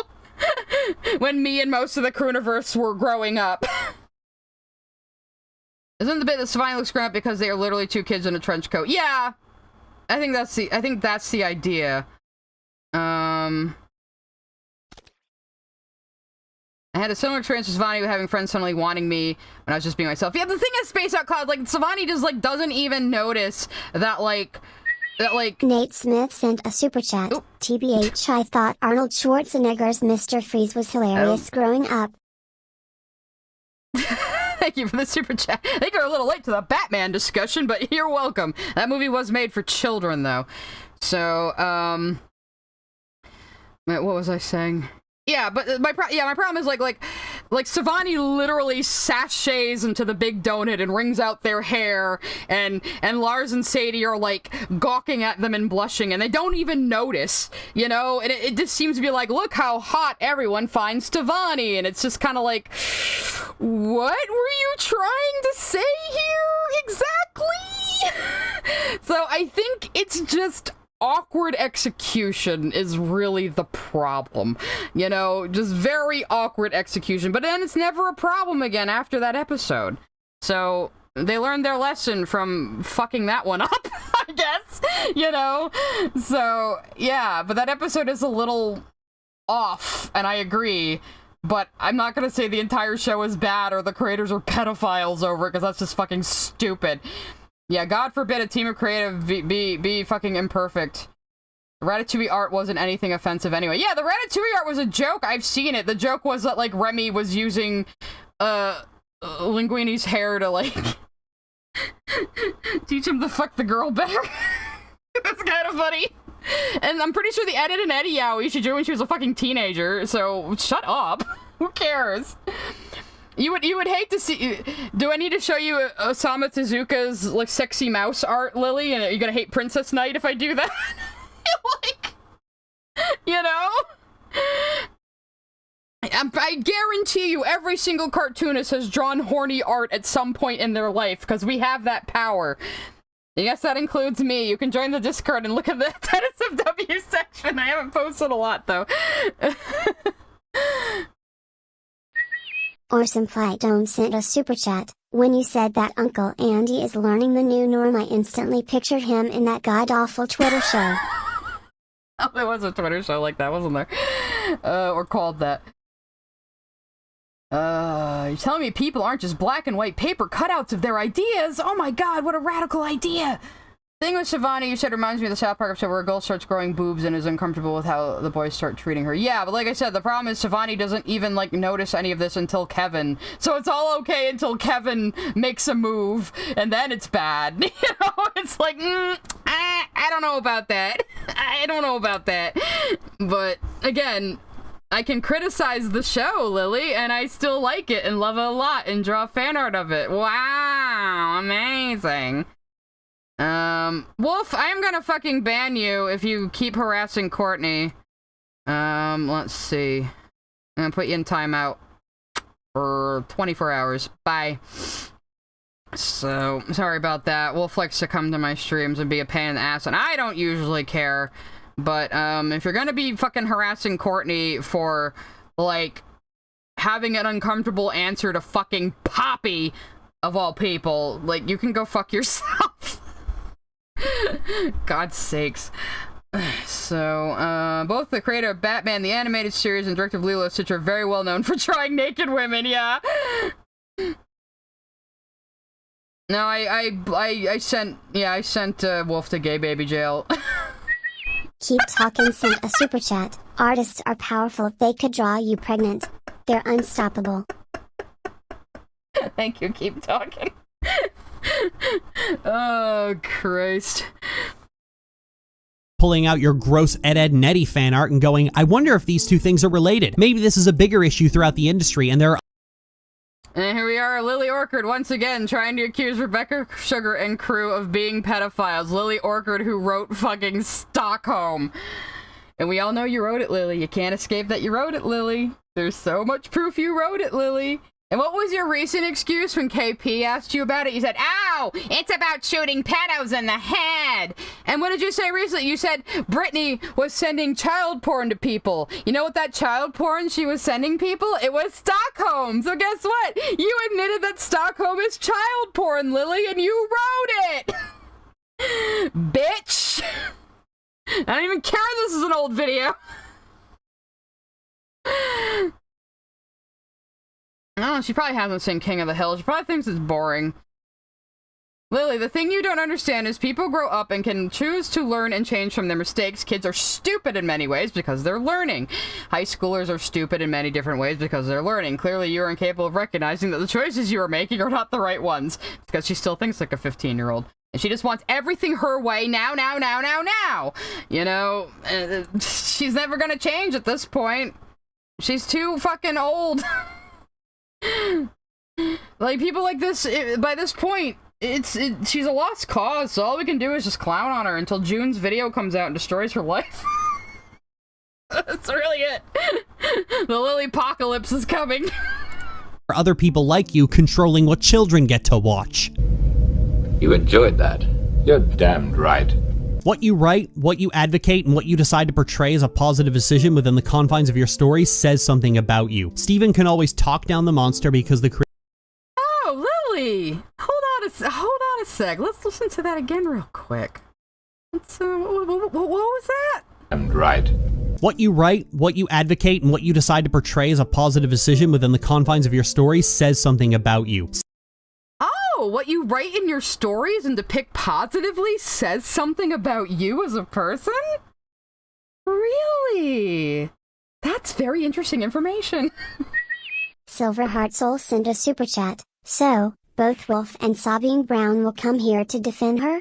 Damn, sigh, why did you make their mommy cry so bad that they always come here to give you money and ad time? This is... Shy I sent a super chat. Vibes of the guy who got caught with CSA material after getting arrested leaving graffiti on a public library calling them pedophiles. The projection. Yeah, when someone is like this, it usually is projection. They're usually covering for themselves. I mean, Lily has said that every accusation is a confession, haven't you, Lily? Just, putting it out there, Lily. This video is actually making me angry. No wonder she took it down. This one's really bad.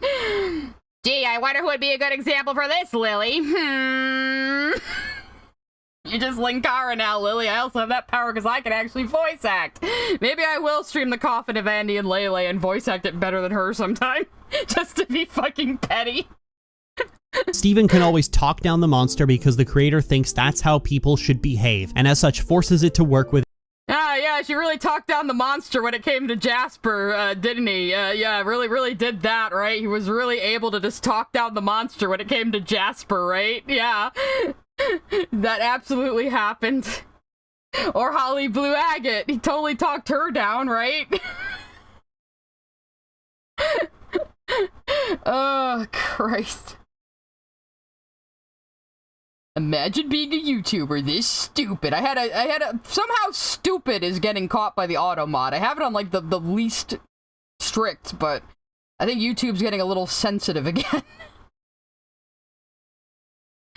I gotta give Andy a Damien voice. I mean, I could try to voice act it seriously, but I'm not the best actor. That's why I do funny voices instead. Yeah, Aquamarine totally talked down Aquamarine, right? And Topaz changed her mind because she was moved by Lars and Steven's friendship for some reason. If you are influenced by Steven Universe, you are being told to forgive your abusive family without question. So, why was that okay in Family Guy? Lily? Why was that okay in Seashell Party? Where Strasberry sent a super chat. I think there's value in criticizing Lily. The criticism isn't going to change her, but it shows how this style is manipulative and bad to others. Exactly, and it just shows, like, so many people uncritically parrot her fucking Steven Universe video, the old one, and it just goes to show how fucking dishonest she is, you know?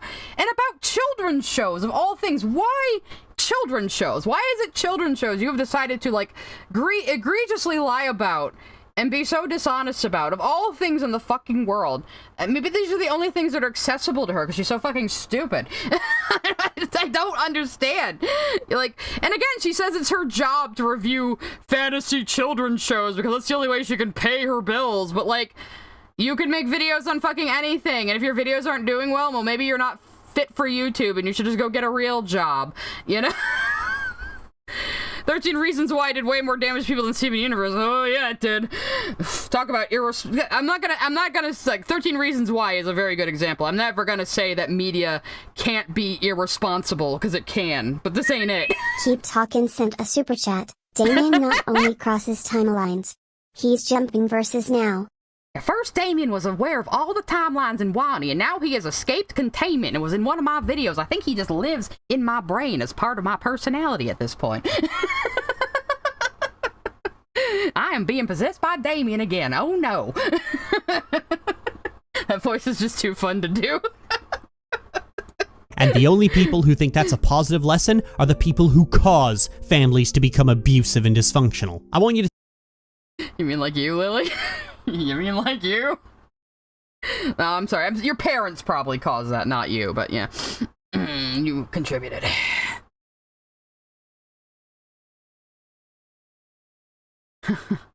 Yeah, I am interested in hearing the stories of ex-Lily fans because this hold she manages to... Jer Bear sent a super chat. Pink Damien AU. But he's already pink! We have another one coming. Liar Liar sent a super chat. A lot of people get sucked in by narcissists because they don't know how they operate and don't know how to spot the red flags. That's the thing though, like, Lily is so fucking rude to her fans. I just don't understand why any of them stick around.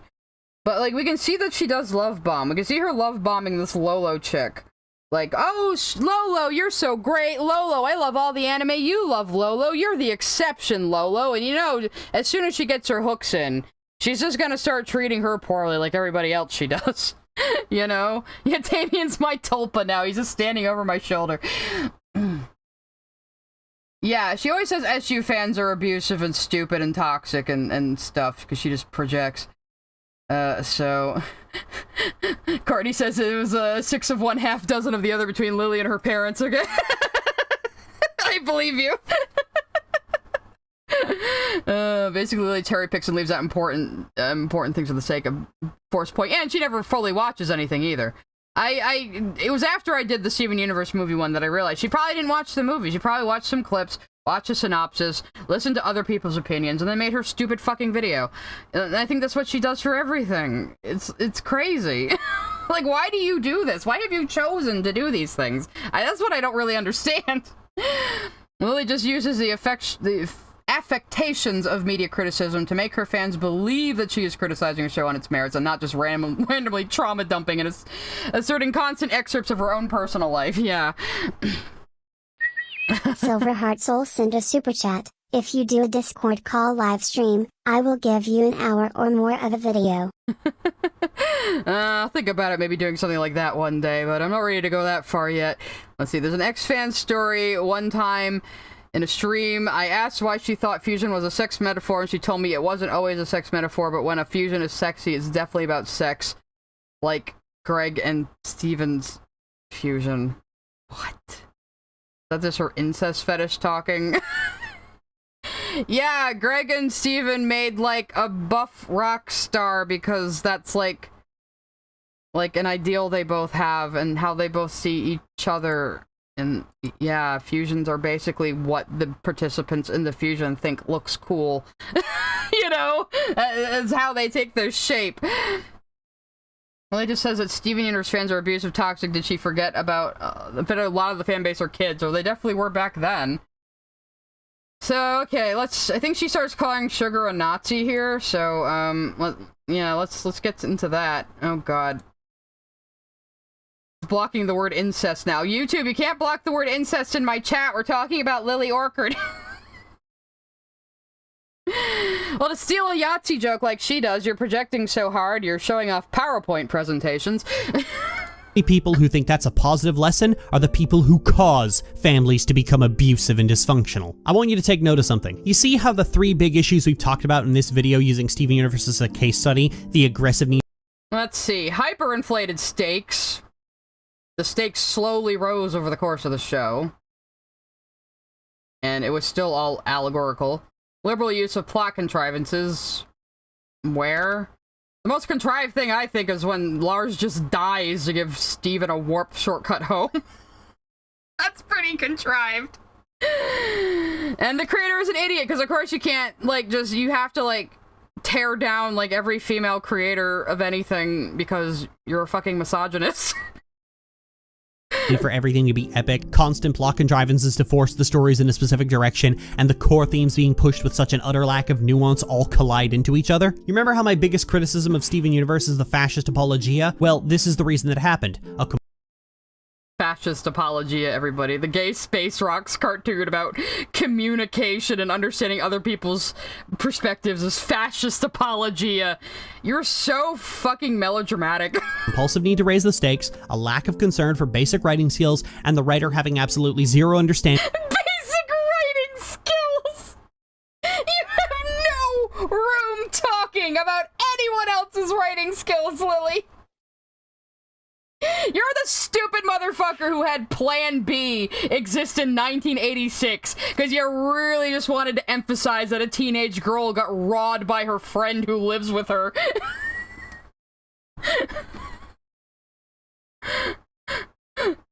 Oh, God. Never letting that go.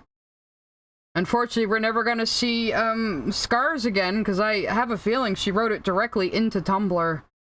And, didn't have a backup anywhere.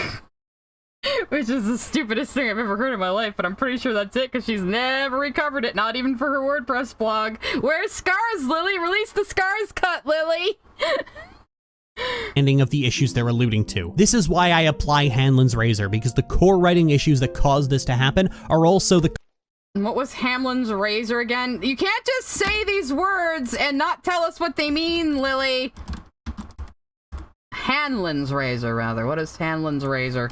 I know I've heard the term, but... Hanlon's razor is a mental shortcut which teaches us, in the words of Robert J. Hanlon, to never attribute to malice what is adequately explained by stupidity. Why didn't you just say the phrase, you moron? Unfortunately, we can't attribute malice to you, Lily. Everything you do seems to be fucking malicious. So... Basically, Ghosty sent a super chat. I used to be a Lily fan back in her MLP era. I'm sorry. I'm glad you grew and changed and got over it. Is Rebecca Sugar a Nazi or a moron? These are the only choices. Because I said so.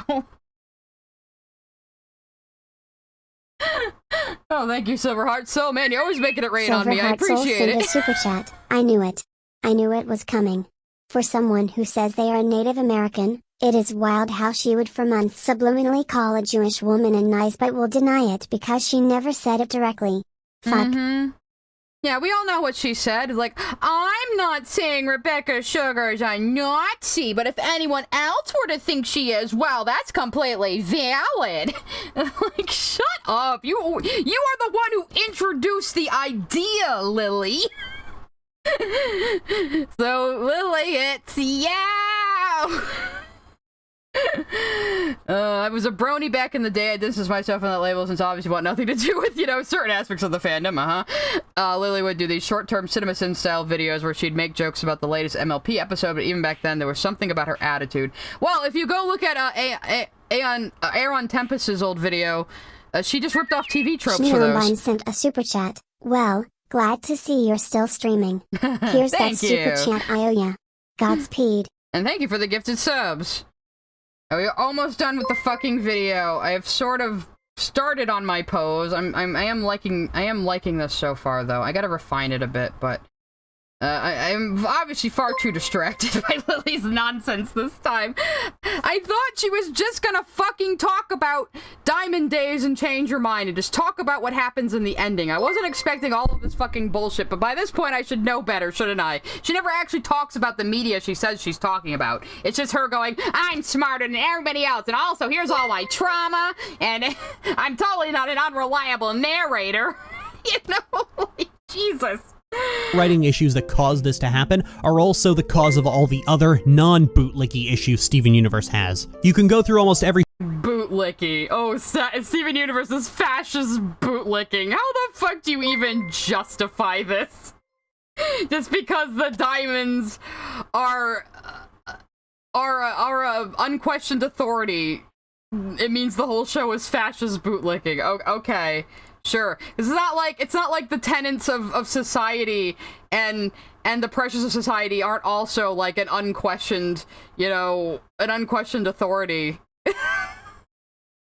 Oh, thank you, King B. sent a super chat. Her defense to implying that Sugar is a Nazi is that there are Jewish Nazis. She said this in her deleted Sarah Z video. Well, maybe I need to track that one down too. Well, I can call Rebecca Sugar a Nazi because Jewish Nazis existed. Okay, Lily. If you say so. Every story arc the show has and find this cycle of raising the stakes, plot contrivances, and forced hasty resolutions. And in fact, you can go through a lot of shows with similarly written story arcs and find the same issue because many of these shows are cut from the same cloth. Such as what, Lily? Give an example. You won't. Because you don't know how to make a point about anything. But hell, many of them share crew members. There's a reason I call this an industry trend because it happens a lot. Redemption arcs are old hat, but the very specific and identical way modern redemption arcs are made since 2010 is rather new. modern redemption arcs. Like,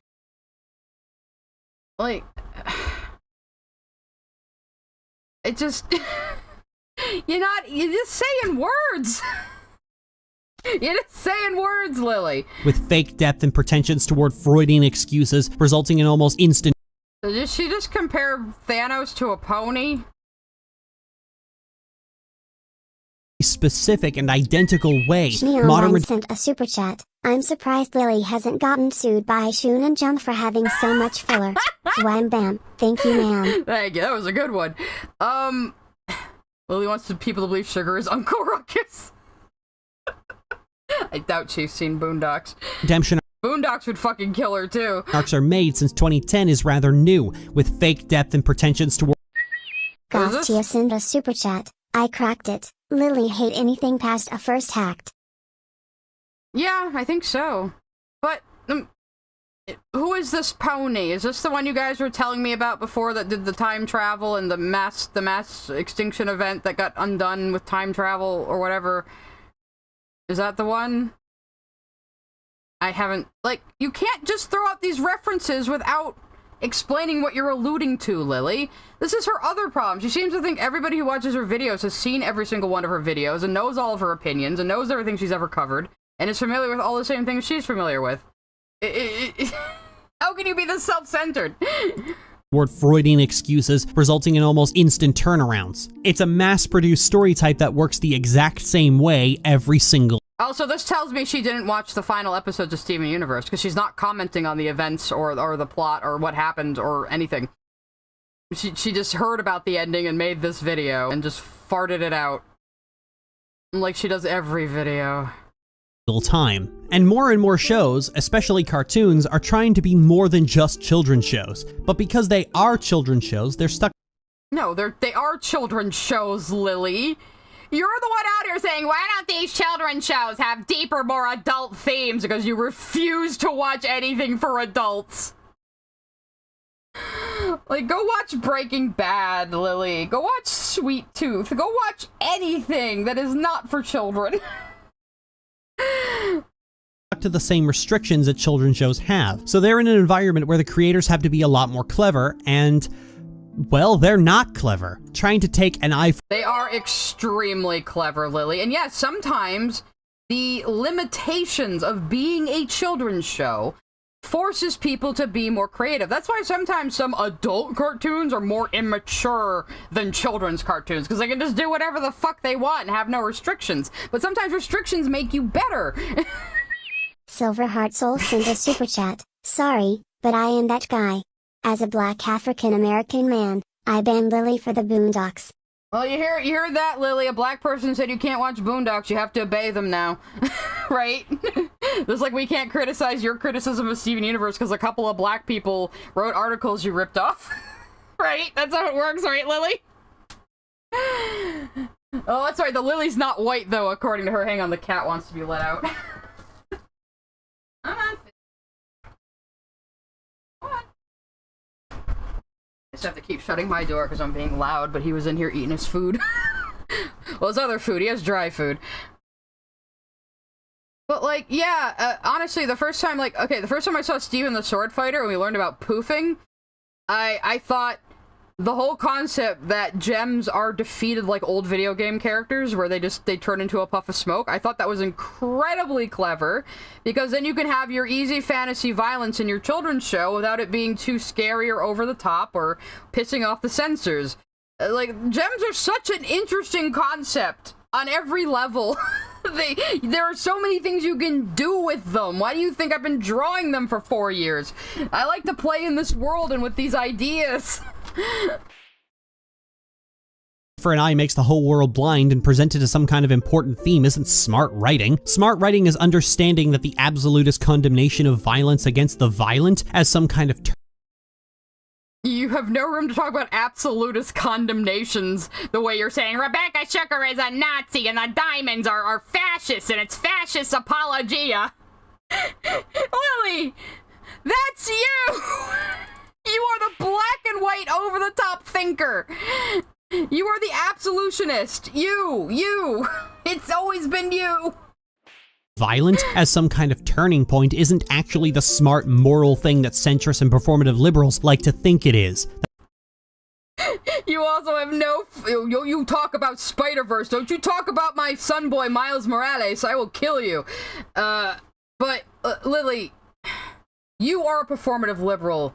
All of your attitudes are so conservative, but you're just one of these, like, fake progressive people who says all the right words so people think that you're on their side and you know what you're talking about, but you're just an opportunist, Lily. You would be a right-wing grifter if it was advantageous to you. You would be. I said before, like, if being pro-LGBT became socially disadvantageous, Lily Orchard would be fucking Blair White in a nanosecond. Cryohazard sent a super chat. Hey Sai, I just woke up. Sorry for missing a good chunk of your stream. I'm assuming she already called Rebecca Sugar a Nazi even though she's Jewish. I'm just waiting for her to be racist so I can jump into this. Yeah, it's mostly the anti-Semitism this time around, but she hasn't said anything about black people, luckily. Because we know she only thinks black people and white people and Jewish people exist. That's all she does. And Native Americans when it's convenient for her. You missed the part where Lily flashed the image of a teenager who committed suicide in order to say gay space rock show bad. So that was real good. Liberals like to think it is, that the world isn't comfortable, that sometimes you can't just hug it out. It doesn't even have to strictly be about violence, it's about teaching you can't just hug it. Why did you show that? Why are you showing this screenshot when you say that? This is Miles's dad Jefferson driving him to school and embarrassing him on purpose because he caught him putting up graffiti on a sign.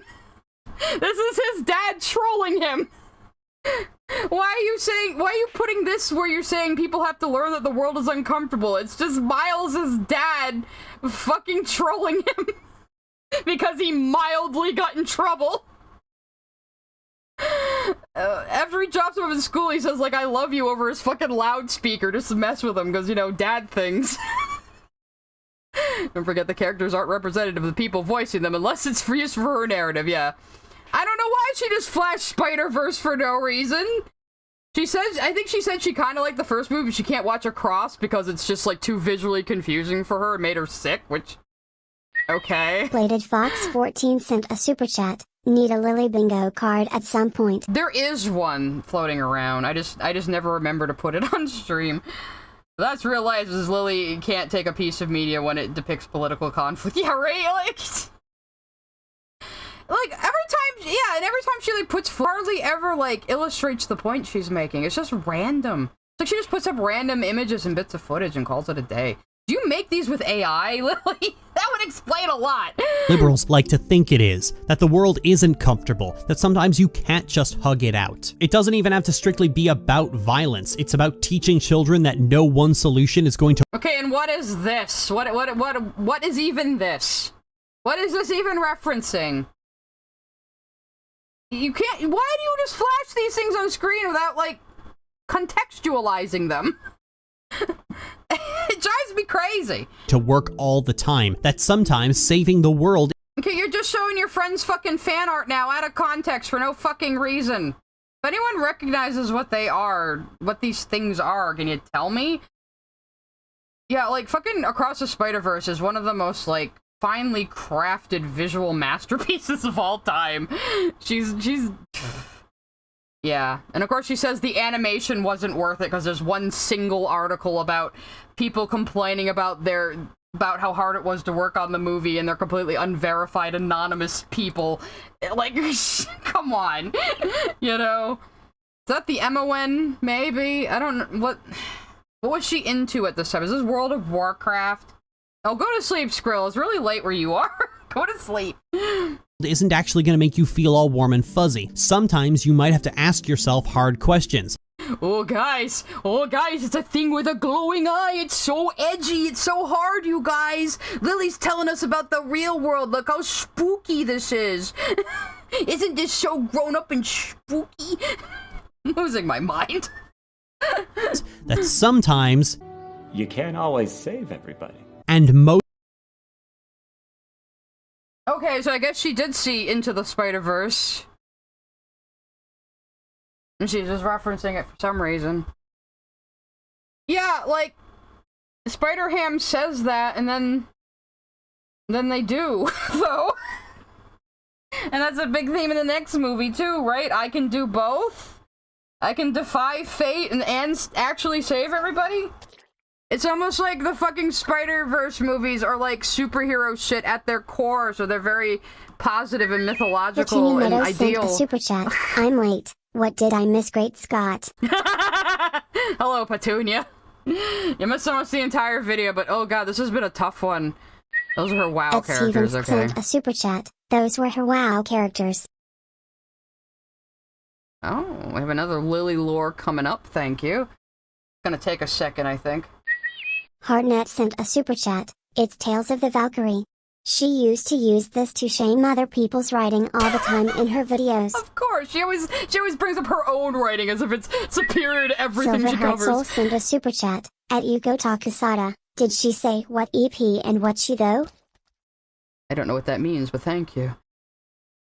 Oh, you're responding to someone in chat, I see. Silver Heart Souls like to argue with people through super chats. Sent a super I don't chat. mind. My guess is that she's too lazy to find appropriate footage, so she just uses whatever she has laying around in her files for the background. Yeah, because like all these have been like the same still images she's been like cycling through for most of it.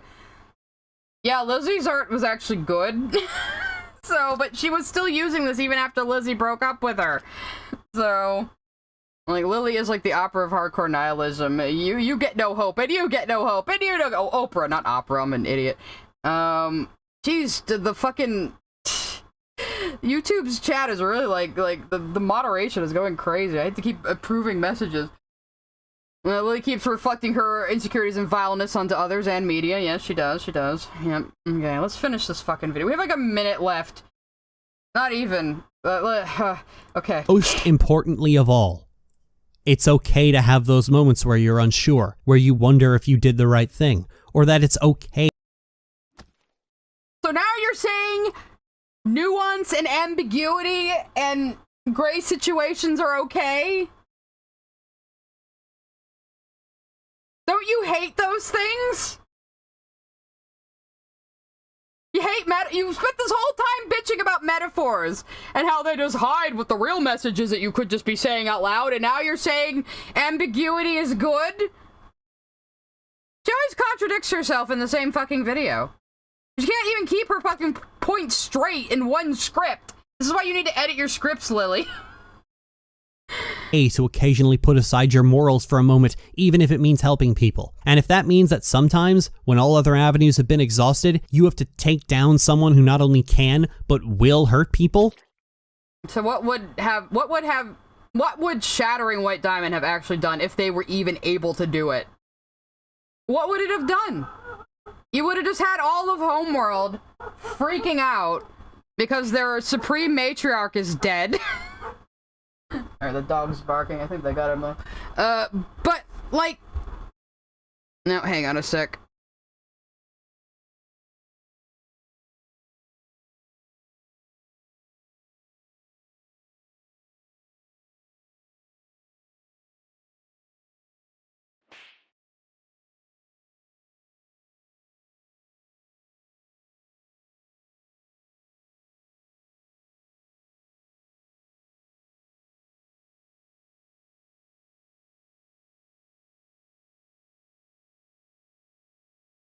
Yeah, sorry about that. The dog was out there barking at everything.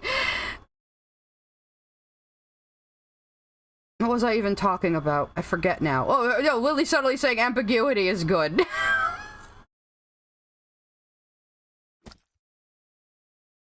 I can't even with this. You know? You probably should. I don't think there's anything particularly bad in teaching children that sometimes violence is the answer, because...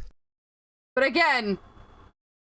How would this have improved the ending of Steven Universe? I would love... See, this is what I'd love Lily, this is what I would love, Lily to explain. Explain to me how the ending of Steven Universe would have been improved if they just fucking killed White Diamond. Tell me. Like, here's my challenge for you, Lily. Tell me how you would rewrite the ending of Steven Universe. Tell me how it would be better if they just murdered murdered White Diamond. If Steven just went into her headship and him and his friends all just, like, fucking killed her. How would that have improved anything? How would it improve if Yellow and Blue wake up to find White Diamond shattered on the floor? What do you think would have happened at that point? What do you think all of Homeworld would have done? Look how losing... Kingbeat sent a super chat. Thank you, Kingbeat. Look how losing her diamond. Look what losing her diamond did to someone like Jasper.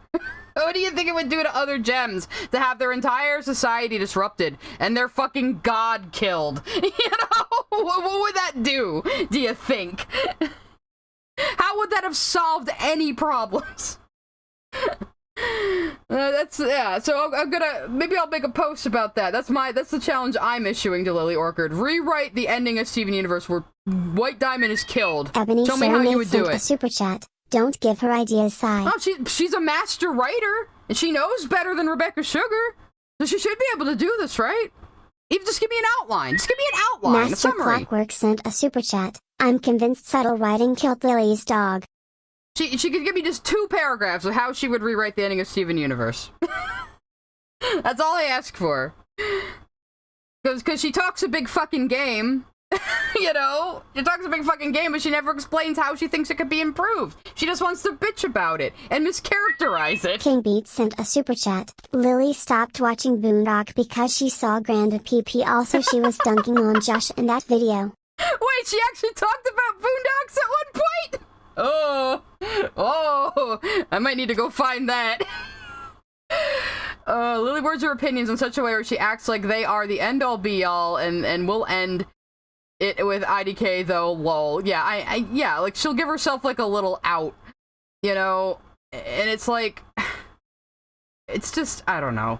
When she was complaining in that other video about how, like, in the dark versus wholesome media, she was complaining, like, oh, people used to have to, like, couch all of their opinions in my humble opinion. But it's like, well, yeah, when they talk like you, Lily, as if everything you say is authoritative, yeah, maybe you should make it clear it's your fucking opinion, and not, like the one true interpretation of the media.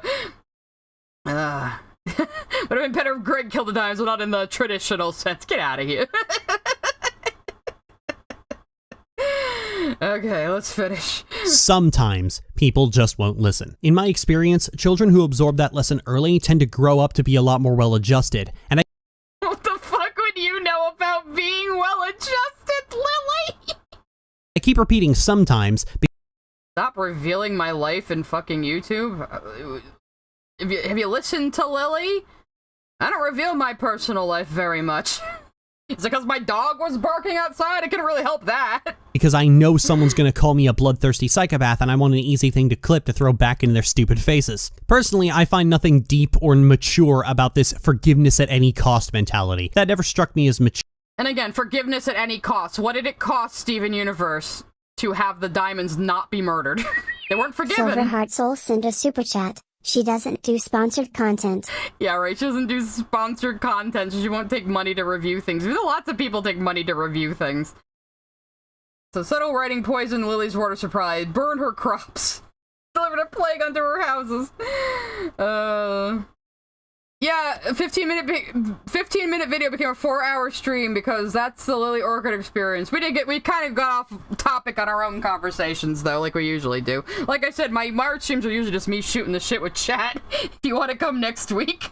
Probably not gonna do a react next week, but tomorrow I am doing Dragon Age, so sure, because it's too easy. Applying one solution to every situation and refusing to budge is dogmatic. It is inherently simple-minded. It's much like when white liberals start yammering on about the evils of woke brands and rainbow capitalism. Navel-gazing. Lily, that's you! Also, was that just patchwork you showed? The one you still pretend you're friends with, even though they hate you? Dressed up as something insightful. Okay, that was it.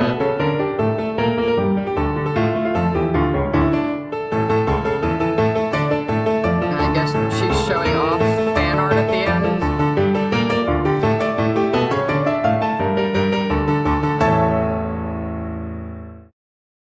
end. Okay. That was the video, everybody. Let's turn on some music while we wind down. Man, I was actually hoping she was gonna fucking talk about the actual episodes at the end of Season 5, but I guess I played myself. I don't know what the fuck I was expecting. It's always garbage like this with Lily. Her videos are always just garbage. And it's just like pretending to be about media when she's just talking about herself and her own shitty writing and her own shitty opinions and her own fucking lies about her own past. And just, God, I'm like actually annoyed this time. So what did everybody think about that? It's finally over. It's finally fucking over. At the beginning of this, I thought, well, maybe this won't take too long and I can throw on the bismuth video too, but no, now it's like 6:30. We'll go another 10 minutes. We'll have a little wind down. Let's see, what's Cosmo Mandy sending me? I mean, let me bring up the Distractovision back up for this. Hopefully my internet connects well. Oh, video's not available. Did I post it wrong? Or maybe you did. What are you trying to send me, Cosmo Man? Was it a Rickroll? Or is my internet really that bad right now? Oh, here's the meme Skrill sent me earlier. Yeah, there we go. Rock Josiah sent a super chat. This will be a good background noise tomorrow. I hope so. I did yell a lot in this one, though. Sorry about that. Okay, what's Jaden sending me now? Everyone always sends me links to various things. Is this another bluesy Stella? Oh, it is. Yeah. Okay, we'll watch one of these to cleanse our palate. So there's this animator. If you haven't been to these streams before, there's this anime called Bluesy Stella who does these amazing diamond swap animations. Master McNasty sent a super chat. Thank you for making Lily's videos bearable. Sigh. Much love. I mean, that one isn't even up anymore. I found it on the Wayback Machine, and I guess I can see why she maybe took it down. But let's check this out. It's a 2-minute long one too.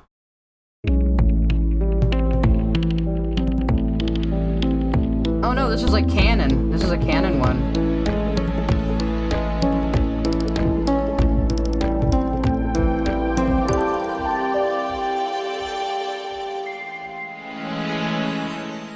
Let's see how long ago he uploaded this one.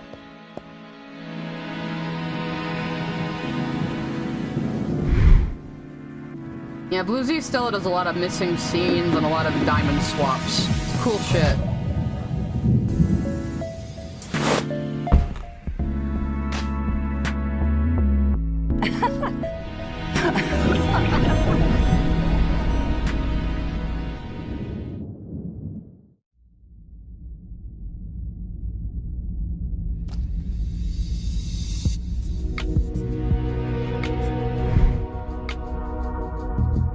Can make them smile with a song or a joke. That wasn't familiar, right?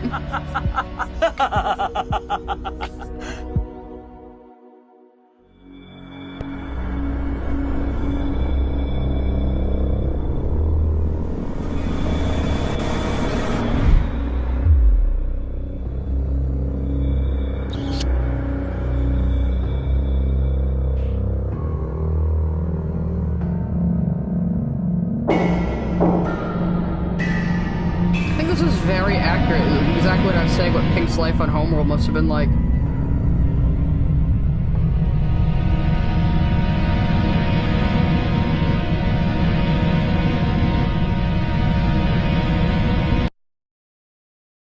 Like, the show gives you enough to piece together what Pink's life on Homeworld must have been like, you know? That's the thing that always catches me, because, like, as soon as... Like, when there's the scene where I brought this up in the original SU video too, but the scene where Steven is showing Yellow and Blue the corrupted gems, they still think he's Pink. They like Yellow and Blue literally think like their lost dead child is back. Let me find a good song to be on. That's a Knight's music today. Hawaii Part 2, perfect. So, Steven's showing them the corrupted gems. They think he's Pink Diamond. They think that they just got their baby back and that she's alive again. And they have Pink Diamond again. And what is the first thing fucking Yellow Diamond says when she sees the corrupted gems? Oh, Pink! How many perfectly adequate gems do you have us ruin? Super chat. Night, everyone. Aw, night, Silver Hot Soul. What else did people send me? So yeah, so immediately, after thinking Pink is alive again, Yellow and Blue are immediately hypercritical and scapegoating her, or who they think is her. I think that's very telling, you know? So yeah, she really did do everything she could as Pink Diamond. I really think they should have shown more of her past, though, and Pearl just speedrunning her backstory, saying, just trust me, everybody, it was this way, when I'm the biggest fucking Rose Quartz fangirl in the universe. You know? I do think that's a little bad. But... oh no, I don't think I can play music, though, guys. I have to be careful about what music I play, or YouTube's gonna, like, fucking nuke the stream. Let's see what this one is, though. What is this? Back off! Go away, man! What are you showing me? I'm not taking any more links from you guys. Anyway, we do have a music share section on the Discord, by the way. Like I said before, if you want to become a channel member over on YouTube, or if you want to join the Patreon, you can get into the Discord, where we tend to have a good time. It's a little loosey-goosey in there. I don't enforce a lot of rules, so just be warned. I think I just completely changed the eye shape, but I think I like it better. Is it a nice one? Are you sure? I trust Jaden, at least. This is another bluesy stealth. Yeah. This doesn't look like it's gonna be nice, but okay.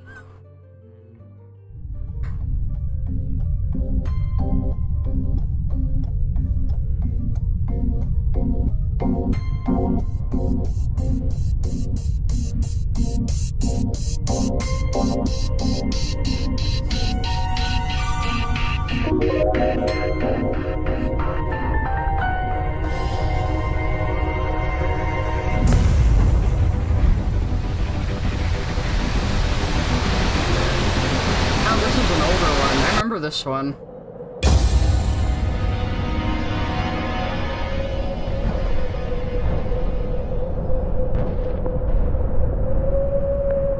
A lot of people thought like what she must have done to Peeps was a lot worse than it was.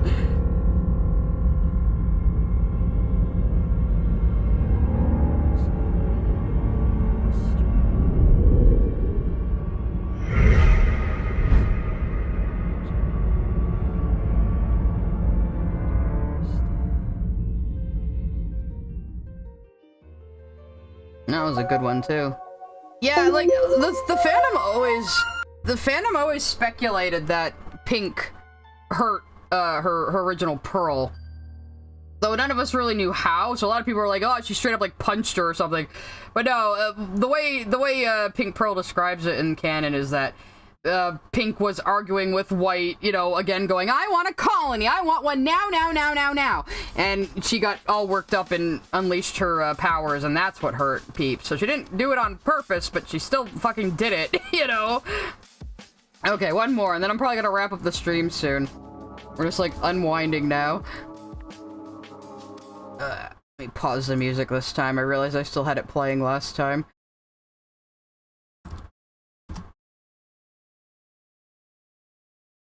Everyone, behold! Oh, this is a the diamond daunting swamp. brilliance and elegance that is White Diamond! This is a diamond swamp. Not a bad turnout, Blue. I appreciate your attendance, White. The audio isn't always the best. Prepare yourselves emotionally for the beautiful elegance that is Pink Diamond. Red Orchid sent a super chat. Lily probably thinks listening to classical music makes her smarter. I have no idea what she listens to on a regular basis. We have a feeling she doesn't even listen to music. She doesn't understand that either.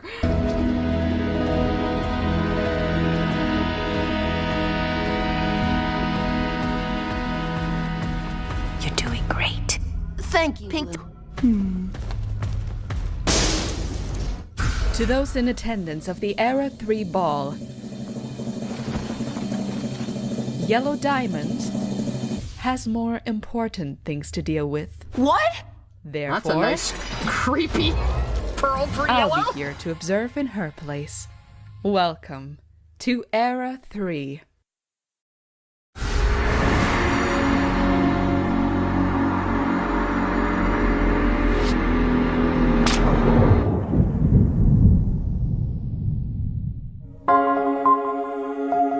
Sabine tried to say this is trash. God, Bluesy Stella like just pumps these out. They're so good. And I love all the different various designs of all the diamond swaps he does. He does these a lot. He does these like a fucking ton. Like, this is what he specializes in. Piss diamond, shut up. But yeah, like there's an alternate white design. There's another like alternate white design. Like, this is what he do. There's an alternate blue. Oh yeah, the pink. Oh, is this a compilation? Pink's evil top level pink powers are pretty fucking gnarly. Let me just find that part. Yeah, I think this was the first one I saw too, and I was like, holy shit. So this is Pink being the big bad in this one. Just watch this. This is amazing. Please, why don't you let us all into your head? We could come up with a plan to help everyone. You could start by helping Yellow and Blue.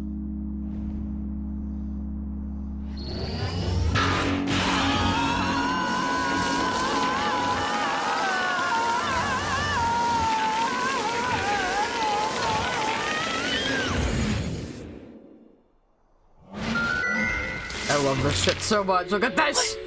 Guys! Look at their marionettes. My. We've been causing quite a scene, haven't we? Good shit.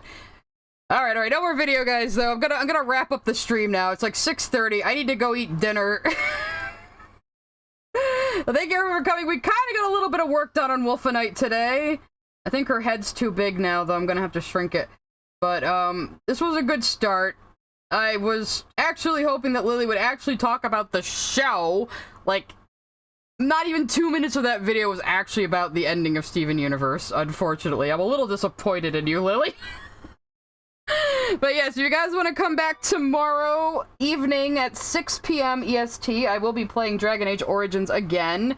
We will probably be doing the Circle of Magi, maybe. We'll pick the quest we're gonna do, and you guys all get to pick the voice I'm gonna do, because the main character is not voiced, and we have just been cycling through my I Want to Hug That Gator voices for, for the Warden. So that should be great. Anyway, catch you all later. I will be in the Discord. I will put up that community post, not community post, I'll put up the fucking channel, yeah, it is community post, I don't know, I'm hungry. I'll put up a community post with a link to the Discord for all the new channel members, bye!